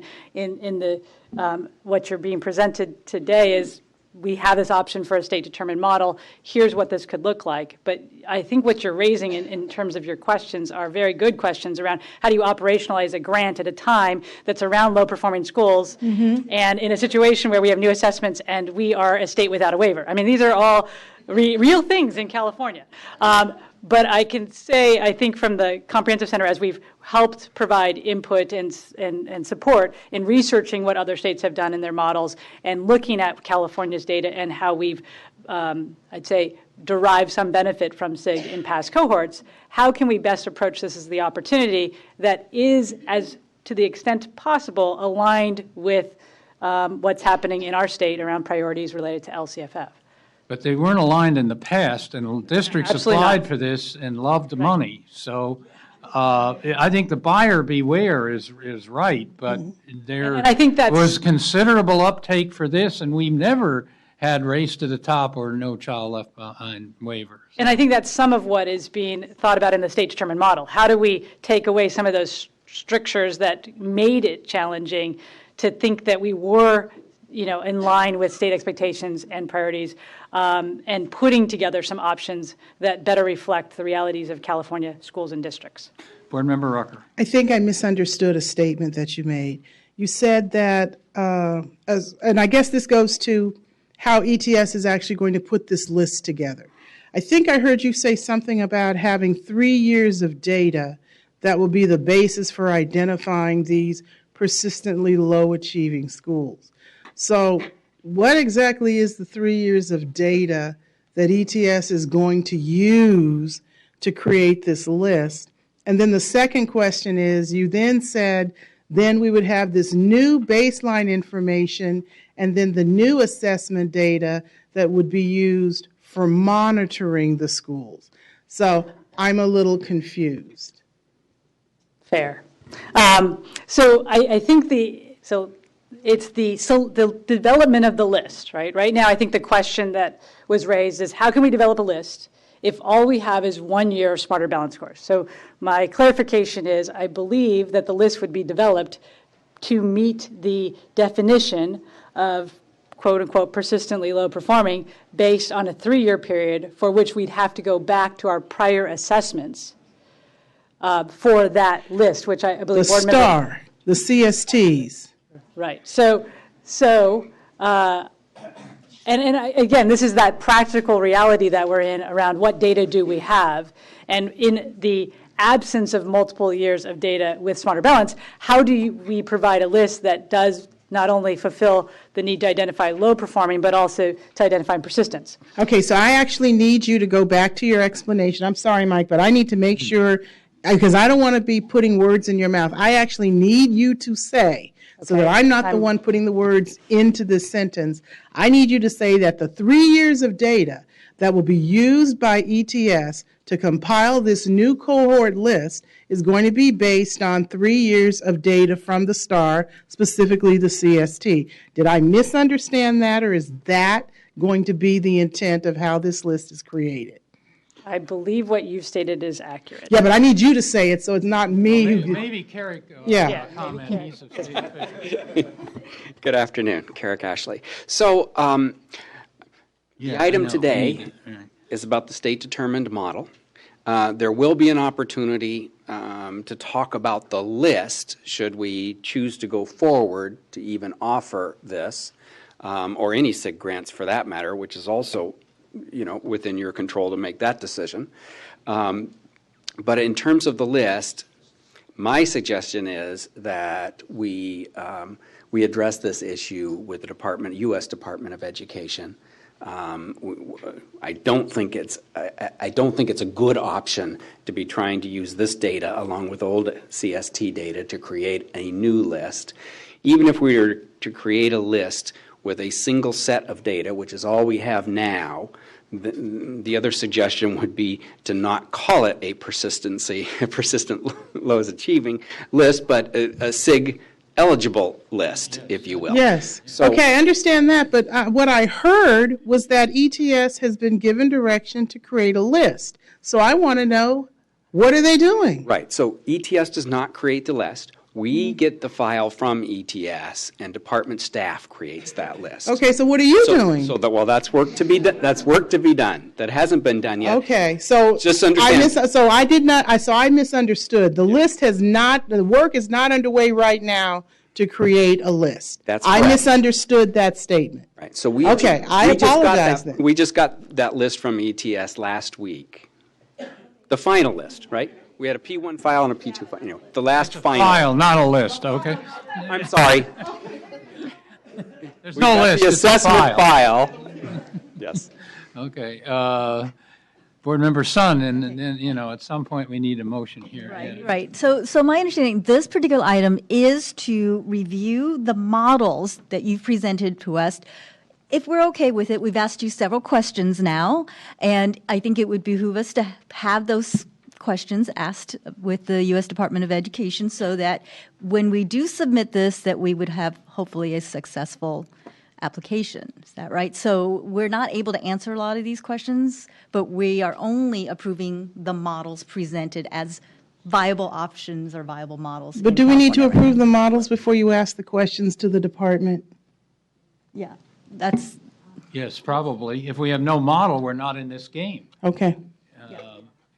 We haven't even, Board Member. And although buyer beware, and although this may be a very onerous thing, and although it doesn't align exactly with where we are, there's a lot of money on the table here, and there's a lot of money that schools need for this improvement. And so I would move the department's recommendation. Thank you. And I would second that. Okay. Any further board comment? Hearing none. Is there a public comment? We have 3 speakers. We have Doug McCray, Martha Diaz, and Sarah Lillis. Good afternoon. I'm Doug McCray, retired testing specialist from Monterey. Member Strauss and Member Molina and Member Rucker stole my thunder in terms of the question that I was going to ask. How are we going to define the list, et cetera? But it does, I was involved commenting on this back 5-6 years ago, and there is some history. California had major problems with the $500 million SIG program back in 2010 with a very flawed methodology in identifying schools to be eligible for the list, resulting in a number of real golden fleece awards to schools not recently identified that made it into the media. Misallocating, by my estimation, roughly $90 million of the then available $500 million funds. So it's not a new issue for the Board of Education.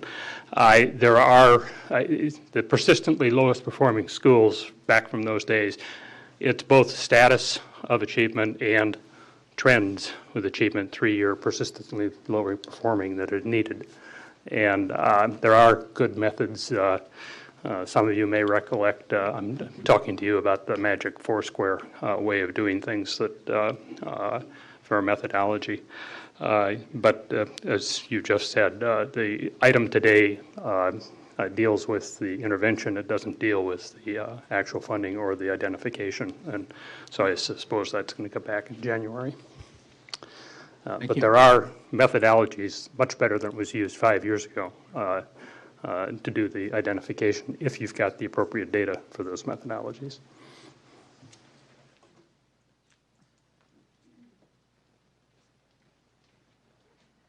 Martha Zaragoza Diaz for CABE and for Californians Together. We did put together a small work group comprised of parents, teachers, and administrators to take a look at this item. And so they raised the concerns that you all raised, which when they raised them to me, I didn't have the answer and said that still needs to be determined by the state board.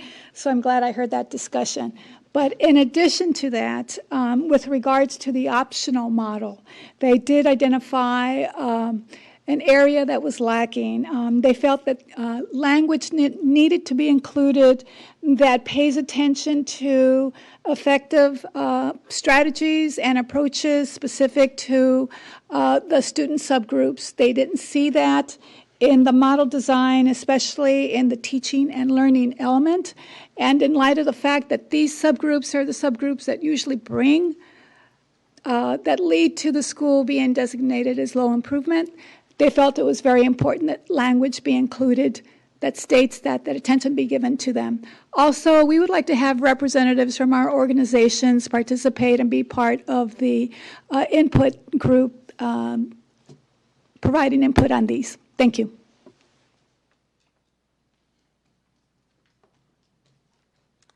Good afternoon, Sarah Lillis with Ed Voice. And I'm not actually sure what I'm going to say because of the nature of the conversation. My fear is that this is a missed opportunity because this is a state-determined model for intervention. And as we think about the conversation tomorrow about what support and intervention looks like in our new California system, I hope that the work that the department and WestEd has done thus far can inform what that might look like. Regardless of how we determine the list, I feel it is something that we as a state are going to have to wrestle with, is how do we support and intervene in districts and schools that are really struggling. And so I hope that we can take this work that has been done can actually inform that conversation, and that's really a critical part of the full accountability system conversation that we have tomorrow. Two concrete pieces on the state-determined model as it looks right now. One is to reiterate what was just said about making sure we're actually looking at subgroups. And then when it comes to the teaching and learning area, being explicit that whatever the program is based on identified need, which it says explicitly in other sections, but it doesn't necessarily say it in the teaching and learning section. And we want to make sure that whatever the program is, if they're struggling with math, the program is not an ELA program. So I just want to be explicit that it has to be based on identified need. Thanks. Okay, that's the end of the public testimony. We're ready for a motion here. Sure. I think under teach and learn, I agree. Teaching and learning, I believe the federal government is all over the subgroup information, but I think we should be intentional about adding that as a focus under teaching and learning, since the lack or low performance of some of the subgroups are the ones that led to the designation of PI. Yep. So I'm not sure if we need to amend that or if they could just add it. How would that work? Yeah. Can you comment on that, Bob?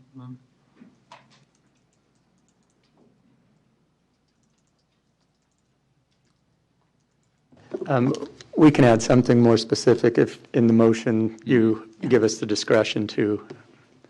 We can address something on EL and work with staff. Right. Yeah, identified. So let's have a motion. We have the motion. Sorry, and second. Yeah, but what? Okay. So it's been moved and seconded with the amendment the amendment is to include subgroups, identified subgroup needs.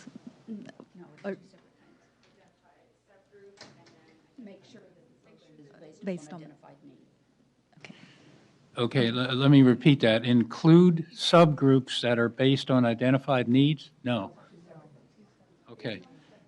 Include subgroups and identified. And make sure the program that they're getting is responding to identified needs. Okay.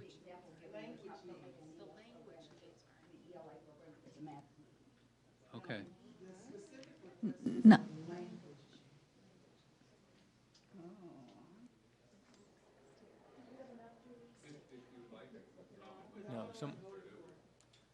Yeah, you're gonna have to restate the motion. Yeah, I think we need to have a different motion now. Yeah. Second withdraw it. Okay, I'm ready for a new motion.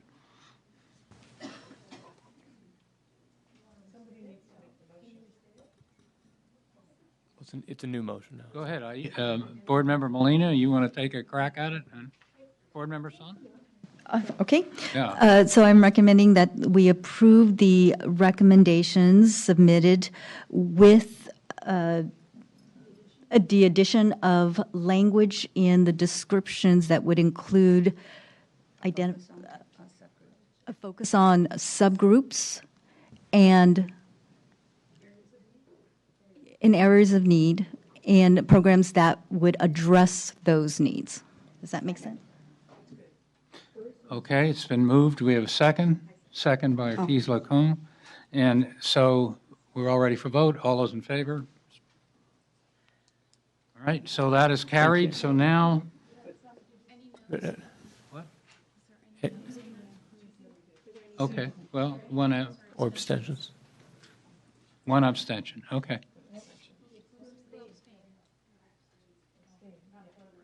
Oh, one abstain. Okay.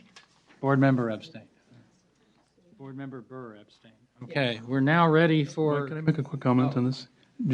I want to thank the board and public for this outstanding discussion. And I don't think this will be the first time, as we're all aware, that we've had continuing discussions with the United States Department of Education around how to make what we're doing in California, as Board Member Burr indicated, fit into their round holes with our square pegs. And we fully intend to go to the mat to make sure it's as relevant and appropriate as possible.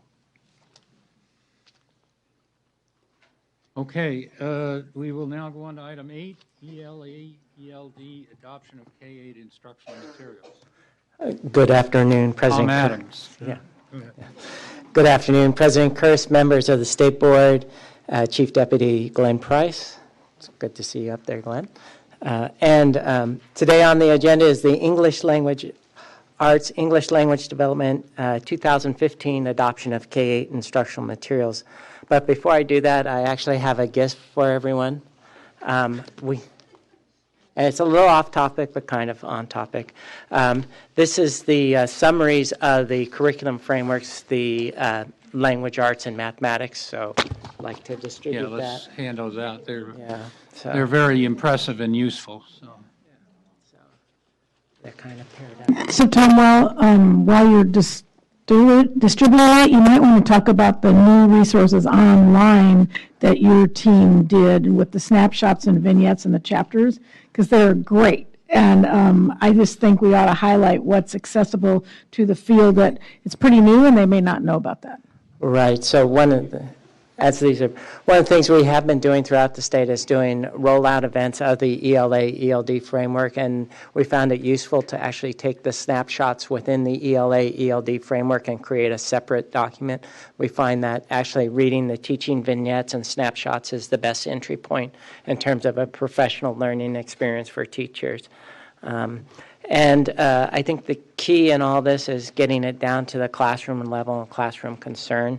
And what these executive summaries also do is it helps those at the policy level and at the leadership level understand in a quick way what is in those frameworks. It can also be used in a professional learning experience with teachers to, if you have them from different grade levels together in a room using this, and they'd all quickly figure out what is happening in the overall scheme of things. So, and this gets into, I think, the most important part here is that really what we are doing with this adoption as well as this framework is changing the whole nature of instruction in terms of English language arts and English language development. I like to think that we have here, we're laying the deep infrastructure of instruction. Instructional materials themselves will not teach our students, but they will certainly make the path a lot easier for our teachers. So when it came to this adoption, I just want to say a couple of things. First of all, we have to remember that the journey of Common Core standards began in 2010. So this is year 5 for me. So back then, my waist was thinner, my hair was thicker, and now it's just the opposite. Helping me out today is as the chair of the commission, Joanne Iskin, as well as the co-chair of the ELA-ELD committee, Lauren Wild, and also helping us out in terms of questions is the vice chair of the commission, Bill Honig. One of the things to keep in mind is this process began during the time when there was a moratorium on framework development and instructional materials adoption. It did require specific relief in the education code. Also keep in mind that this process really began really immediately after you adopted the framework in July of 2014. We had a publisher's briefing 2 weeks later after you did that, and then it was followed up by 2 more, getting them familiar with the content of the framework so that they would know what we were demanding. Also, I want to remind you that the last time the state did an adoption in the area of English language arts was in 2008. So it's been 7 years and 2 new sets of standards later that we actually have instructional materials adoption. For this adoption, we had 5 types of programs, 3 basic ones. We imaginatively number them programs 1, 2, 3, 4, and 5. Program 1 is our programs aligned to the English language arts standards. Program 2 are aligned to the English language arts standards and the California ELD standards. Program 3 is a biliteracy program that is aligned to the ELA standards, the ELD standards, and then the ELA standards modified for another language. We ended up with 19 submissions of those types of programs. Also, there were 2 types of intervention programs. Program 4, which is an intensive intervention program in English language arts, and that supports the needs of students who are 2 or more grade levels behind their peers in English language arts.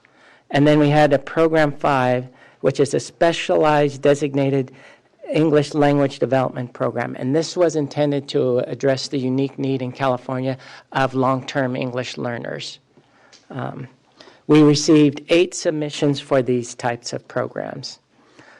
This was a very large adoption that in total we had 27 programs submitted. We are recommending 25 of those. Not only do these programs, though, have to be aligned to our standards, but also to our curriculum framework, and that's an important part. If the standards lay out what we want students to know and be able to do at every grade level, the curriculum framework answered the important question of how. How is instruction going to look? And that's why it's so important that when we began this process, we didn't say just here's the standards, but we began with briefing the publishers on what was actually needed and how would you go about doing this combination of the 2 standards. Lastly, I just want to say in terms of all this, this process involves partnerships. We had 199 reviewers. You actually appointed 254, but due to various life circumstances, 999 reviewers participated in the process. We had the original Curriculum Framework Committee, which is about 20 reviewers or 20 members. We had the Instructional Quality Commission of 18 members, as well as the state board members. So overall, we had 250 volunteers working on this project. So that says something quite a bit about the sense of civic responsibility of our educators. Lastly, I just want to say that it also required partnerships within the CDE. We got lots of help from the Professional Learning Support Division, the English Learner Support Division, as well as along the way other divisions. And lastly, let me just say this. We couldn't have done it without the cooperation of the industry itself. They put in a lot of times not only our briefings, but we also made sure that all their questions were answered and had a list of frequently asked questions so everyone had the same knowledge in terms of how their programs were going to be evaluated. And then they also came out to some of our rollout events. So they definitely put in a lot of extra effort just to build these materials specifically for California. So here to talk more about the adoption is the person who probably helped forge all these partnerships and make sure they work, the chair of the commission, Joanne Iskin.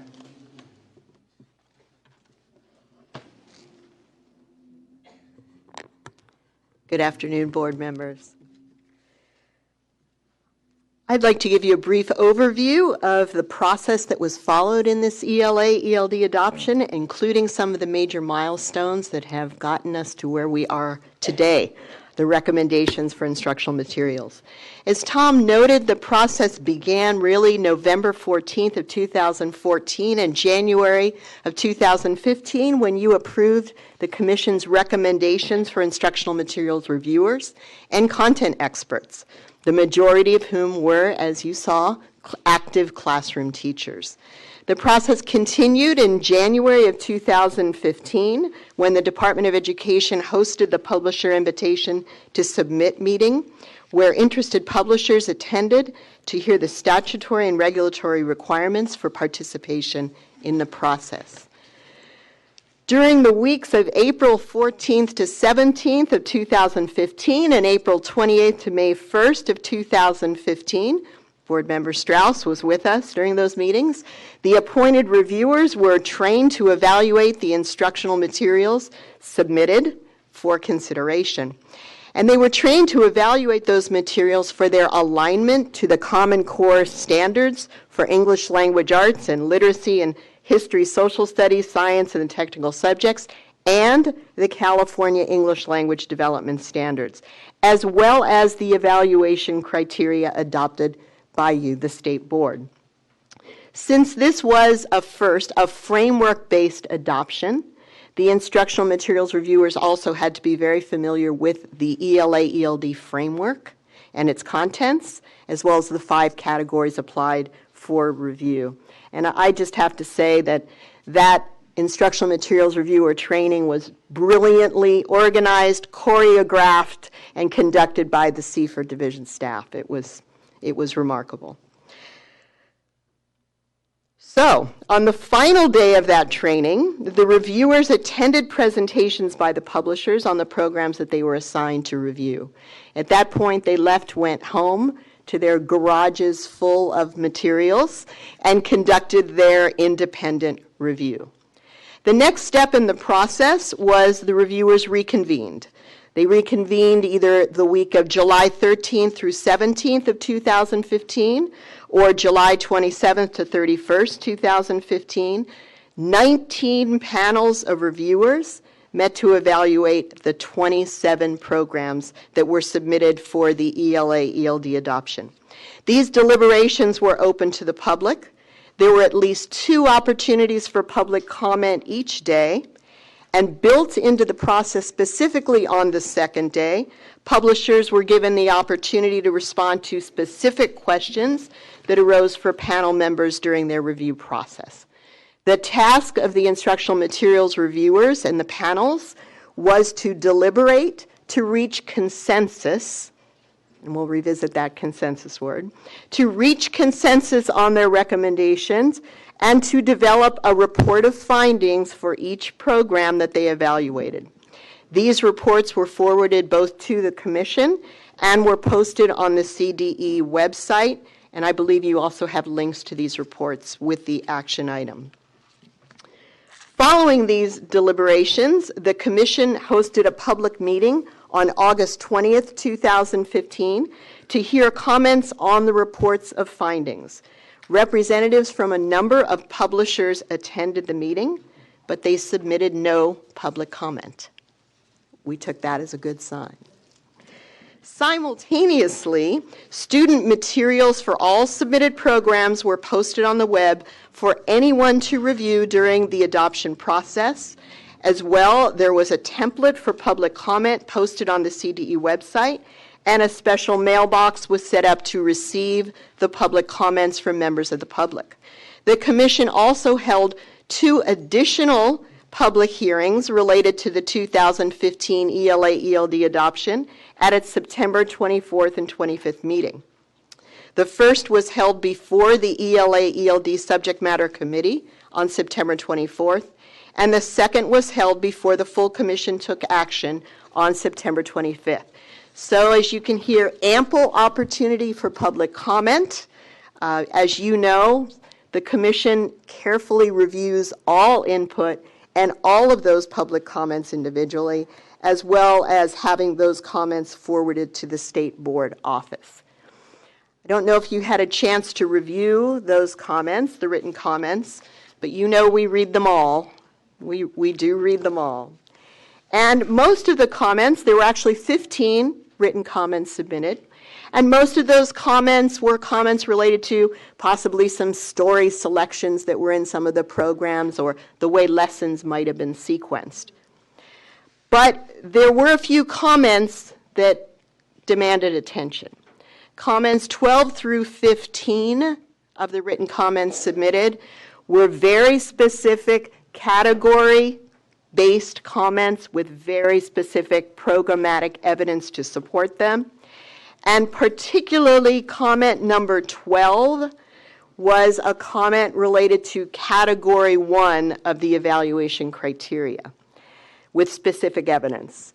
And the reason that demanded attention is that in the evaluation criteria, category 1, and I'll just read one sentence, states, all criteria statements in category 1 must be met for a program to be adopted.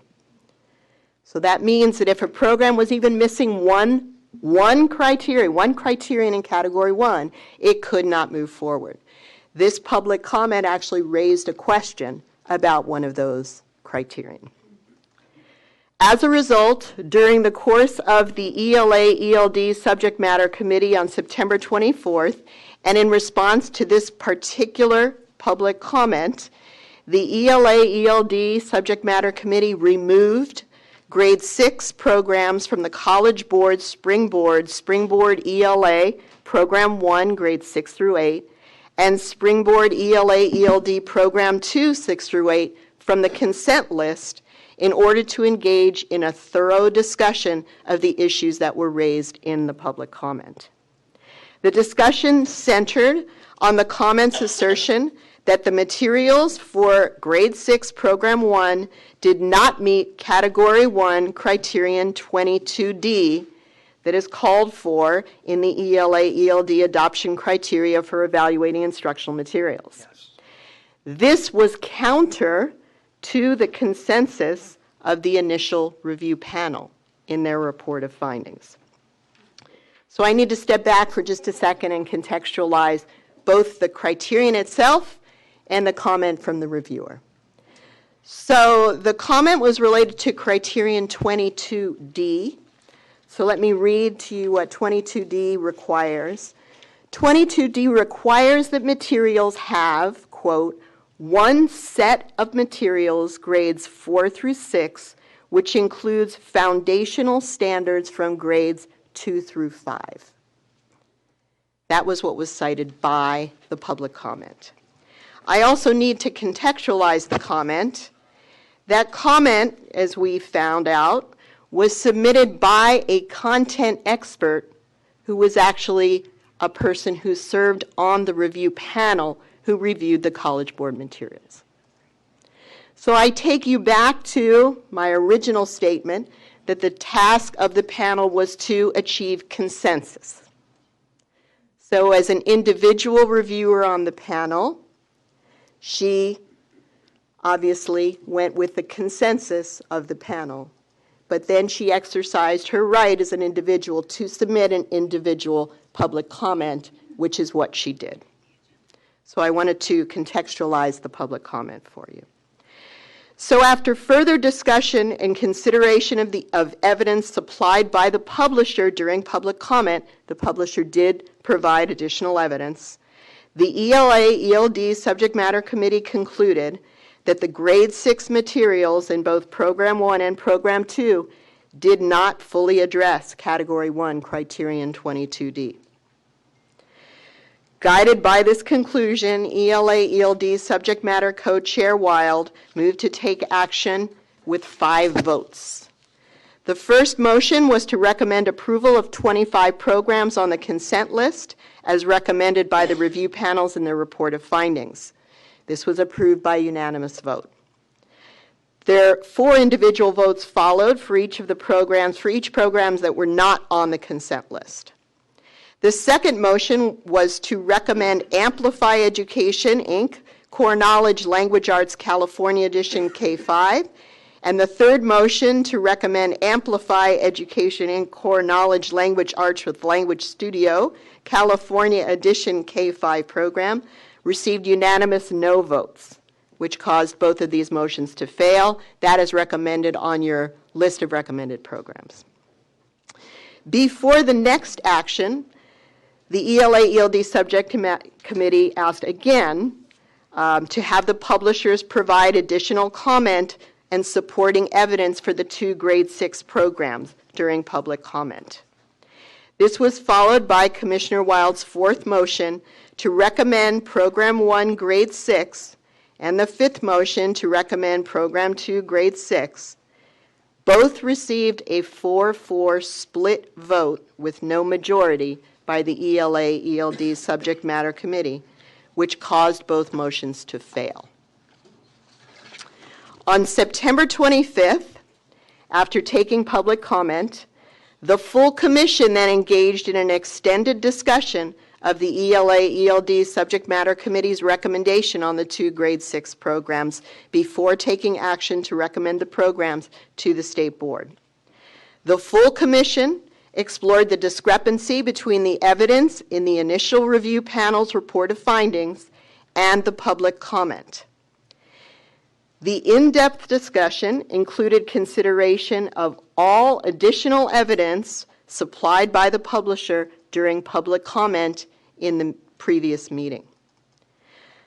The full commission not only concurred with the recommendation of the ELA-ELD Subject Matter Committee regarding Category 1, Criterion 22D, but a number of commissioners also felt that the grade 6 materials in both programs did not fully address Category 1, Criterion 22B.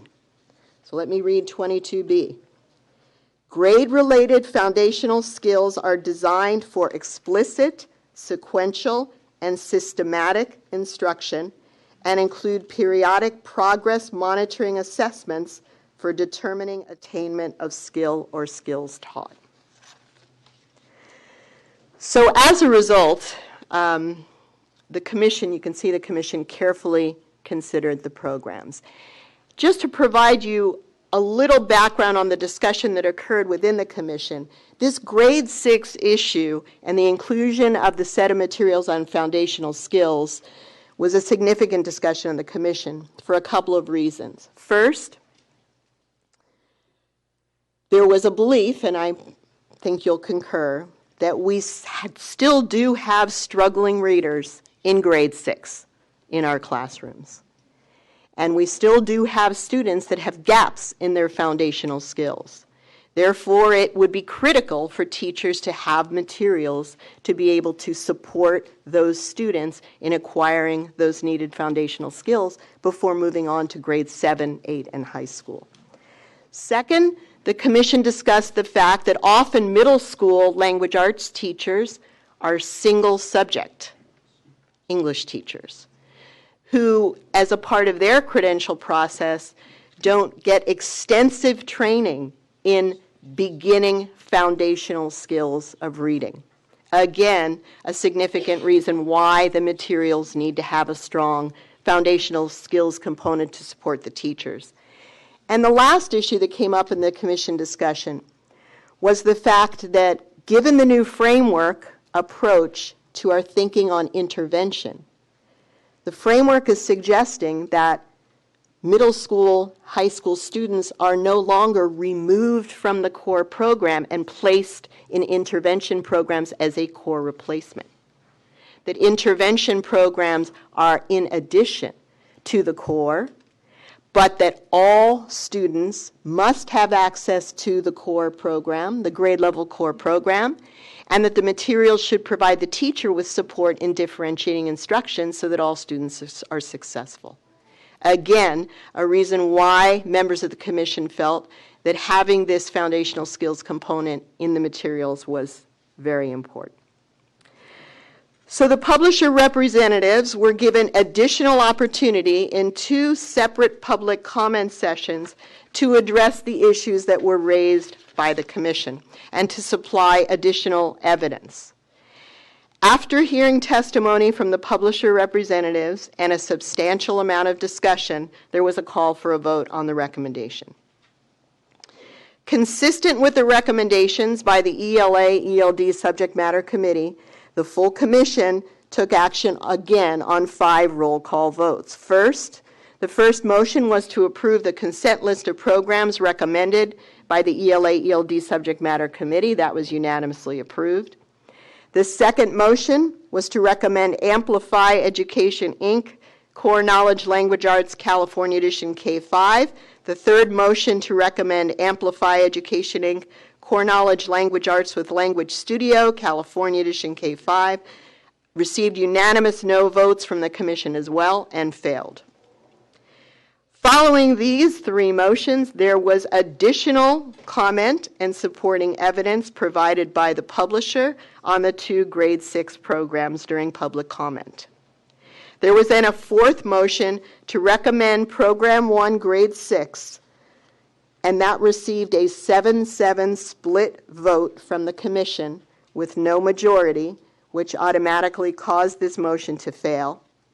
And the 5th and final motion to recommend the Program 2 grade 6 received no votes from 10 of the 14 commissioners voting.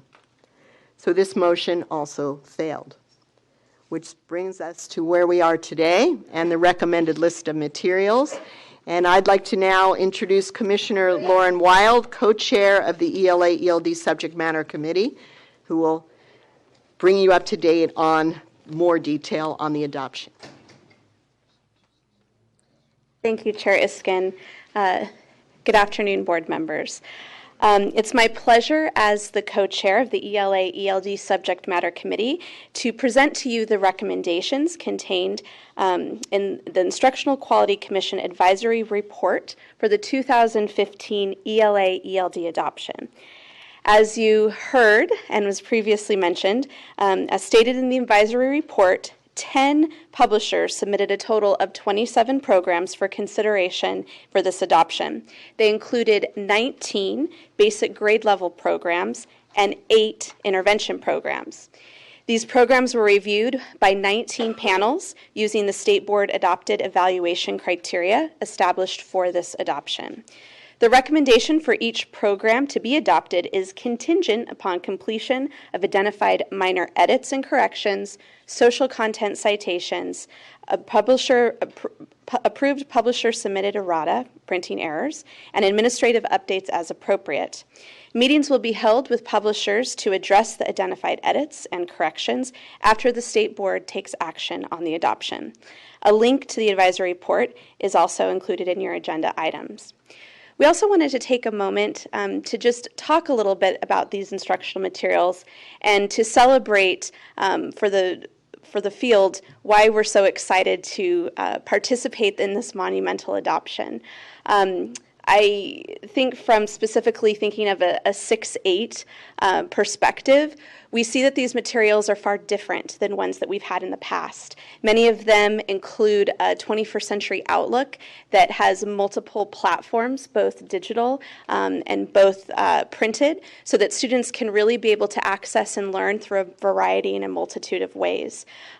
One of the considerations that we want the field to think about as we move forward with this adoption is that it is a framework-based adoption, as my fellow commissioners have stated. And what this means is that while the instructional materials will be the what, we still would like the field to remember to look to the framework for the how. And that context is going to be extremely important, particularly as we still have sites in the field that need to think about professional development considerations, what this notion of integrated and designated ELD means for the field, as well as thinking about how the literacy standards are woven through all content areas. So at this time, we would be happy to address any questions that you may have about the adoption process or the Commission's recommendations on the 2015 ELA-ELD adoption. I know that you're going to be holding a public hearing before you take action, but we will remain at your disposal in case any additional questions arise during your discussion. Okay, I think, are there any board member technical questions? And go ahead. So first, I just want to thank Tom Adams and the CDE team and Joanne Iskin and Lauren Wild and Bill Honig for being here. So I think the board doesn't always realize when we appoint people to Instructional Quality Commission, I don't think they realize how much work it is. And so they go to the Instructional Quality Commissions quarterly, but they also go to all the materials review, all the subject matter groups, all the framework development, and participate in both the training and the review process. So the ones that you see before us, they are really committed, and we are so fortunate to have them part of it. So first, thank you for coming today to share the thorough process and for all of your work throughout. I would just say, having watched the review process and having watched the work of instructional quality, and again, Member Rucker and I work pretty closely with that. Our IQC appointees take this very, very seriously. I did follow up with both the board chair and with the committee that reviewed it, and they are in support of the report that you just heard today. And I just want to publicly thank you for your service to the students of California and for the educators and what we are going to be recommending for use in this adoption. Thank you.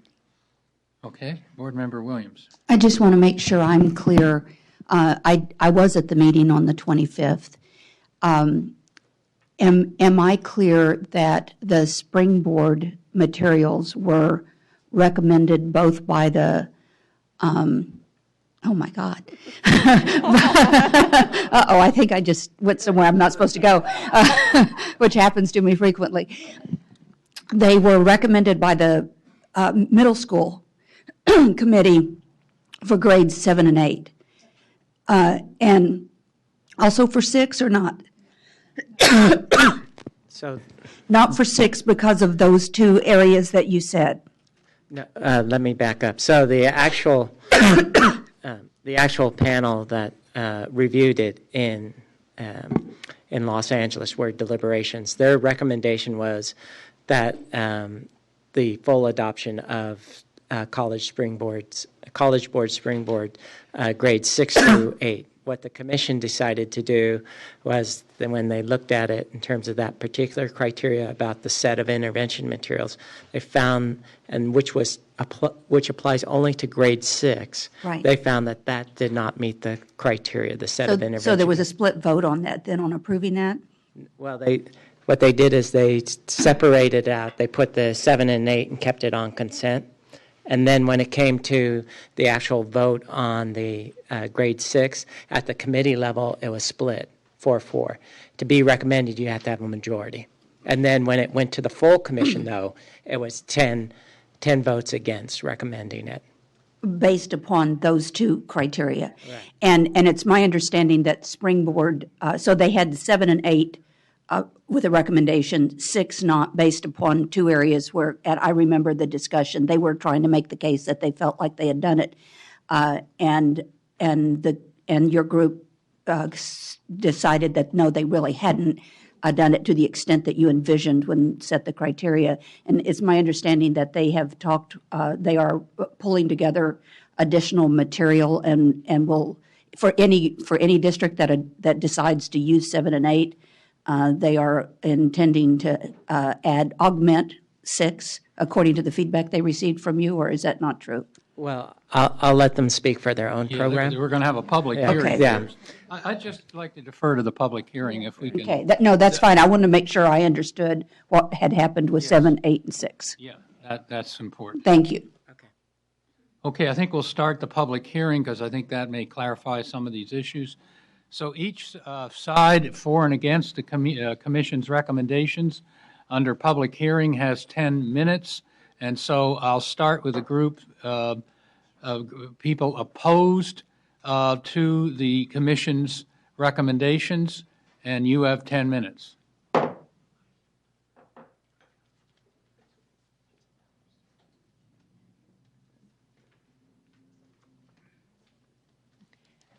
Good afternoon, President Kirst, Chief Deputy Price, and members of the board. My name is Aditi Chakravarti. I'm the Vice President of Springboard and Pre-AP programs at the College Board.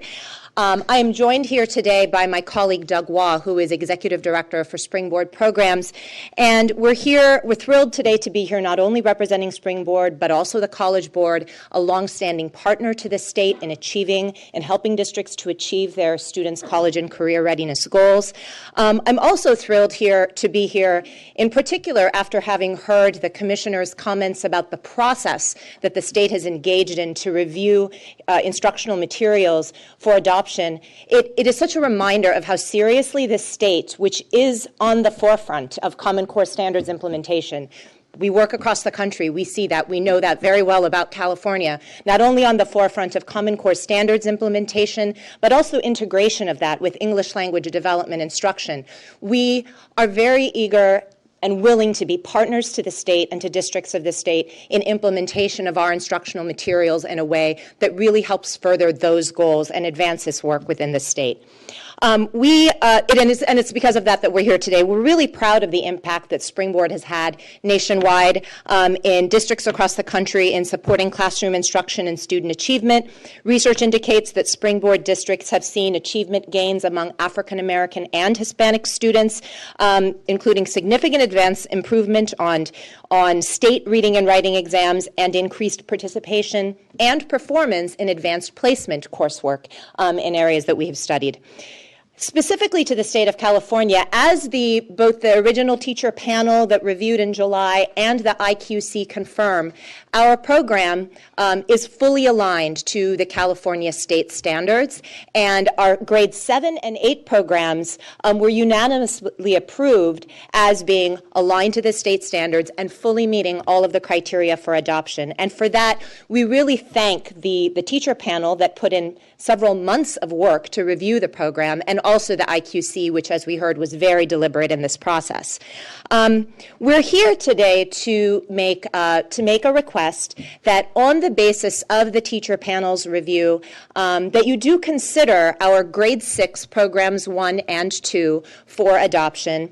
And our argument for that, our case for that, is that we took very seriously the criteria. We reviewed criteria 22D and B and interpreted those in a way that is consistent with the pedagogy of our program. And the pedagogy of the program very much prioritizes teacher flexibility and teachers' ability to make instructional choices in how they use intervention materials across the program. So we interpreted the criteria according to the requirements of a basic program that would be implemented in core classrooms. We provided a set of materials that teachers would then use across the entire program. However, we also recognize that, as we just heard, the IQC, in their careful deliberation based on the public comment that they received, had a specific and I think an understandable expectation for something different. So while we do believe that we have a valid interpretation of the criteria and produced a set of materials consistent with that interpretation, the IQC brought an interpretation that asked for a more structured, complete set of materials, including teacher lessons, student activities, that would provide much more detailed guidance. And we really did take those seriously. And to the comment, the question that was originally asked, we are in the process of developing additional supplemental materials for grade 6, which will be made available to all districts, all teachers, all students who choose to adopt our program, grade 7 and 8, and also choose our grade 6 program. So we are prepared to share those with you. My colleague Doug Waugh, who is here and will also speak, has samples of those materials, should you wish to ask any questions about those. But I do want to emphasize that while we respectfully ask that you do consider approving the recommendation for grade 6 programs 1 and 2 to be adopted, regardless of what happens here today, we're committed to being partners with districts in the state of California with our programs for grades 6, 7, and 8 with a more comprehensive set of materials. We believe we've benefited from this process. All of the thorough feedback we received has allowed us to put together these materials. We think that will be better for students and teachers across the state, but we do hope that districts will have the choice to consider our grade 6 program alongside grades 7 and 8. Thank you very much.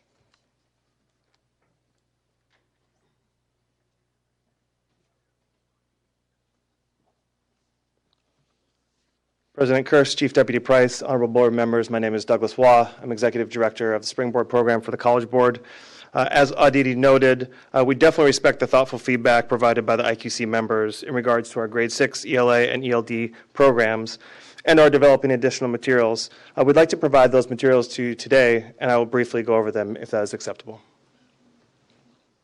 Yeah, go ahead. You can provide them.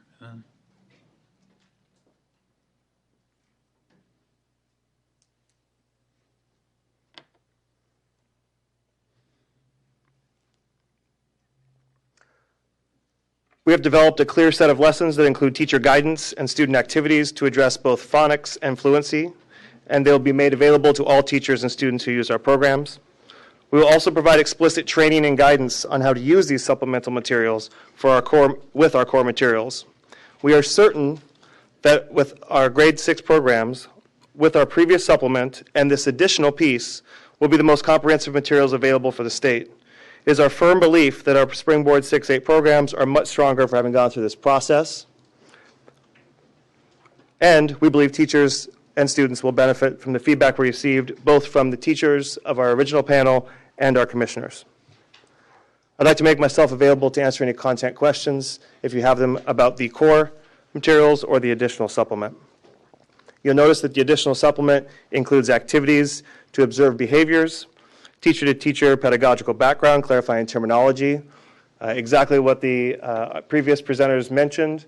There are quite a few teachers in the 6th grade who are not trained in fluency, phonics, etc., so we want to provide that background information.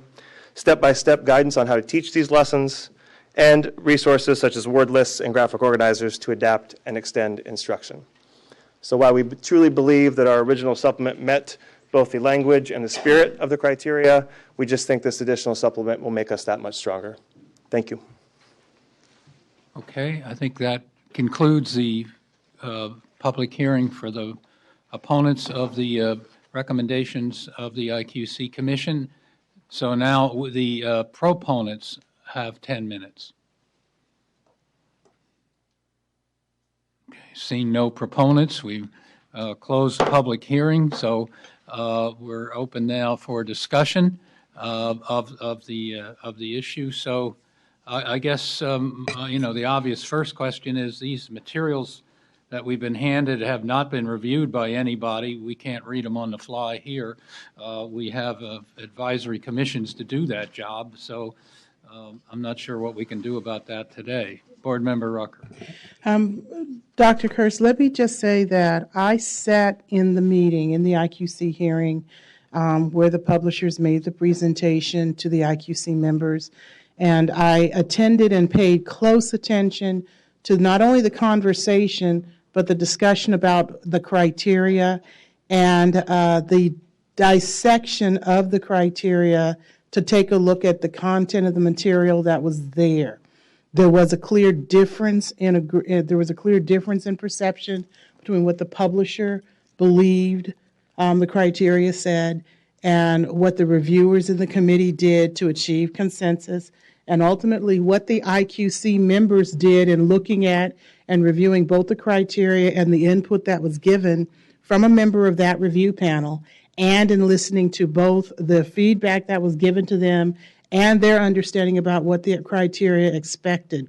They took a great deal of time and exercised a great deal of professional discretion in disagreeing with the recommendation of the panel because they did not feel that the material presented matched the requirements explicitly required in the criteria.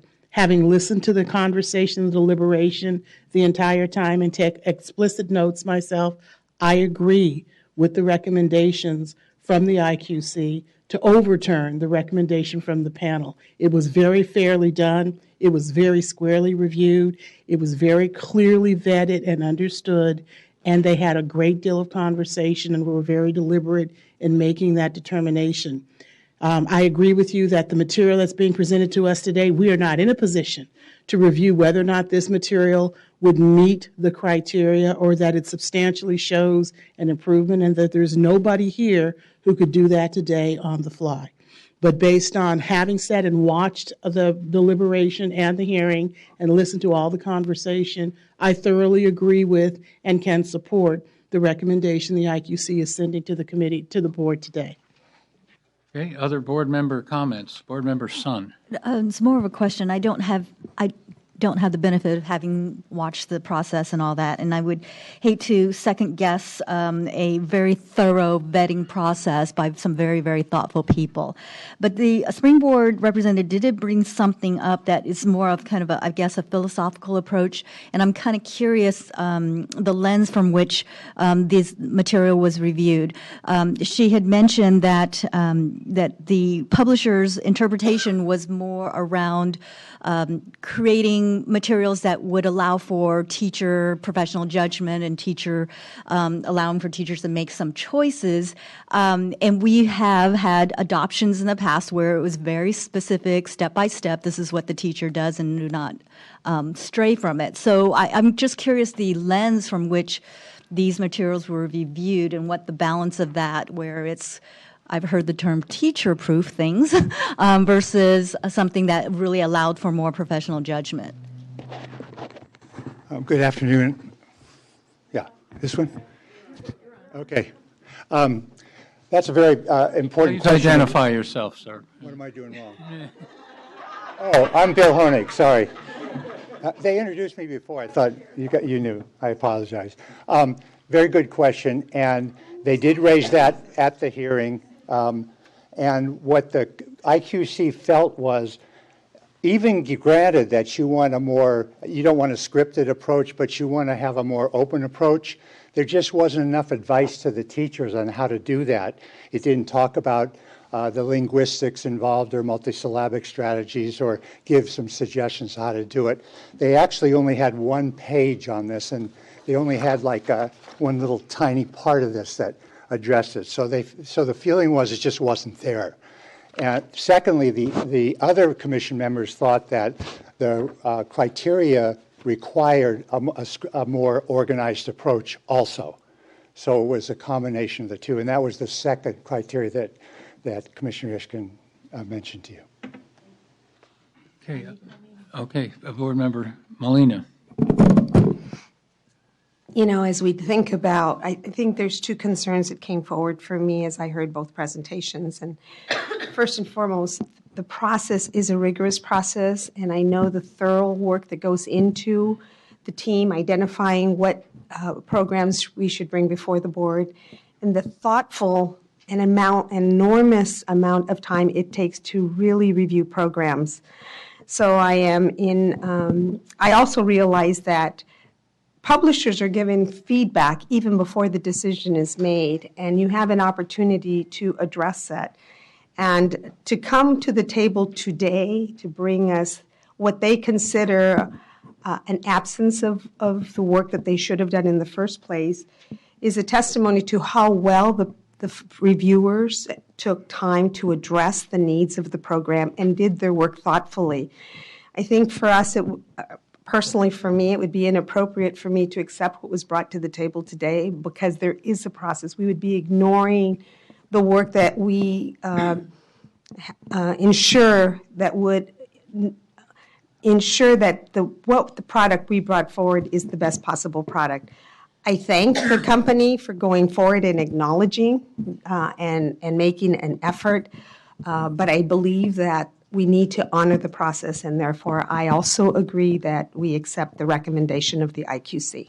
So I would actually like to make a motion that we approve the CDE recommendation listed in the item. I second. Okay, so we have a motion. Further board comment on the motion? Seeing none, is there public comment on the motion? If none, I think we're ready for a vote. There's public comment on item 8, Mike. Public comment? Yeah, okay. Yeah. Well, I thought that, all right. Yes, So we have two commenters who signed up for this item. That's Doug McCrae and Martha Diaz.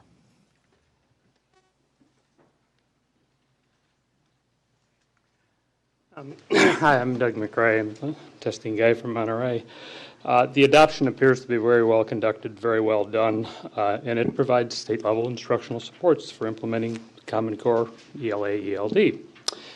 I must say the presentation showed it was extremely thorough and detailed, typical of work done by the IQC, and it reminded me of similar presentations some 8 to 10 years ago that I had external involvement in. However, I want to note that the statewide assessments measuring the Common Core are initiated before the statewide supports for Common Core ELA, ELD were approved. And surprisingly, the ELA scores were a lot higher than the math scores, even though statewide supports for math were approved several years ago. One logical conclusion might be that no statewide supports are more effective than having statewide supports. I don't buy that argument, and I suspect that everybody in the IQC and in the trenches doesn't believe that argument either, but rather I would conclude that something is fundamentally not credible with the smarter balanced test results, essentially in terms of their differences between English language arts and math. Thank you.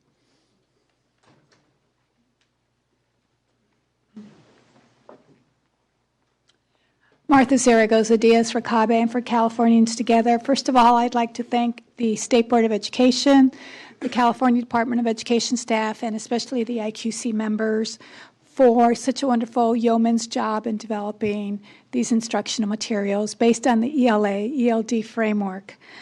It was a long and inclusionary process, but I think one that should be used as a model in terms of inclusion. I think almost all the stakeholders felt that they were an important part of the process. My folks certainly did feel that they were included in the development of these instructional materials. We will now have available for teachers, and believe me, I've been asked by teachers instructing English learners, where are these textbooks? So we will now have them available for our teachers, especially those that instruct English learners. Also teachers that instruct standard English learners, because this framework addresses the literacy needs of not only newcomers, LTELs, students in biliteracy programs, but also students who are standard English learners. And also because it includes integration and designation of ELD standards. We're the first in the nation to include and integrate ELD within our ELA curriculum framework, and we thank you for doing so. Okay, that's the end of the public comment. Board Member Sun. I just want to confirm, too, that should a district decide to go with Springboard for 6 through 8, that there is no fiscal impact because it is no longer tied. There's not a categorical tied. Right. Yes, they have to do an alignment review in the local district to say that it's aligned. So districts still have, because this is a recommended list, not a required anymore under the, I think under the previous law or the current law. And so if Springboard would present that to a district and they would make a decision, they certainly have the discretion to do that. And since in that review process it would have to involve a significant number of teachers would be able to tell Springboard whether or not the revisions that they made actually meet their needs or not. So if I could just add one more bit to that. The finding at the panel level and the commission level was that the program was aligned to the grade level standards. The reason it's not being recommended is because it doesn't meet that criteria on the set of intervention materials. So they can say these are aligned to the standards. Okay. Any further comment on this item? All right. All those in favor of the motion, raise your hands. That's unanimous. Thank you. And before we close, I want to thank, and Eileen Strauss, I think, wants to add, Joanne Iskin has been termed out of her leadership and tremendous amount of hard work on the Instructional Quality Commission. And so we know what you've been doing. We know the very high quality and thoroughness of what you've been doing. And we're very appreciative as a State Board of Education for your service to us. Thank you. So, Joanne, thank you so much. And for those of you that, Joanne took a really significant role in the development of the literacy framework. I think she knows every page, every vignette, and every snapshot. And as the rollouts have happened, which I was going to talk about later, but Joanne's been a really integral part of every single one of our state rollouts. And as Tom, I was talking to Tom last week at a conference we were at, and he was saying everyone just loves her and loves listening to her, and she's so great with teachers. So this is a practitioner voice on the Instructional Quality Commission, and I would say when we were thinking about interviewing for replacements, we really thought about the significant impact of a teacher. She actually directs teacher ed at UCLA now, and her work in the district with strong literacy background has been really helpful. So Joanne, on behalf of the state board and all the students of California, thank you so much for your work the last 3 years with the Instructional Quality Commission.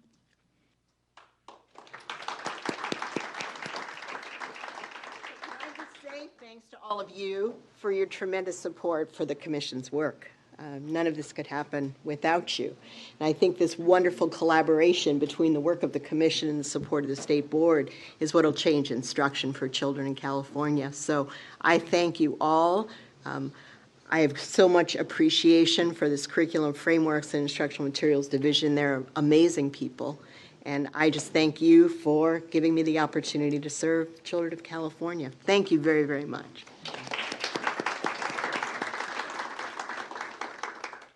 Okay, I think take a break. Okay, we will do that. So we'll reconvene at 3:25. Yeah.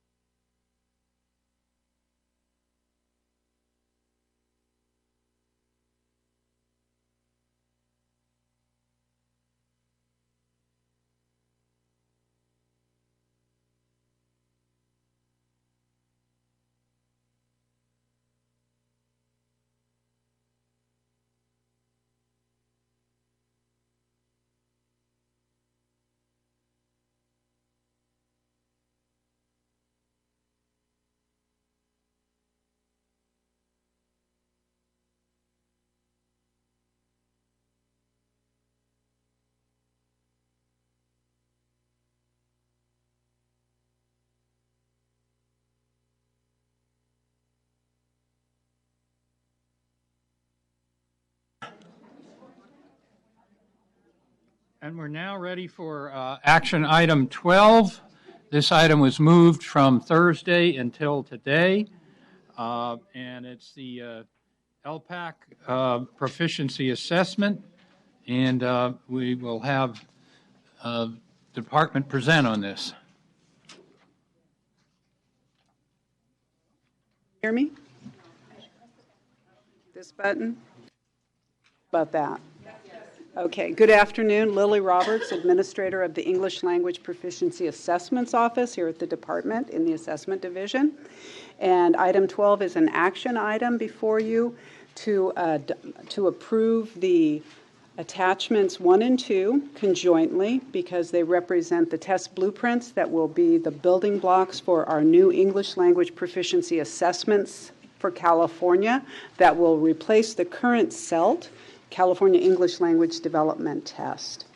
And so in this item, we have 5 attachments, but what I'd like to do briefly after the liaison call wanted a little more background. We haven't come to you directly in the board. We've submitted several memos over the last year, but last November we came to you with the request to release the request for proposals for the LPAC contract, and you did approve that last November. We released that RFP, and we have a successful bidder, Educational Testing Service. There was, as mentioned earlier today, there was a delay due to bid protests. So we started that contract officially on August 19th. So we're kind of pushing forward. We've worked collaboratively with ETS, our new contractor, trying to catch up on this 4.5 months that we had anticipated an April 1st start date.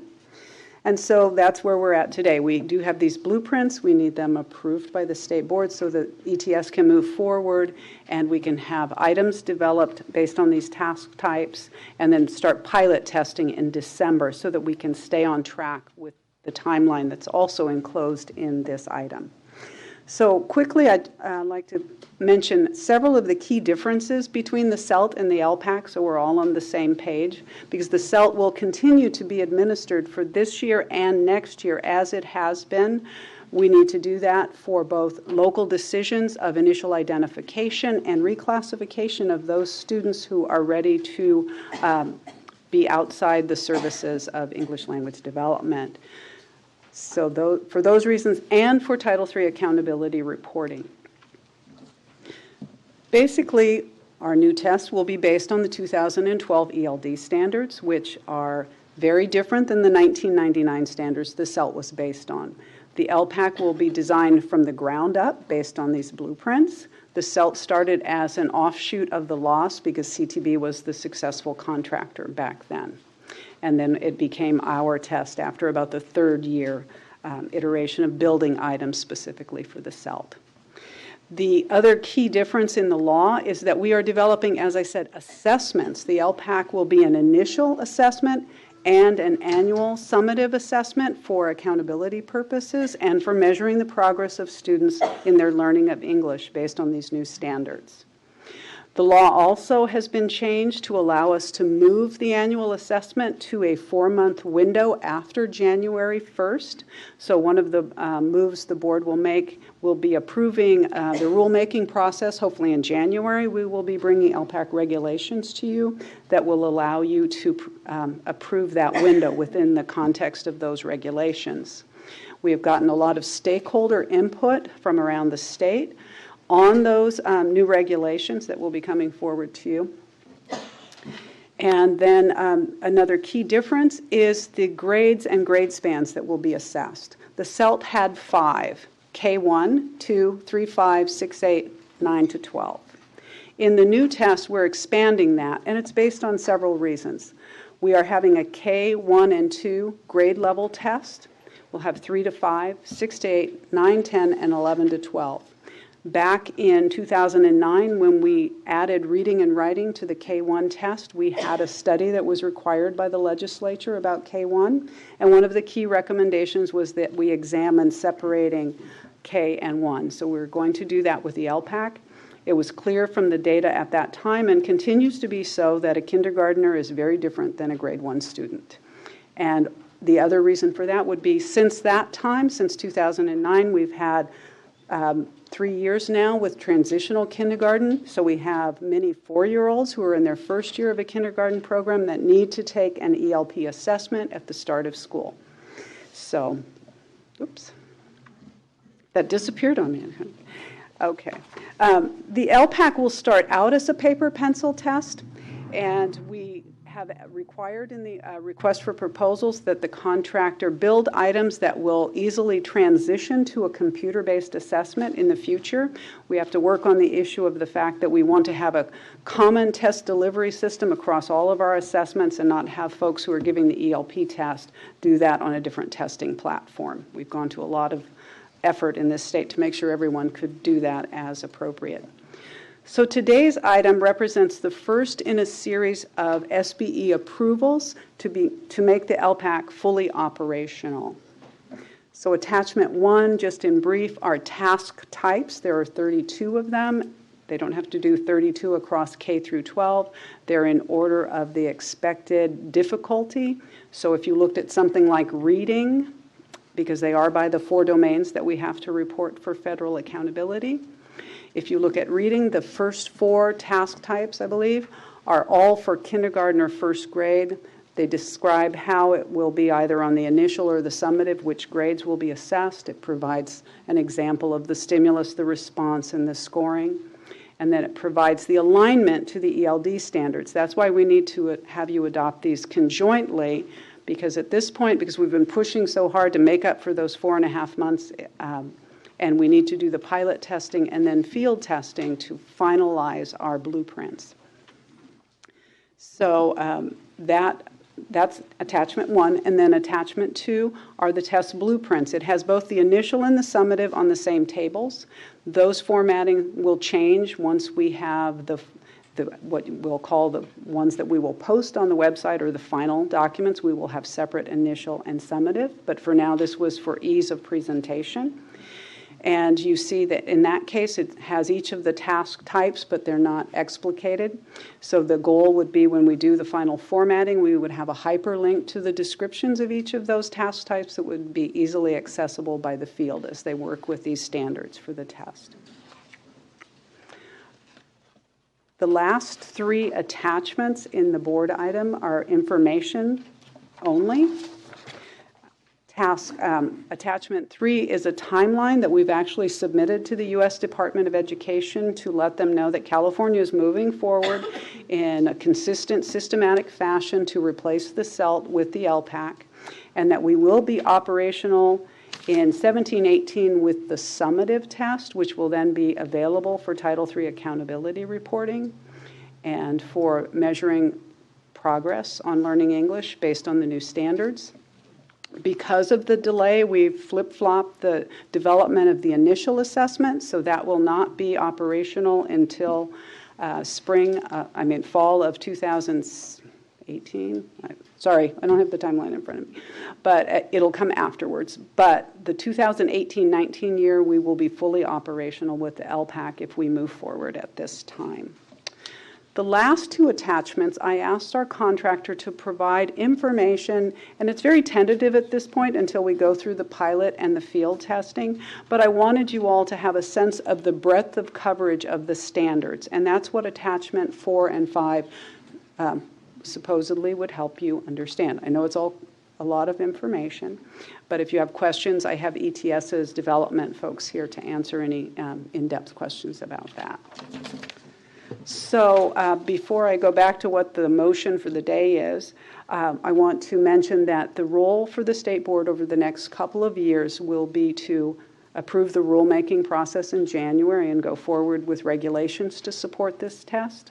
It will be to approve assessment performance descriptors or performance level descriptors that will then support what will go on to score reports at a domain and grade level specific, as written and articulated by educators in California through summer meetings next year. And then finally, the performance level cut scores based on standard settings for the summative as well as the initial. The other last point, the advantage of going with the summative assessment before the initial is that we will have a larger sample of items and task types that will be we will have evidence on to base your decision on what should be the definition of English proficient on the LPAC, which would be that cut point at that highest level. And that would define initial identification and students who would then be ready for reclassification. So again, today's request from the board, from the department to the board, is that you approve the blueprint and the proposed task types so that we may move forward with developing the LPAC. Okay, thank you for that. I think that the contractor, ETS, and the department have really hustled because we had this challenge to the award, and it had to go through a process, and we got delayed. And maybe Carrick needs to answer this question, but where are we with the federal government, assuming we approve this today, if we're not going to come online to 218? Because they have been concerned about the fact that we have now a test called a CELT that doesn't match up with our standards, and they've already made some finding of some sort. Maybe you want to do that, or maybe Carrick. I can do that. Okay, go ahead. Yes. That's true. Back in April of 2013, there were Title III findings against the department on several things. One of those was that our CELT is not aligned to the new ELD standards. We have been working hard trying to get money and legislation in line to do that.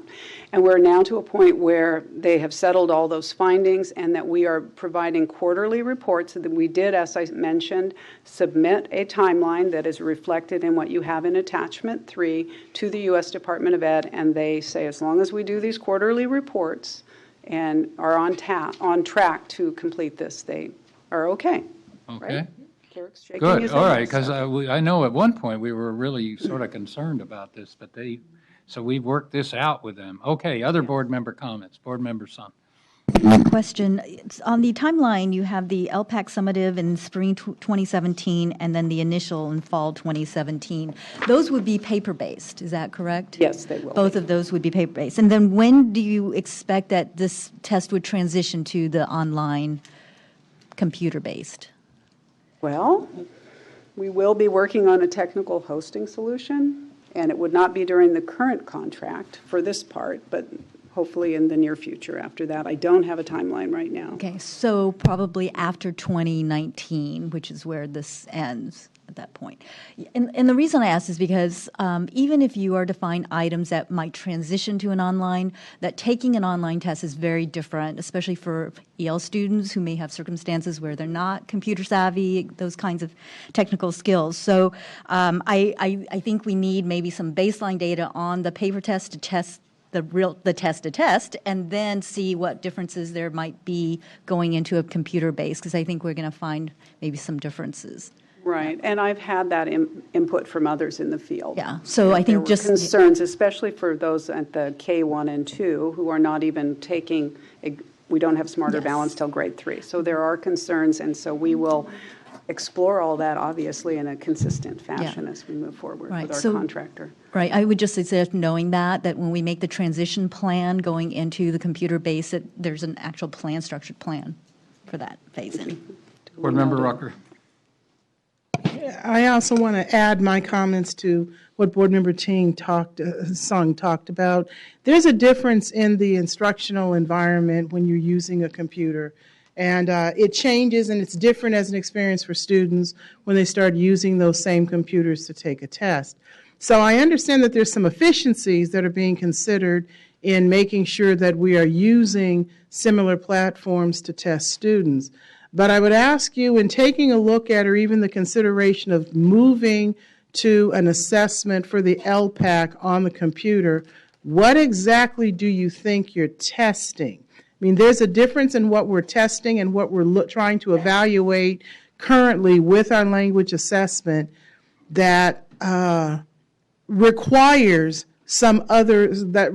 a particular type of interaction between the teacher who's giving the test and the student who's taking the test. So the LPAC is going to change in some parts what types of assessment items the student is actually going to respond to and how the student is asked to respond.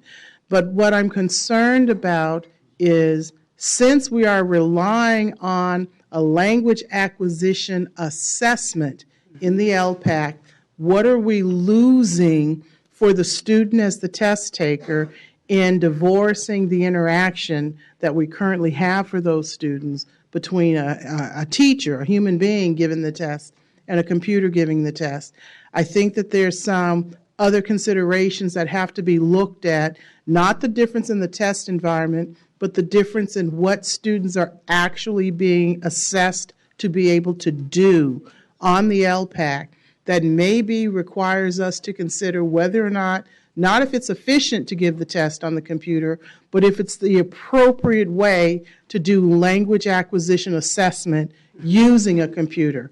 I know just enough about instructional computing because I did teach that at Sac State in the methods teacher preparation program to say I think we have to think more about this than what it is I actually currently heard you saying right now. And I have great concerns about simply moving to that platform to create an efficiency without really understanding what is the language acquisition assessment we would be tasking a computer to do. Right, and that's why we're not moving down that road quite yet, till we have more research-based, as we have done with all of our other work to get to this point with the LPAC.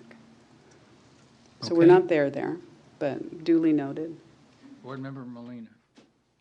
Just a quick question. During the pilot, December of 2015, and I know we've selected districts to do the pilot, can you share with us, are we testing English learners and are we testing non-English learners? Very good question. During the pilot, it will be a very small scale. It's an item tryout. We're not looking for student performance level results or anything like that. It's really do these items based on these task types work? And to that end, for the K1 and 2 students that will be a part of this, there will be some of those who will be English-only students because as you all know, and given the information we just had from the prior item, that basic literacy skills in K1 and 2 are something that are expected of all students, not just English learners, and we certainly do not want to design a test that is harder for our English learners. And so that's taken into consideration by bringing English-only students into this testing of items. And so we will be having a pilot across all K through 12 and students, but also include English only. Thank you for that question, Aida. And will you be bringing that information forward to us, the results? Yes, we will have a report from the contractor in March on the pilot study. And so we will bring that either in an April memo or in some way to the board. Any other comments from board members? This is action item, so we'll have, is there any public comment on this item? We have two commenters, Doug McCrae and Leangela Reed.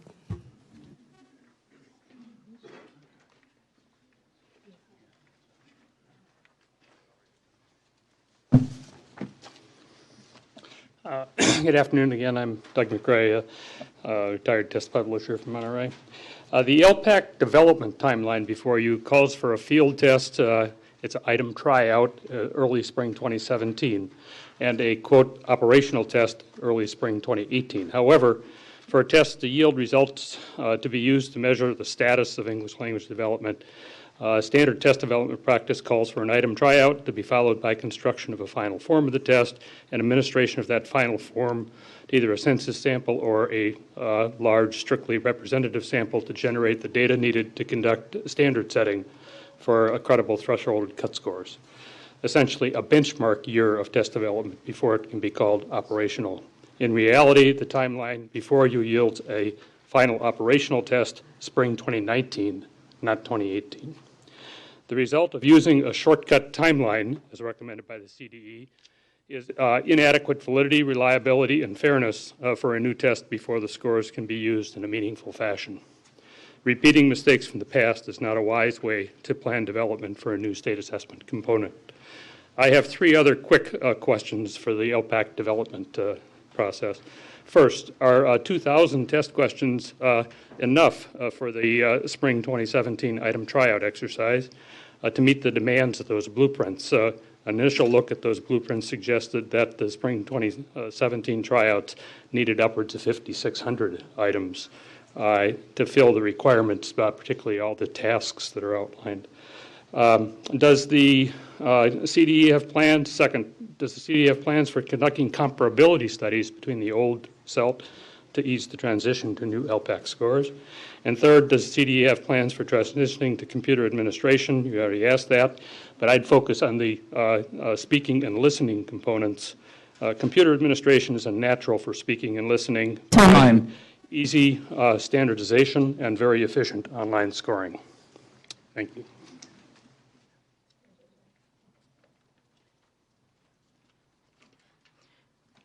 Good afternoon, Mr. President and members. Excuse me, Leangela Reed on behalf of the Association of California School Administrators. AXA requests that the board approve the blueprints and tasks so that we can get the test moving as soon as possible. Folks in the field are anxious to have it, as I know you are as well, and really appreciate all of the work that's gone into this, particularly given sort of the obstacle we had to overcome to get to this place. So it has moved incredibly fast since that point.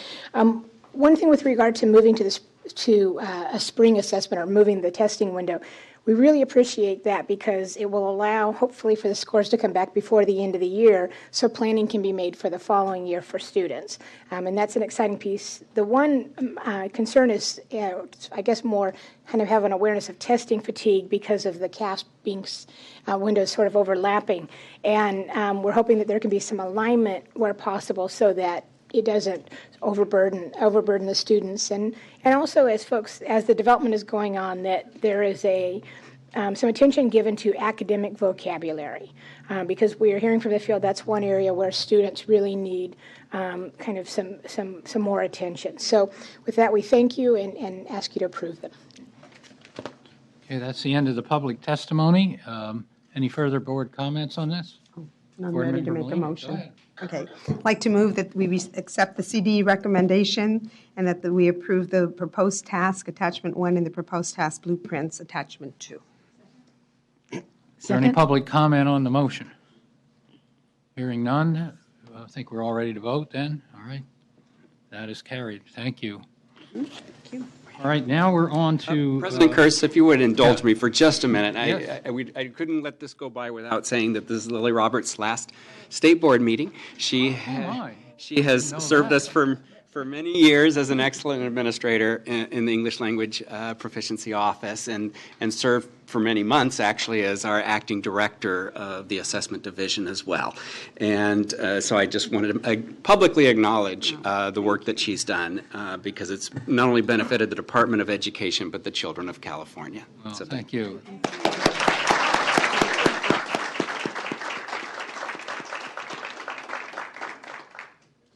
Okay, item 9, the science framework, and I guess Tom Adams will do this. Yes. Good afternoon, President Kurz, members of the State Board, Chief Deputy Glenn Price. Item 9 on the agenda is the update of the science framework for California Public Schools, progress of development and revised timeline. This is a very simple item in the sense that one of the things that we had passed recently was SB 625, which extended the legislative deadline on the science framework. The original timeline was January of 2016. So we recognize that this content area has its own challenges in terms of it being a new set of standards and also requiring multiple models, 2 at the middle school, 2 at the high school. And we found our framework committee just and our writers being overly taxed by trying to meet month to month, and so we had to extend out our meetings. And lo and behold, 1,900 pages later, we need a new law giving us a year extension on this.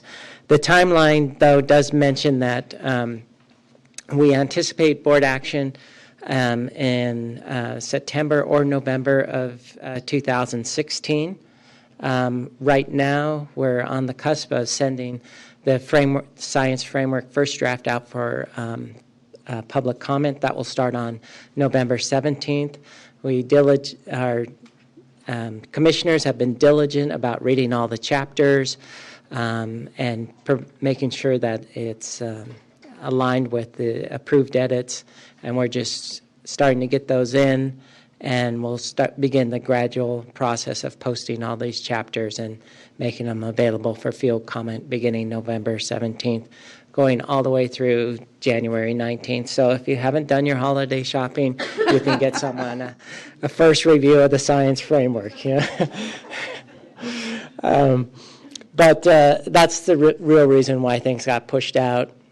We think, though, we're looking for some really good help, not only from the stakeholders in California, the teachers and educators, but we're also, Achieve, who's helped us with this project all along, is actually going to get some nice and maybe not so nice expert review from science educators and scientists from outside of California. So our simple item is just simply approve the update of the science framework timeline. Okay, board members. Williams. Yes, I want to make a couple of comments. One, I have attended all of the Curriculum Framework Committee meetings with Member Strauss, and we know how hard they worked. We know how complicated the conceptual shifts in NGSS were, and this was a group of some of the best science education leaders in California that were talking about this and grappling with it and discussing it, that really know NGSS. And even they were struggling with how do we put this all together in a way that's going to be really useful for teachers of science in California, whether they're at K-5, middle school, or high school. They have just worked their hearts out on that. And I want to publicly thank them for all that time, because by extending those months, like you did, rescheduling some of the meetings, it didn't eliminate any of their work. It just gave them more homework in between the meetings to do. And I think Member Strauss and I are aware of that. I also want to thank you and Brian Boyd and Tracy and everybody else in your division that has supported the Curriculum Framework Committee. I think you all did a fabulous job of support and of coordinating the meetings and preparing the materials and facilitating and taking notes as the commission talked and had ideas. And finally, in the last IQC meeting with the science subject matter that Member Strauss and I were at, in terms of incorporating the edits and making sure those were fairly done and detailed. And I want to thank you for all of that support. I also want to thank the writers who probably had no idea exactly what they were getting into when they agreed to do this, and had a huge task ahead of them, all of the writers. Of course, Marie Samani was the lead, but Art Sussman, Kathy Durana, even Helen Quinn, who was a co-chair, helped write. A lot of people were writing, and I want to acknowledge the hard work that they have done. I want to say that I agree with, and I'll be supporting the framework moving forward with this delay, and understand the reason for it. Of course, as you know, I'm going to hope that it doesn't negatively impact the other components of the implementation, like the instructional materials review and the test schedule and that kind of thing, but I'm not putting you on the spot right now to deal with that. And lastly, I want to say that to the field and to science experts, both in institutes of higher ed and K-12, that I hope they'll take a look at this draft that comes out November 17th. I hope they'll provide public comment. I'm absolutely delighted that Achieve is going to continue to support California with their expertise, because they acknowledge that California is out in front of the rest of the nation on this, and they want this to be a really good document. And I want to say to the field, the science ed leadership out there, that if your district, your LEA, your charter is currently either exploring or beginning to implement NGSS in the 2015-16 year, that this will be an excellent resource for you to look at and start reading and talking about with each other. And I encourage you to go online and get a copy of it. And if I could just add one more thing about the writers, Matthew D'Alessio, who's a professor of biology at CSU Northridge, was the first one to really kind of grapple with those middle school issues and start making them coherent.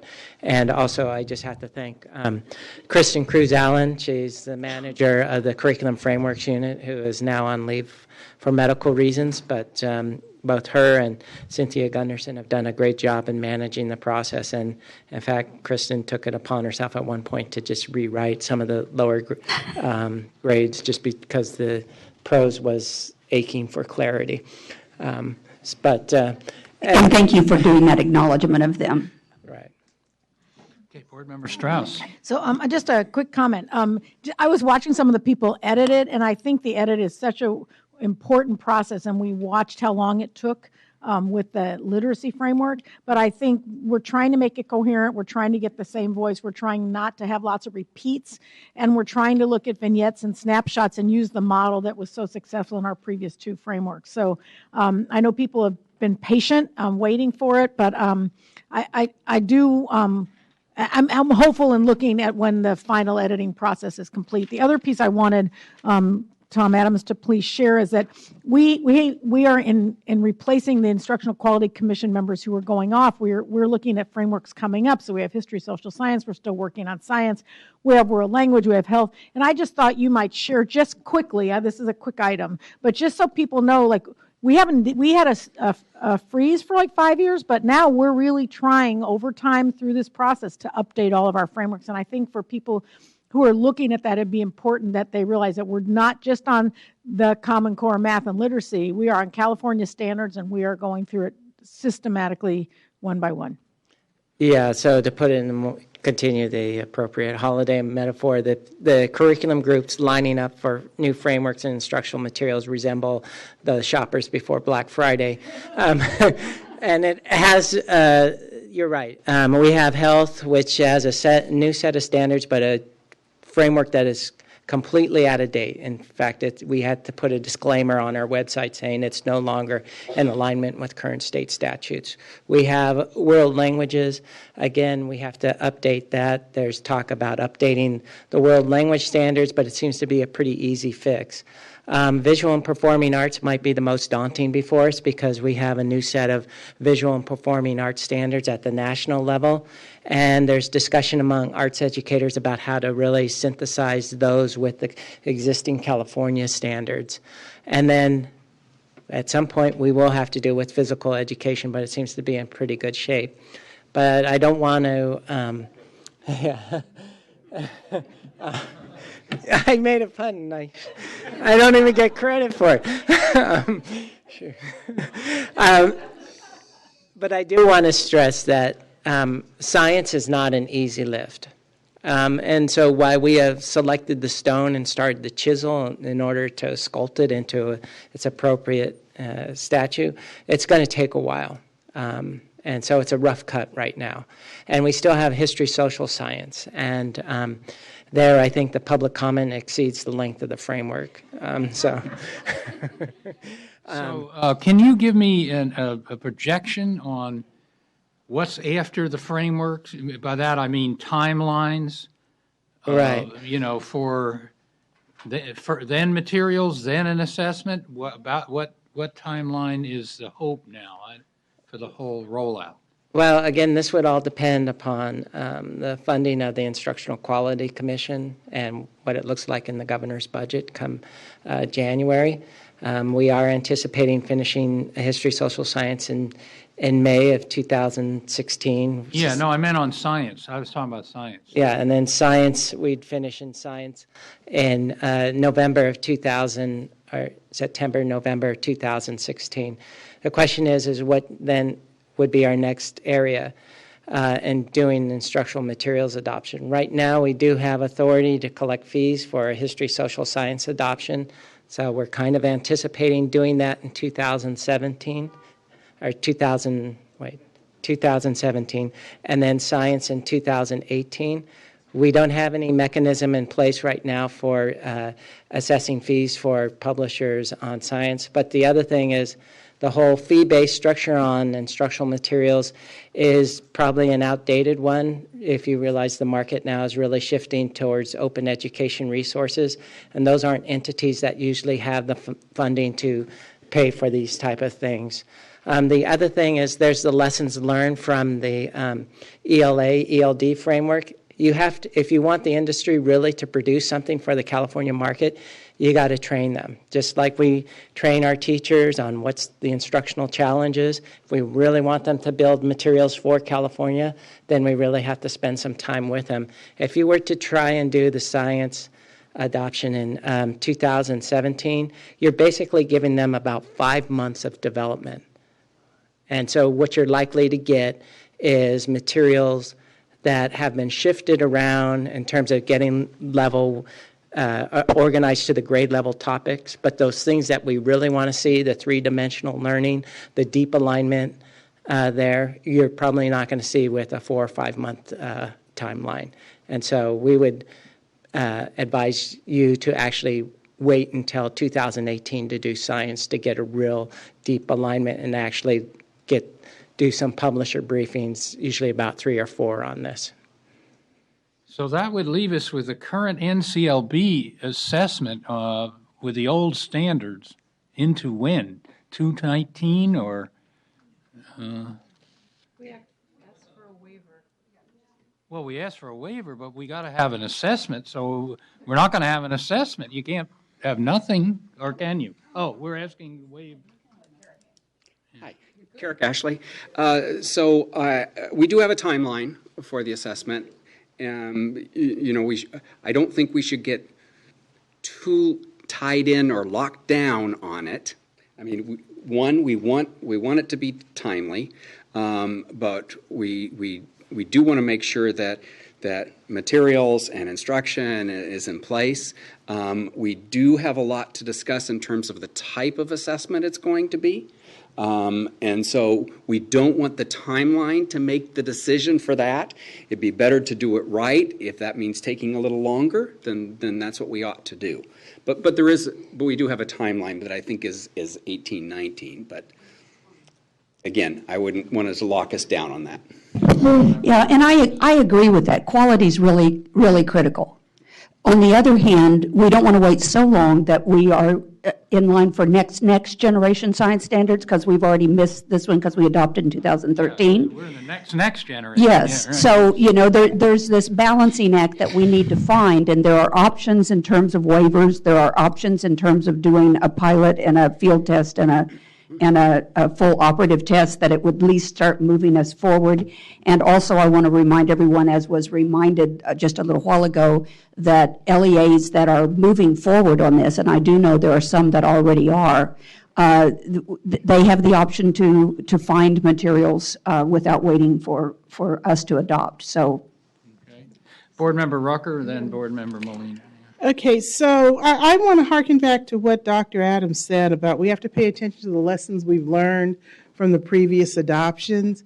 So at the 5,000-foot level, which is where we sit, even though we think our fingers are really closely touching the operations and what's going on in the classroom with classroom teachers, the reality for most classroom teachers is that as it relates to the implementation of the Common Core, we started testing on the standards before we actually fully implemented the standards with appropriate professional development, an appropriate framework that teachers had time to learn, and appropriate curriculum. So I understand the rush and the urgency about the timeline on the science. So when you're sitting up here at the 5,000-foot level, it's easy to focus only on the timeline.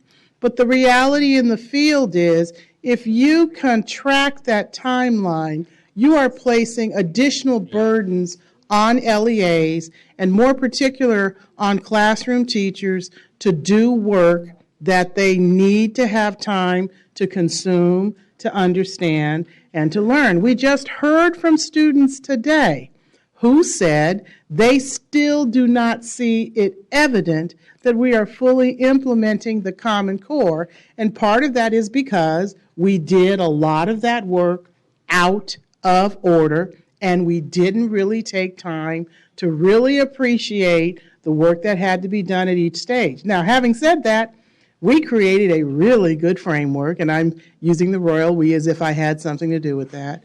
We created an excellent math framework. We have excellent trainings going on, and we have an assessment that we will at some point in time be satisfied with.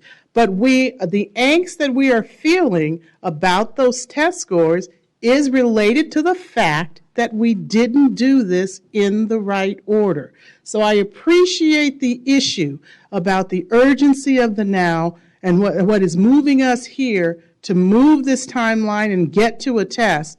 But I think we need to understand what we keep hearing from the field, and more particularly what we clearly heard from students today. There are some things we forgot to do well with the work we already have in place. So I would urge my colleagues on the board to resist the temptation to push the timeline and to understand getting all of those other steps in place and done well is actually more important to those students and those teachers than finishing a timeline.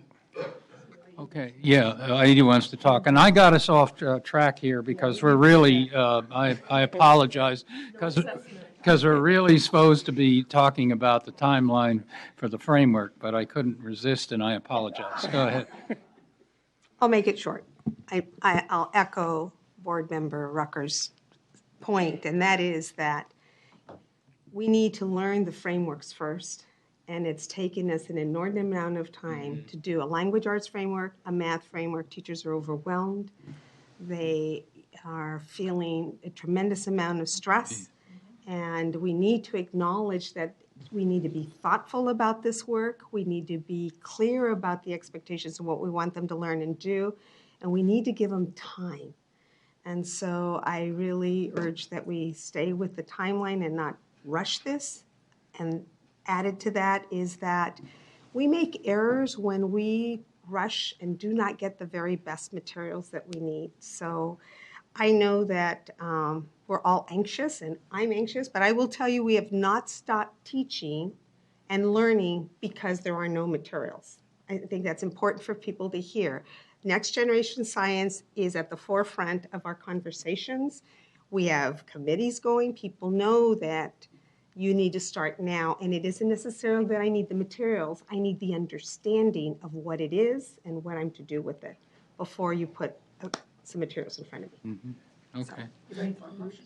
And I agree with that entirely. And there's great opportunity here for organizations and different groups to provide these initial sort of introductions to the thinking and to the what eventually will be required, and let everybody have quite a bit of a head start on it, especially those who are excited about it, and especially those who are dedicated to it. But I agree, we've got to slow down a bit here, and I have been in classrooms recently with an NGSS aligned curricular unit, and teachers are struggling, and we need to recognize that. Okay. All right, so we've had public comment on this, and I think we're ready then for a motion. Go ahead, Board Member Williams. We haven't had public comment, sorry, okay. Public comment. We have three presenters for public comment: Doug McCrae, Stephen Blake, and Jessica Sox. Stephen, sorry, I didn't mean to say that.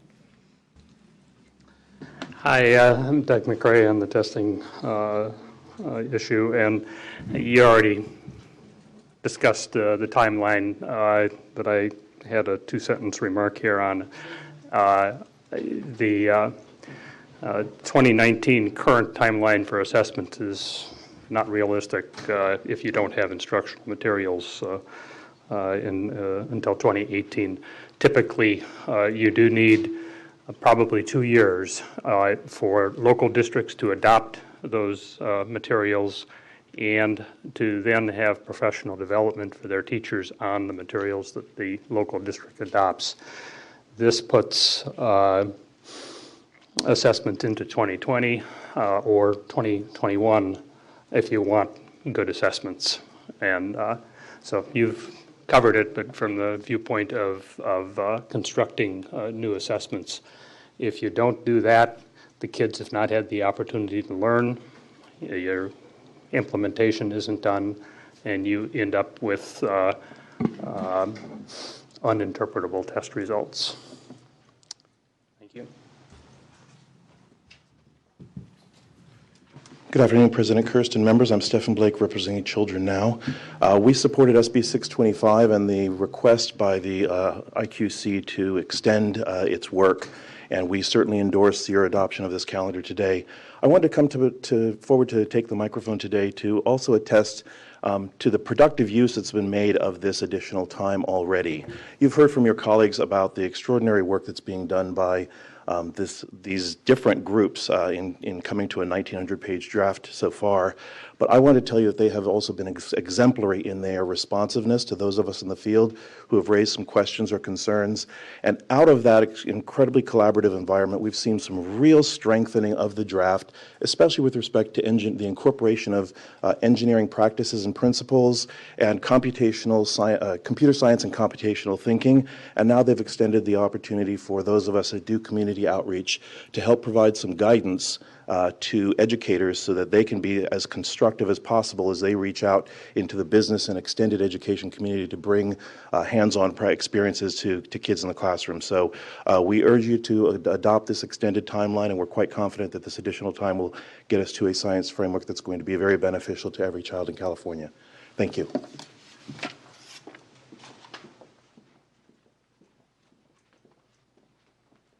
Good afternoon, Jessica Sacco, representing California Science Teachers Association.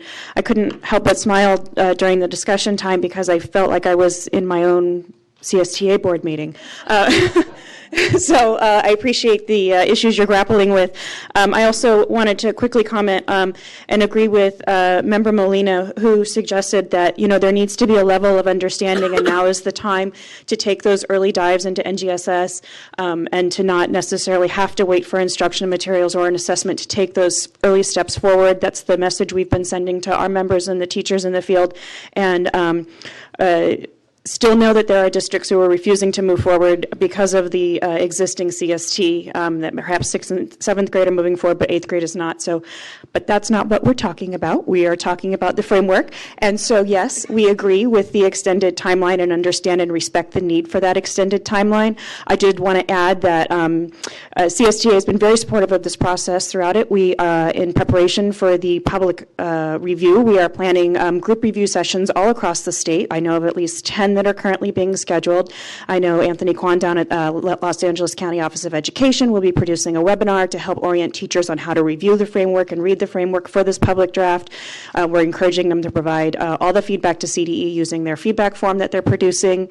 This will not only raise awareness of the document as a tool that it represents for teachers, it's also to provide feedback to the subject matter committee and the IQC, and we really think it'll be valuable for those to become aware. We're also pleased to report that CDE had asked us to develop a minimum equipment list.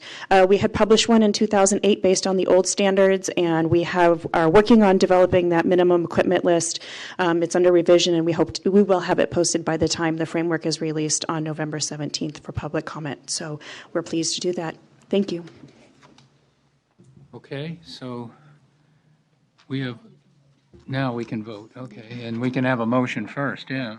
I move the CDE's recommendation and the change in the timeline. And I second it. All right, is there any public comment on the motion?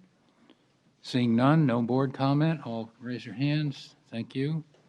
Okay, we're now down to SBE priorities, information item 10, an action item. So this is in 3 parts. We have to approve the minutes. We have to approve appointees by the screening committee, and then we have our SBE member updates on their liaisons. So let's start with the minutes. Do I have an motion to approve the minutes? Any public comment on the motion? Hearing none. All those in favor? All right, we've done that. Now, Member Burr on appointments. Thank you, President Kirst. I would just call the members' attention and public attention to the addendum that you have on item 10. We were in kind of a rush to get this out, so it's sort of bare bones. I'm going to fill in the blanks here a little bit because this actually constitutes both a very high level of interest from members of the public in serving the state board and also a lot of work by board members, so I would like to acknowledge that.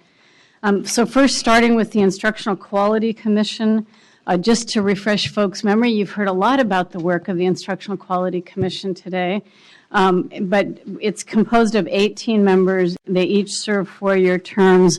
13 of those members are appointed by the state board. The other members are appointed by the legislature and the governor. We were interviewing for 5 positions. We had 40 applications. 12 candidates were interviewed. We're making a recommendation today for 4 appointments for the term that begins January 1, 2016, and 1 appointment for a term that begins on January of 2017. So I'd just like to give you a little bit more information about the folks who are listed in your addendum. We're recommending Jennifer Wu, who is a high school teacher at Rio Linda High School here in Sacramento, and her expertise is health. We're recommending Lizette Diaz, who's a district administrator for Ontario Montclair School District. Her expertise is English learners. We're recommending Nicole Naditz, who's a high school teacher at Bella Vista High School in the San Juan District here in Sacramento. Her expertise is world languages. We're recommending Sumin Chow. She is a teacher and instructional coach at South Pasadena Unified School District. Her expertise is in English language arts and technology. So that's the first set of folks we're recommending. And then for the term beginning in January 2017, we're recommending Julie Tonkovich. She's a teacher at Whittier Union High School District, and her expertise is in visual and performing arts. So I think you can see that we're trying to, as Tom was starting to run through, we have all of this backup for the Black Friday shopping, folks, to try to get all of our frameworks updated. And so we're trying to populate the commission with people who have the expertise. We had a fantastic group of candidates, and the interviews were wonderful. I would like to thank, for purposes of the IQC work, my partner in crime here, Eileen Strauss, who helped on all of these, but her expertise definitely is in IQC, Nancy Brownell, and of course Tom Adams, who were all part of the interviews. So that's IQC. Our next one is on the Advisory Commission for Special Education. And on special education, just to refresh your memories, we make 5 appointments to this body. There's a multitude of appointing authorities to the Advisory Commission on Special Ed. Is that right, Kristen? Or am I? Okay. We got 26 applications for the Advisory Commission on Special Education. We interviewed 11 individuals. The terms for these individuals would begin January 2016 and expire on December 31st of 2019. We're recommending 1 reappointment, Mildred Brown, who she's served on the commission for the past year, and she's recommended to be reappointed for a new 4-year term. Mildred is a psychologist and a former special education administrator and SELPA director in the Mount Diablo Unified School District. She provides technical assistance currently to districts related to disproportionality in special education. We're recommending Christina Mills. Christina is a parent. She also is an individual with a disability herself. She has 2 young children with disabilities that are aged 1.5 and 3. She's deputy director of the California Foundation for Independent Living Centers and the co-founder of Yo Disabled and Proud. She lives in Benicia. I should say that she's representing parents on the Special Education Commission. We have specific categories of representation that we have to fill. Our final candidate for this commission is Kyla Rodriguez.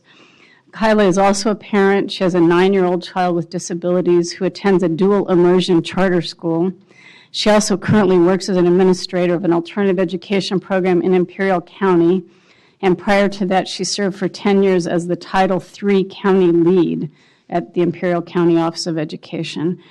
She also served on the state's ELD panel of experts, so lots of expertise there as well. Finally, for the Advisory Commission on Charter Schools, you'll recall this is our advisory committee that provides recommendations on all of our appeals that come before us, as well as on funding matters related to charter schools.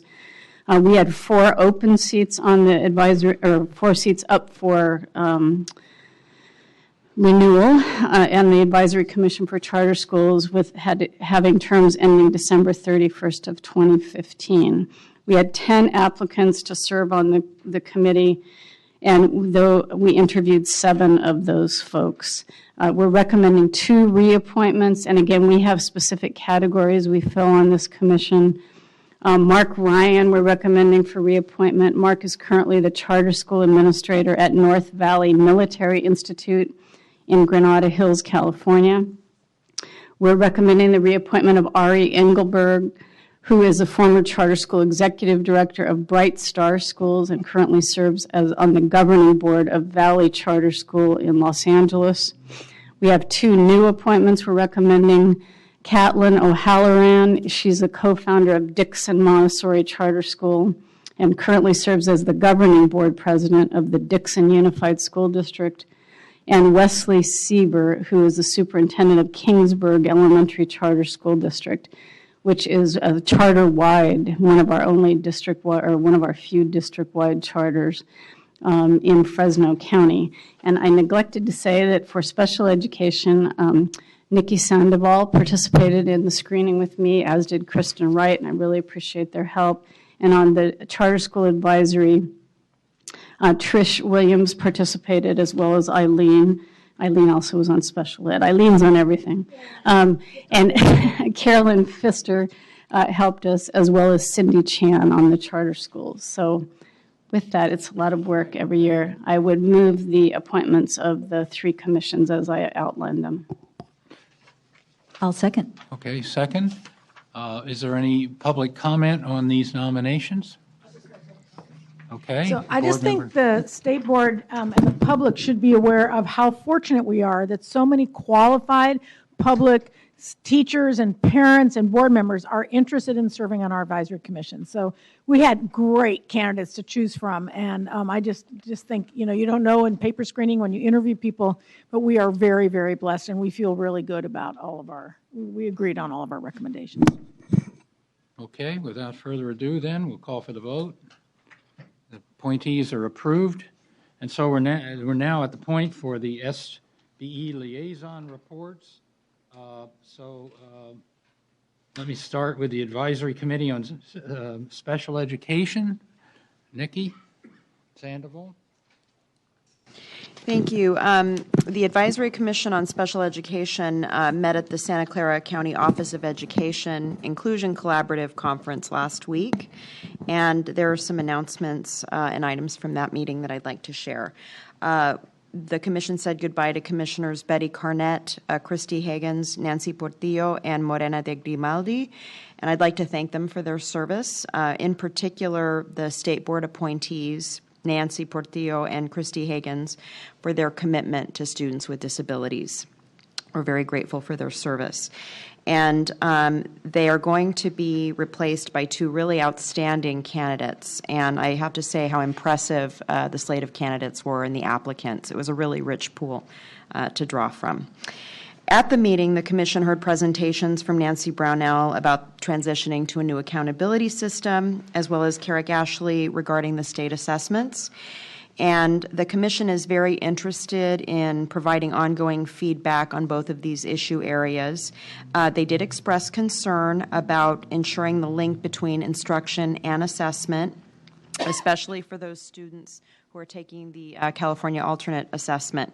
And they had many questions about how the state is supporting special educators in ensuring that the instruction and assessment link is evident in both curriculum adoption and instructional support. So the Commission's really monitoring that closely.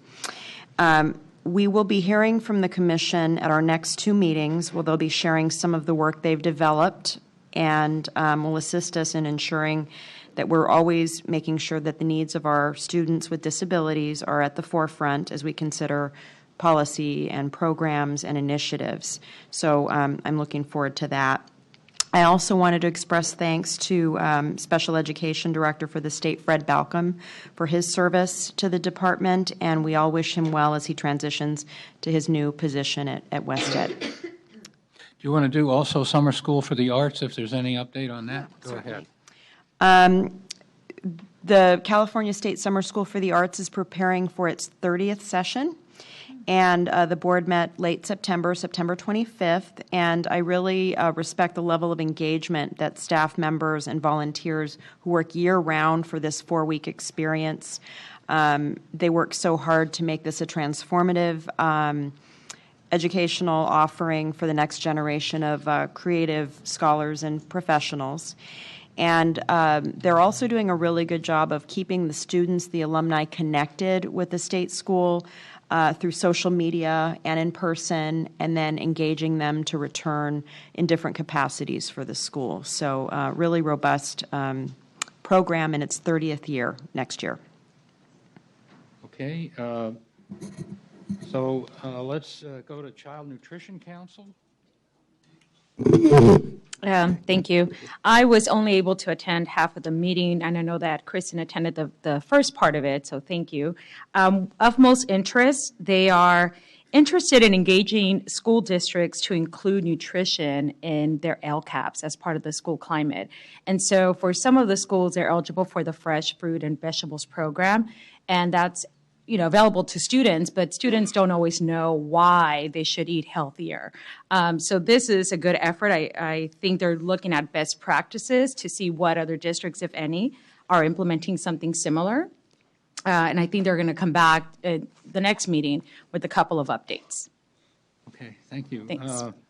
How about computer science? Board Member Williams.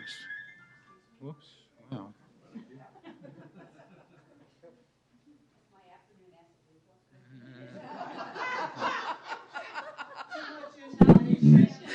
Exactly. Just remind me when we're through here, okay?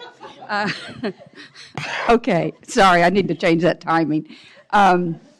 So on computer science education, December 7th to 11th is National Computer Science Education Week. I'm sure you all knew that. And the last couple of years, it's become a bigger and bigger deal with lots of schools hosting what's called an hour of code, where their teachers agree to they sign up on the national nonprofit code.org's website and agree to participate, and it's becoming bigger. It actually takes place all over the world, in every country, but it's become really big in the United States. And this year, for 2015, President Mike Kirst and I and Superintendent Tom Torlakson are planning to be together at a school yet to be determined, to be there for an hour of code, and the leadership of code.org is going to be there with us and make kind of a big deal about it, as they, not quite the level they did last year when they were at the White House. So we will be visiting President Kirst and I, and Superintendent Torlakson will be the invited dignitaries to this event that code.org hosts at a school site in the Bay Area. In addition, code.org is working with the National Computer Science Teachers Association to convene a group of national thought leaders and experts from higher ed, tech industry, and K-12 on computer science education to see if it's possible for them to reach a consensus on what today's students and tomorrow's students ought to know about computer science, programming, coding, as well as the creation of technology, not the fixing and use of it, as well as digital literacy.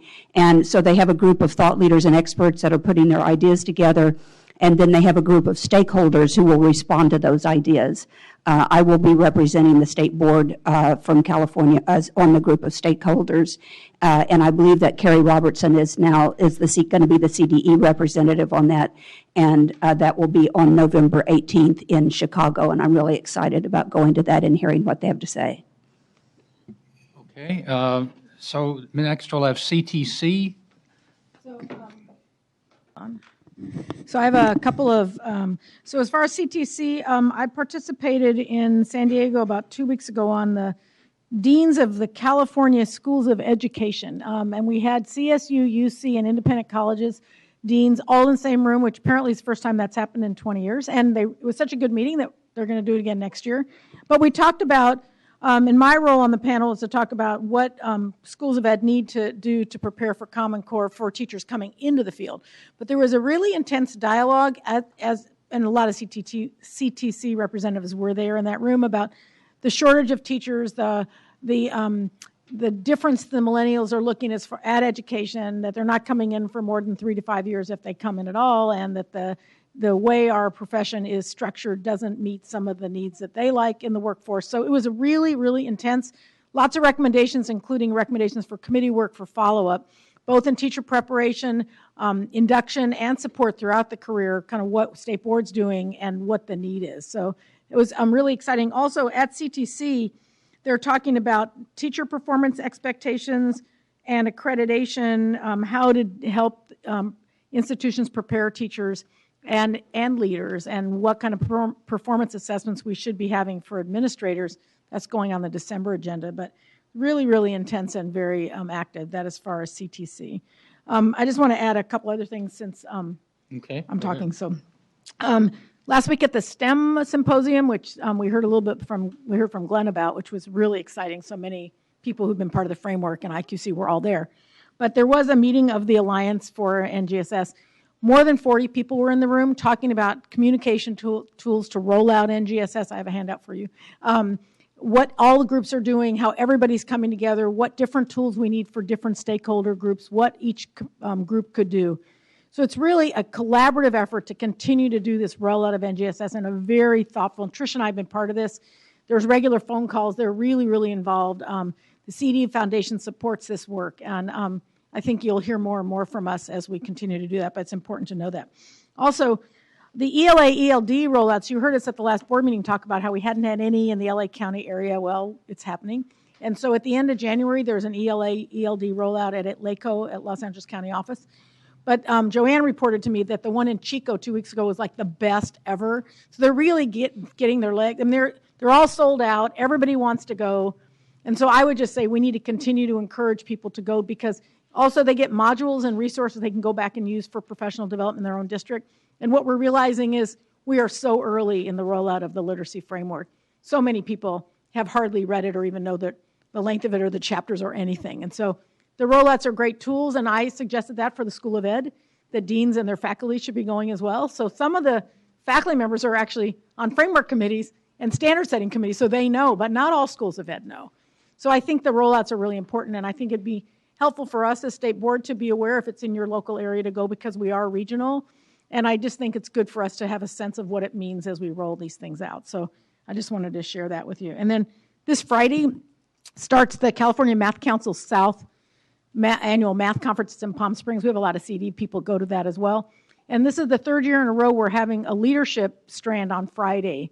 It's just a half day, and I'm helping facilitate that. A lot of panels from districts that we see that are early adopters, that are really strong implementers. And also keynote speeches about what does it take, and that's what my role is what is California doing to support the implementation of Common Core Math, and what are the issues? You've heard some from the kids today, and there's sort of a theme there of what do we need to be doing next. So that's going on this weekend as well on Common Core Math implementation.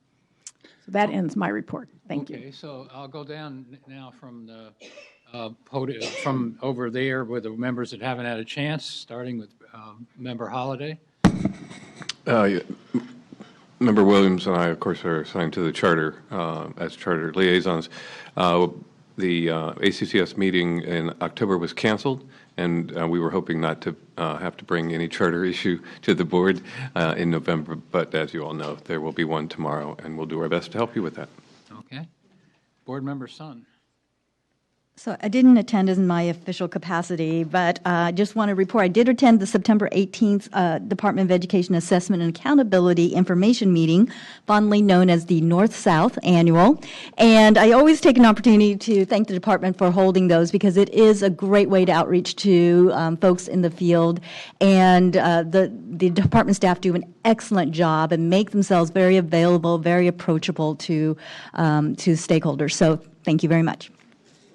Mike, I just have a quick follow-up. I was thrown off by my iPhone alarm and was negligent in acknowledging that Kristen Wright has been assigned as a state board staff person to the computer science education work that we've been doing, and has already jumped in and is working closely with the staff at code.org to organize that hour of code meeting and other things like that, and I really appreciate it. Thank you. Board Member Molina. Okay. Board Member Burr. I'd just like to report on the California Collaborative for Educational Excellence.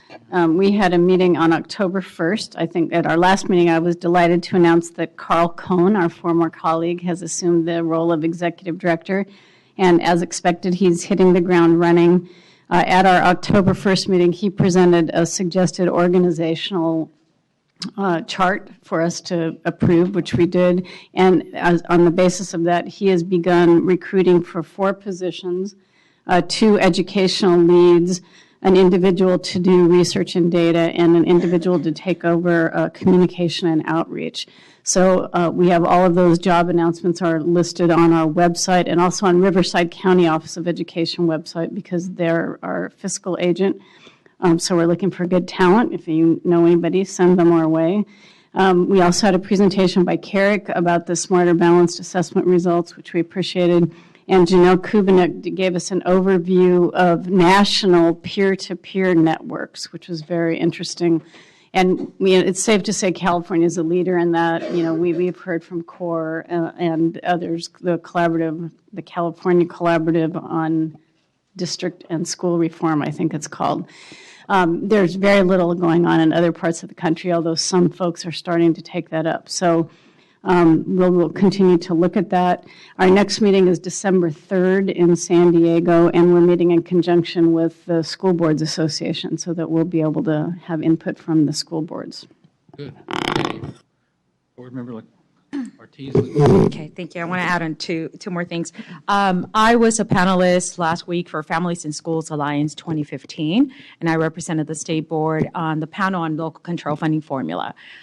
It was great to hear from 200 or so parents on how the information's trickling down to the school sites, or if it's trickling down, right? And so some of the things that I heard that I thought were really valid were the fact that these documents are 200 to 300 pages, and how is that accessible to parents, specifically parents who may not have the access to the language or the jargon that we use in education.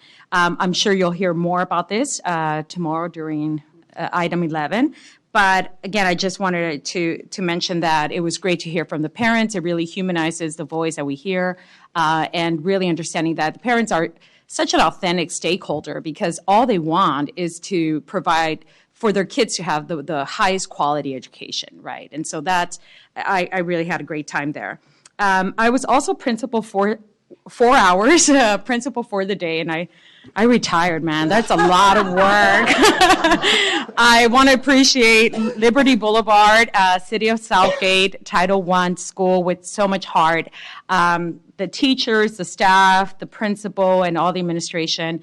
Just a reminder of so many things that happen at the school site. And in 4 hours, one, never wear heels when you're a principal for the day, because you're just walking around, right? And so we're walking around, and the things that happen just ran the gamut, right? And so, but what I did see in this school was also great teaching, great learning, cultural competence. There was a Hispanic Heritage celebration, not because I attended, because it was Hispanic Heritage Month.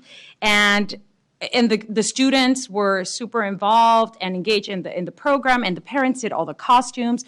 So just so much heart, so much energy in the school sites, and thank you all for all the educators for doing that every day. Board Member McFarland. So I had the opportunity to go throughout the entire SABE conference. At first, I was a little bummed that I had to miss my Halloween, because that's when I flew up. But after I got here and I met all the candidates, it was worth it. I had a great week, just reconnecting with some old friends that I saw last year at SABE, and just being around students that all want to improve their education. It's really inspiring. Additionally, I just want to commend you guys on all your work these past few years. it was really good to hear from all the students that finally were kind of all on board and seeing the changes that have been laid out in the past years taking place in our classroom. And we're all kind of excited towards the shift from memorization to kind of critical thinking. And I'm really excited for the years to come. Board Member Rucker. Okay, so I'll report on the IQC meeting as well as the work of the History Social Science Framework Committee. But I was joined in those meetings by Board Member Sandoval as well as Board Member Williams and Board Member Strauss. So if I missed something in giving a quick summary on those, please feel free to add to this. As far as the work of the IQC, you've seen a number of separate agenda items that have come before the board today and some that will be in front of the board tomorrow and later on. Work that the IQC is doing first on the English Language Arts ELD adoption, as well as work that's being done on by the Science Subject Matter Committee to develop the science framework and move forward on that timeline. The IQC also is doing work on monitoring and considering advice to offer at some point in time to the board concerning accountability and looking at the assessment process as it's going forward. But those are all still new ventures and new work that they are considering.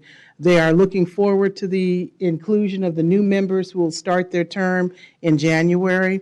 On November 19th, there will be a celebration dinner for the 4 members of the IQC whose terms will be going out. A member Strauss and I will be attending that meeting. We always take time to make presentations and to celebrate those members.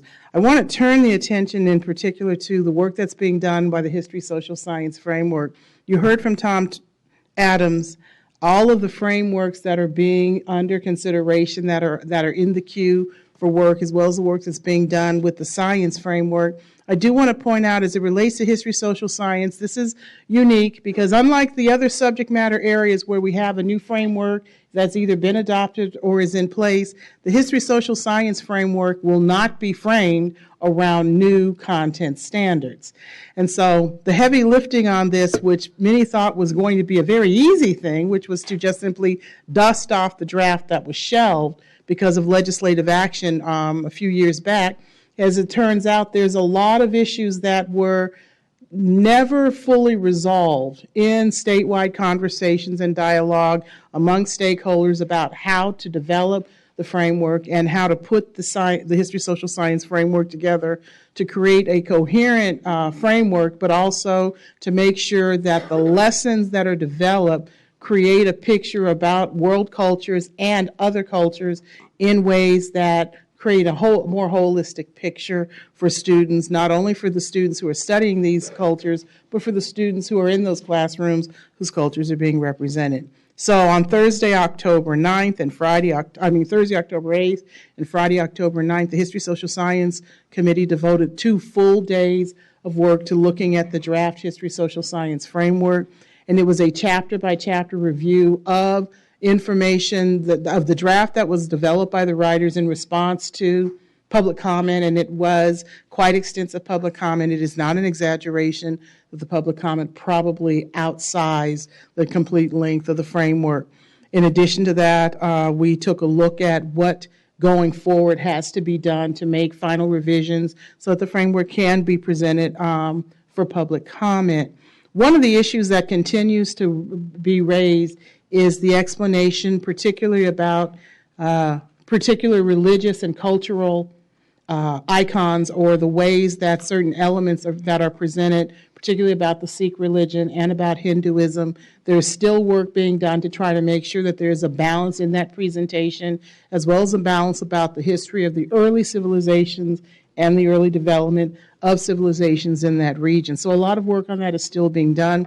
But the suggestion that had been made to create an expert panel to do some additional research or revision on that was something based on the work that had been done to bring the draft forward and respond to the extensive public comment. The decision was made that we did not need the additional work or additional involvement of an expert panel. And Board Member Sandoval and I both agree with the recommendation from the IQC and the decision they made that an expert panel was not a requirement or not something at this time that needed to be considered.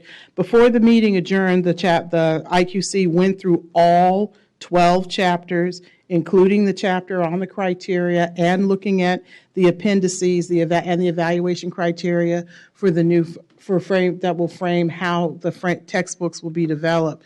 The history social science framework also represents one of those stages that Tom talked about where there is the shift for the need to, instead of just simply having a canned curriculum that is developed in a textbook, that there will probably be a need to recognize and understand a lot of open source material will support the work going forward to implement this framework. So we do look forward in the coming calendar year with the successive state board meeting to be able to present the framework to you that's been fully vetted from public comment and that has been well revised and that we believe will fully address the concerns that have been raised. It's been an interesting process to go through, and it's also been an interesting process to watch as stakeholders grapple with what has been for many often a very painful and personal conversation.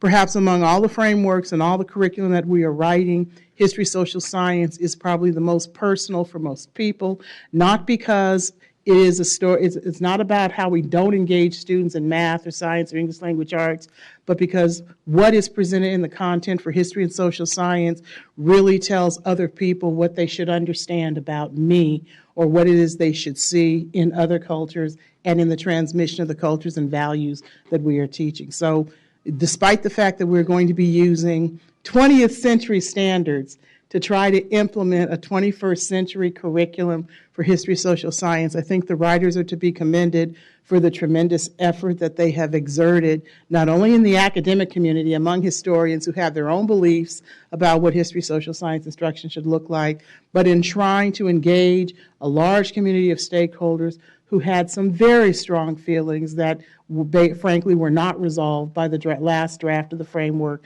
but that we think we have done a lot to advance that conversation and to make some great improvements on what's being presented in that section of the history. Okay, well, I do have a report. Okay, you do. I do. I just want, as I'm listening to everyone, realize why I'm so tired, because I'm implementing everything we're saying around the table. And there's more. That is my report today. Yeah, but there'll be more coming. What you heard is that, how much will cascade down. All right, with that happy note, the board is adjourned.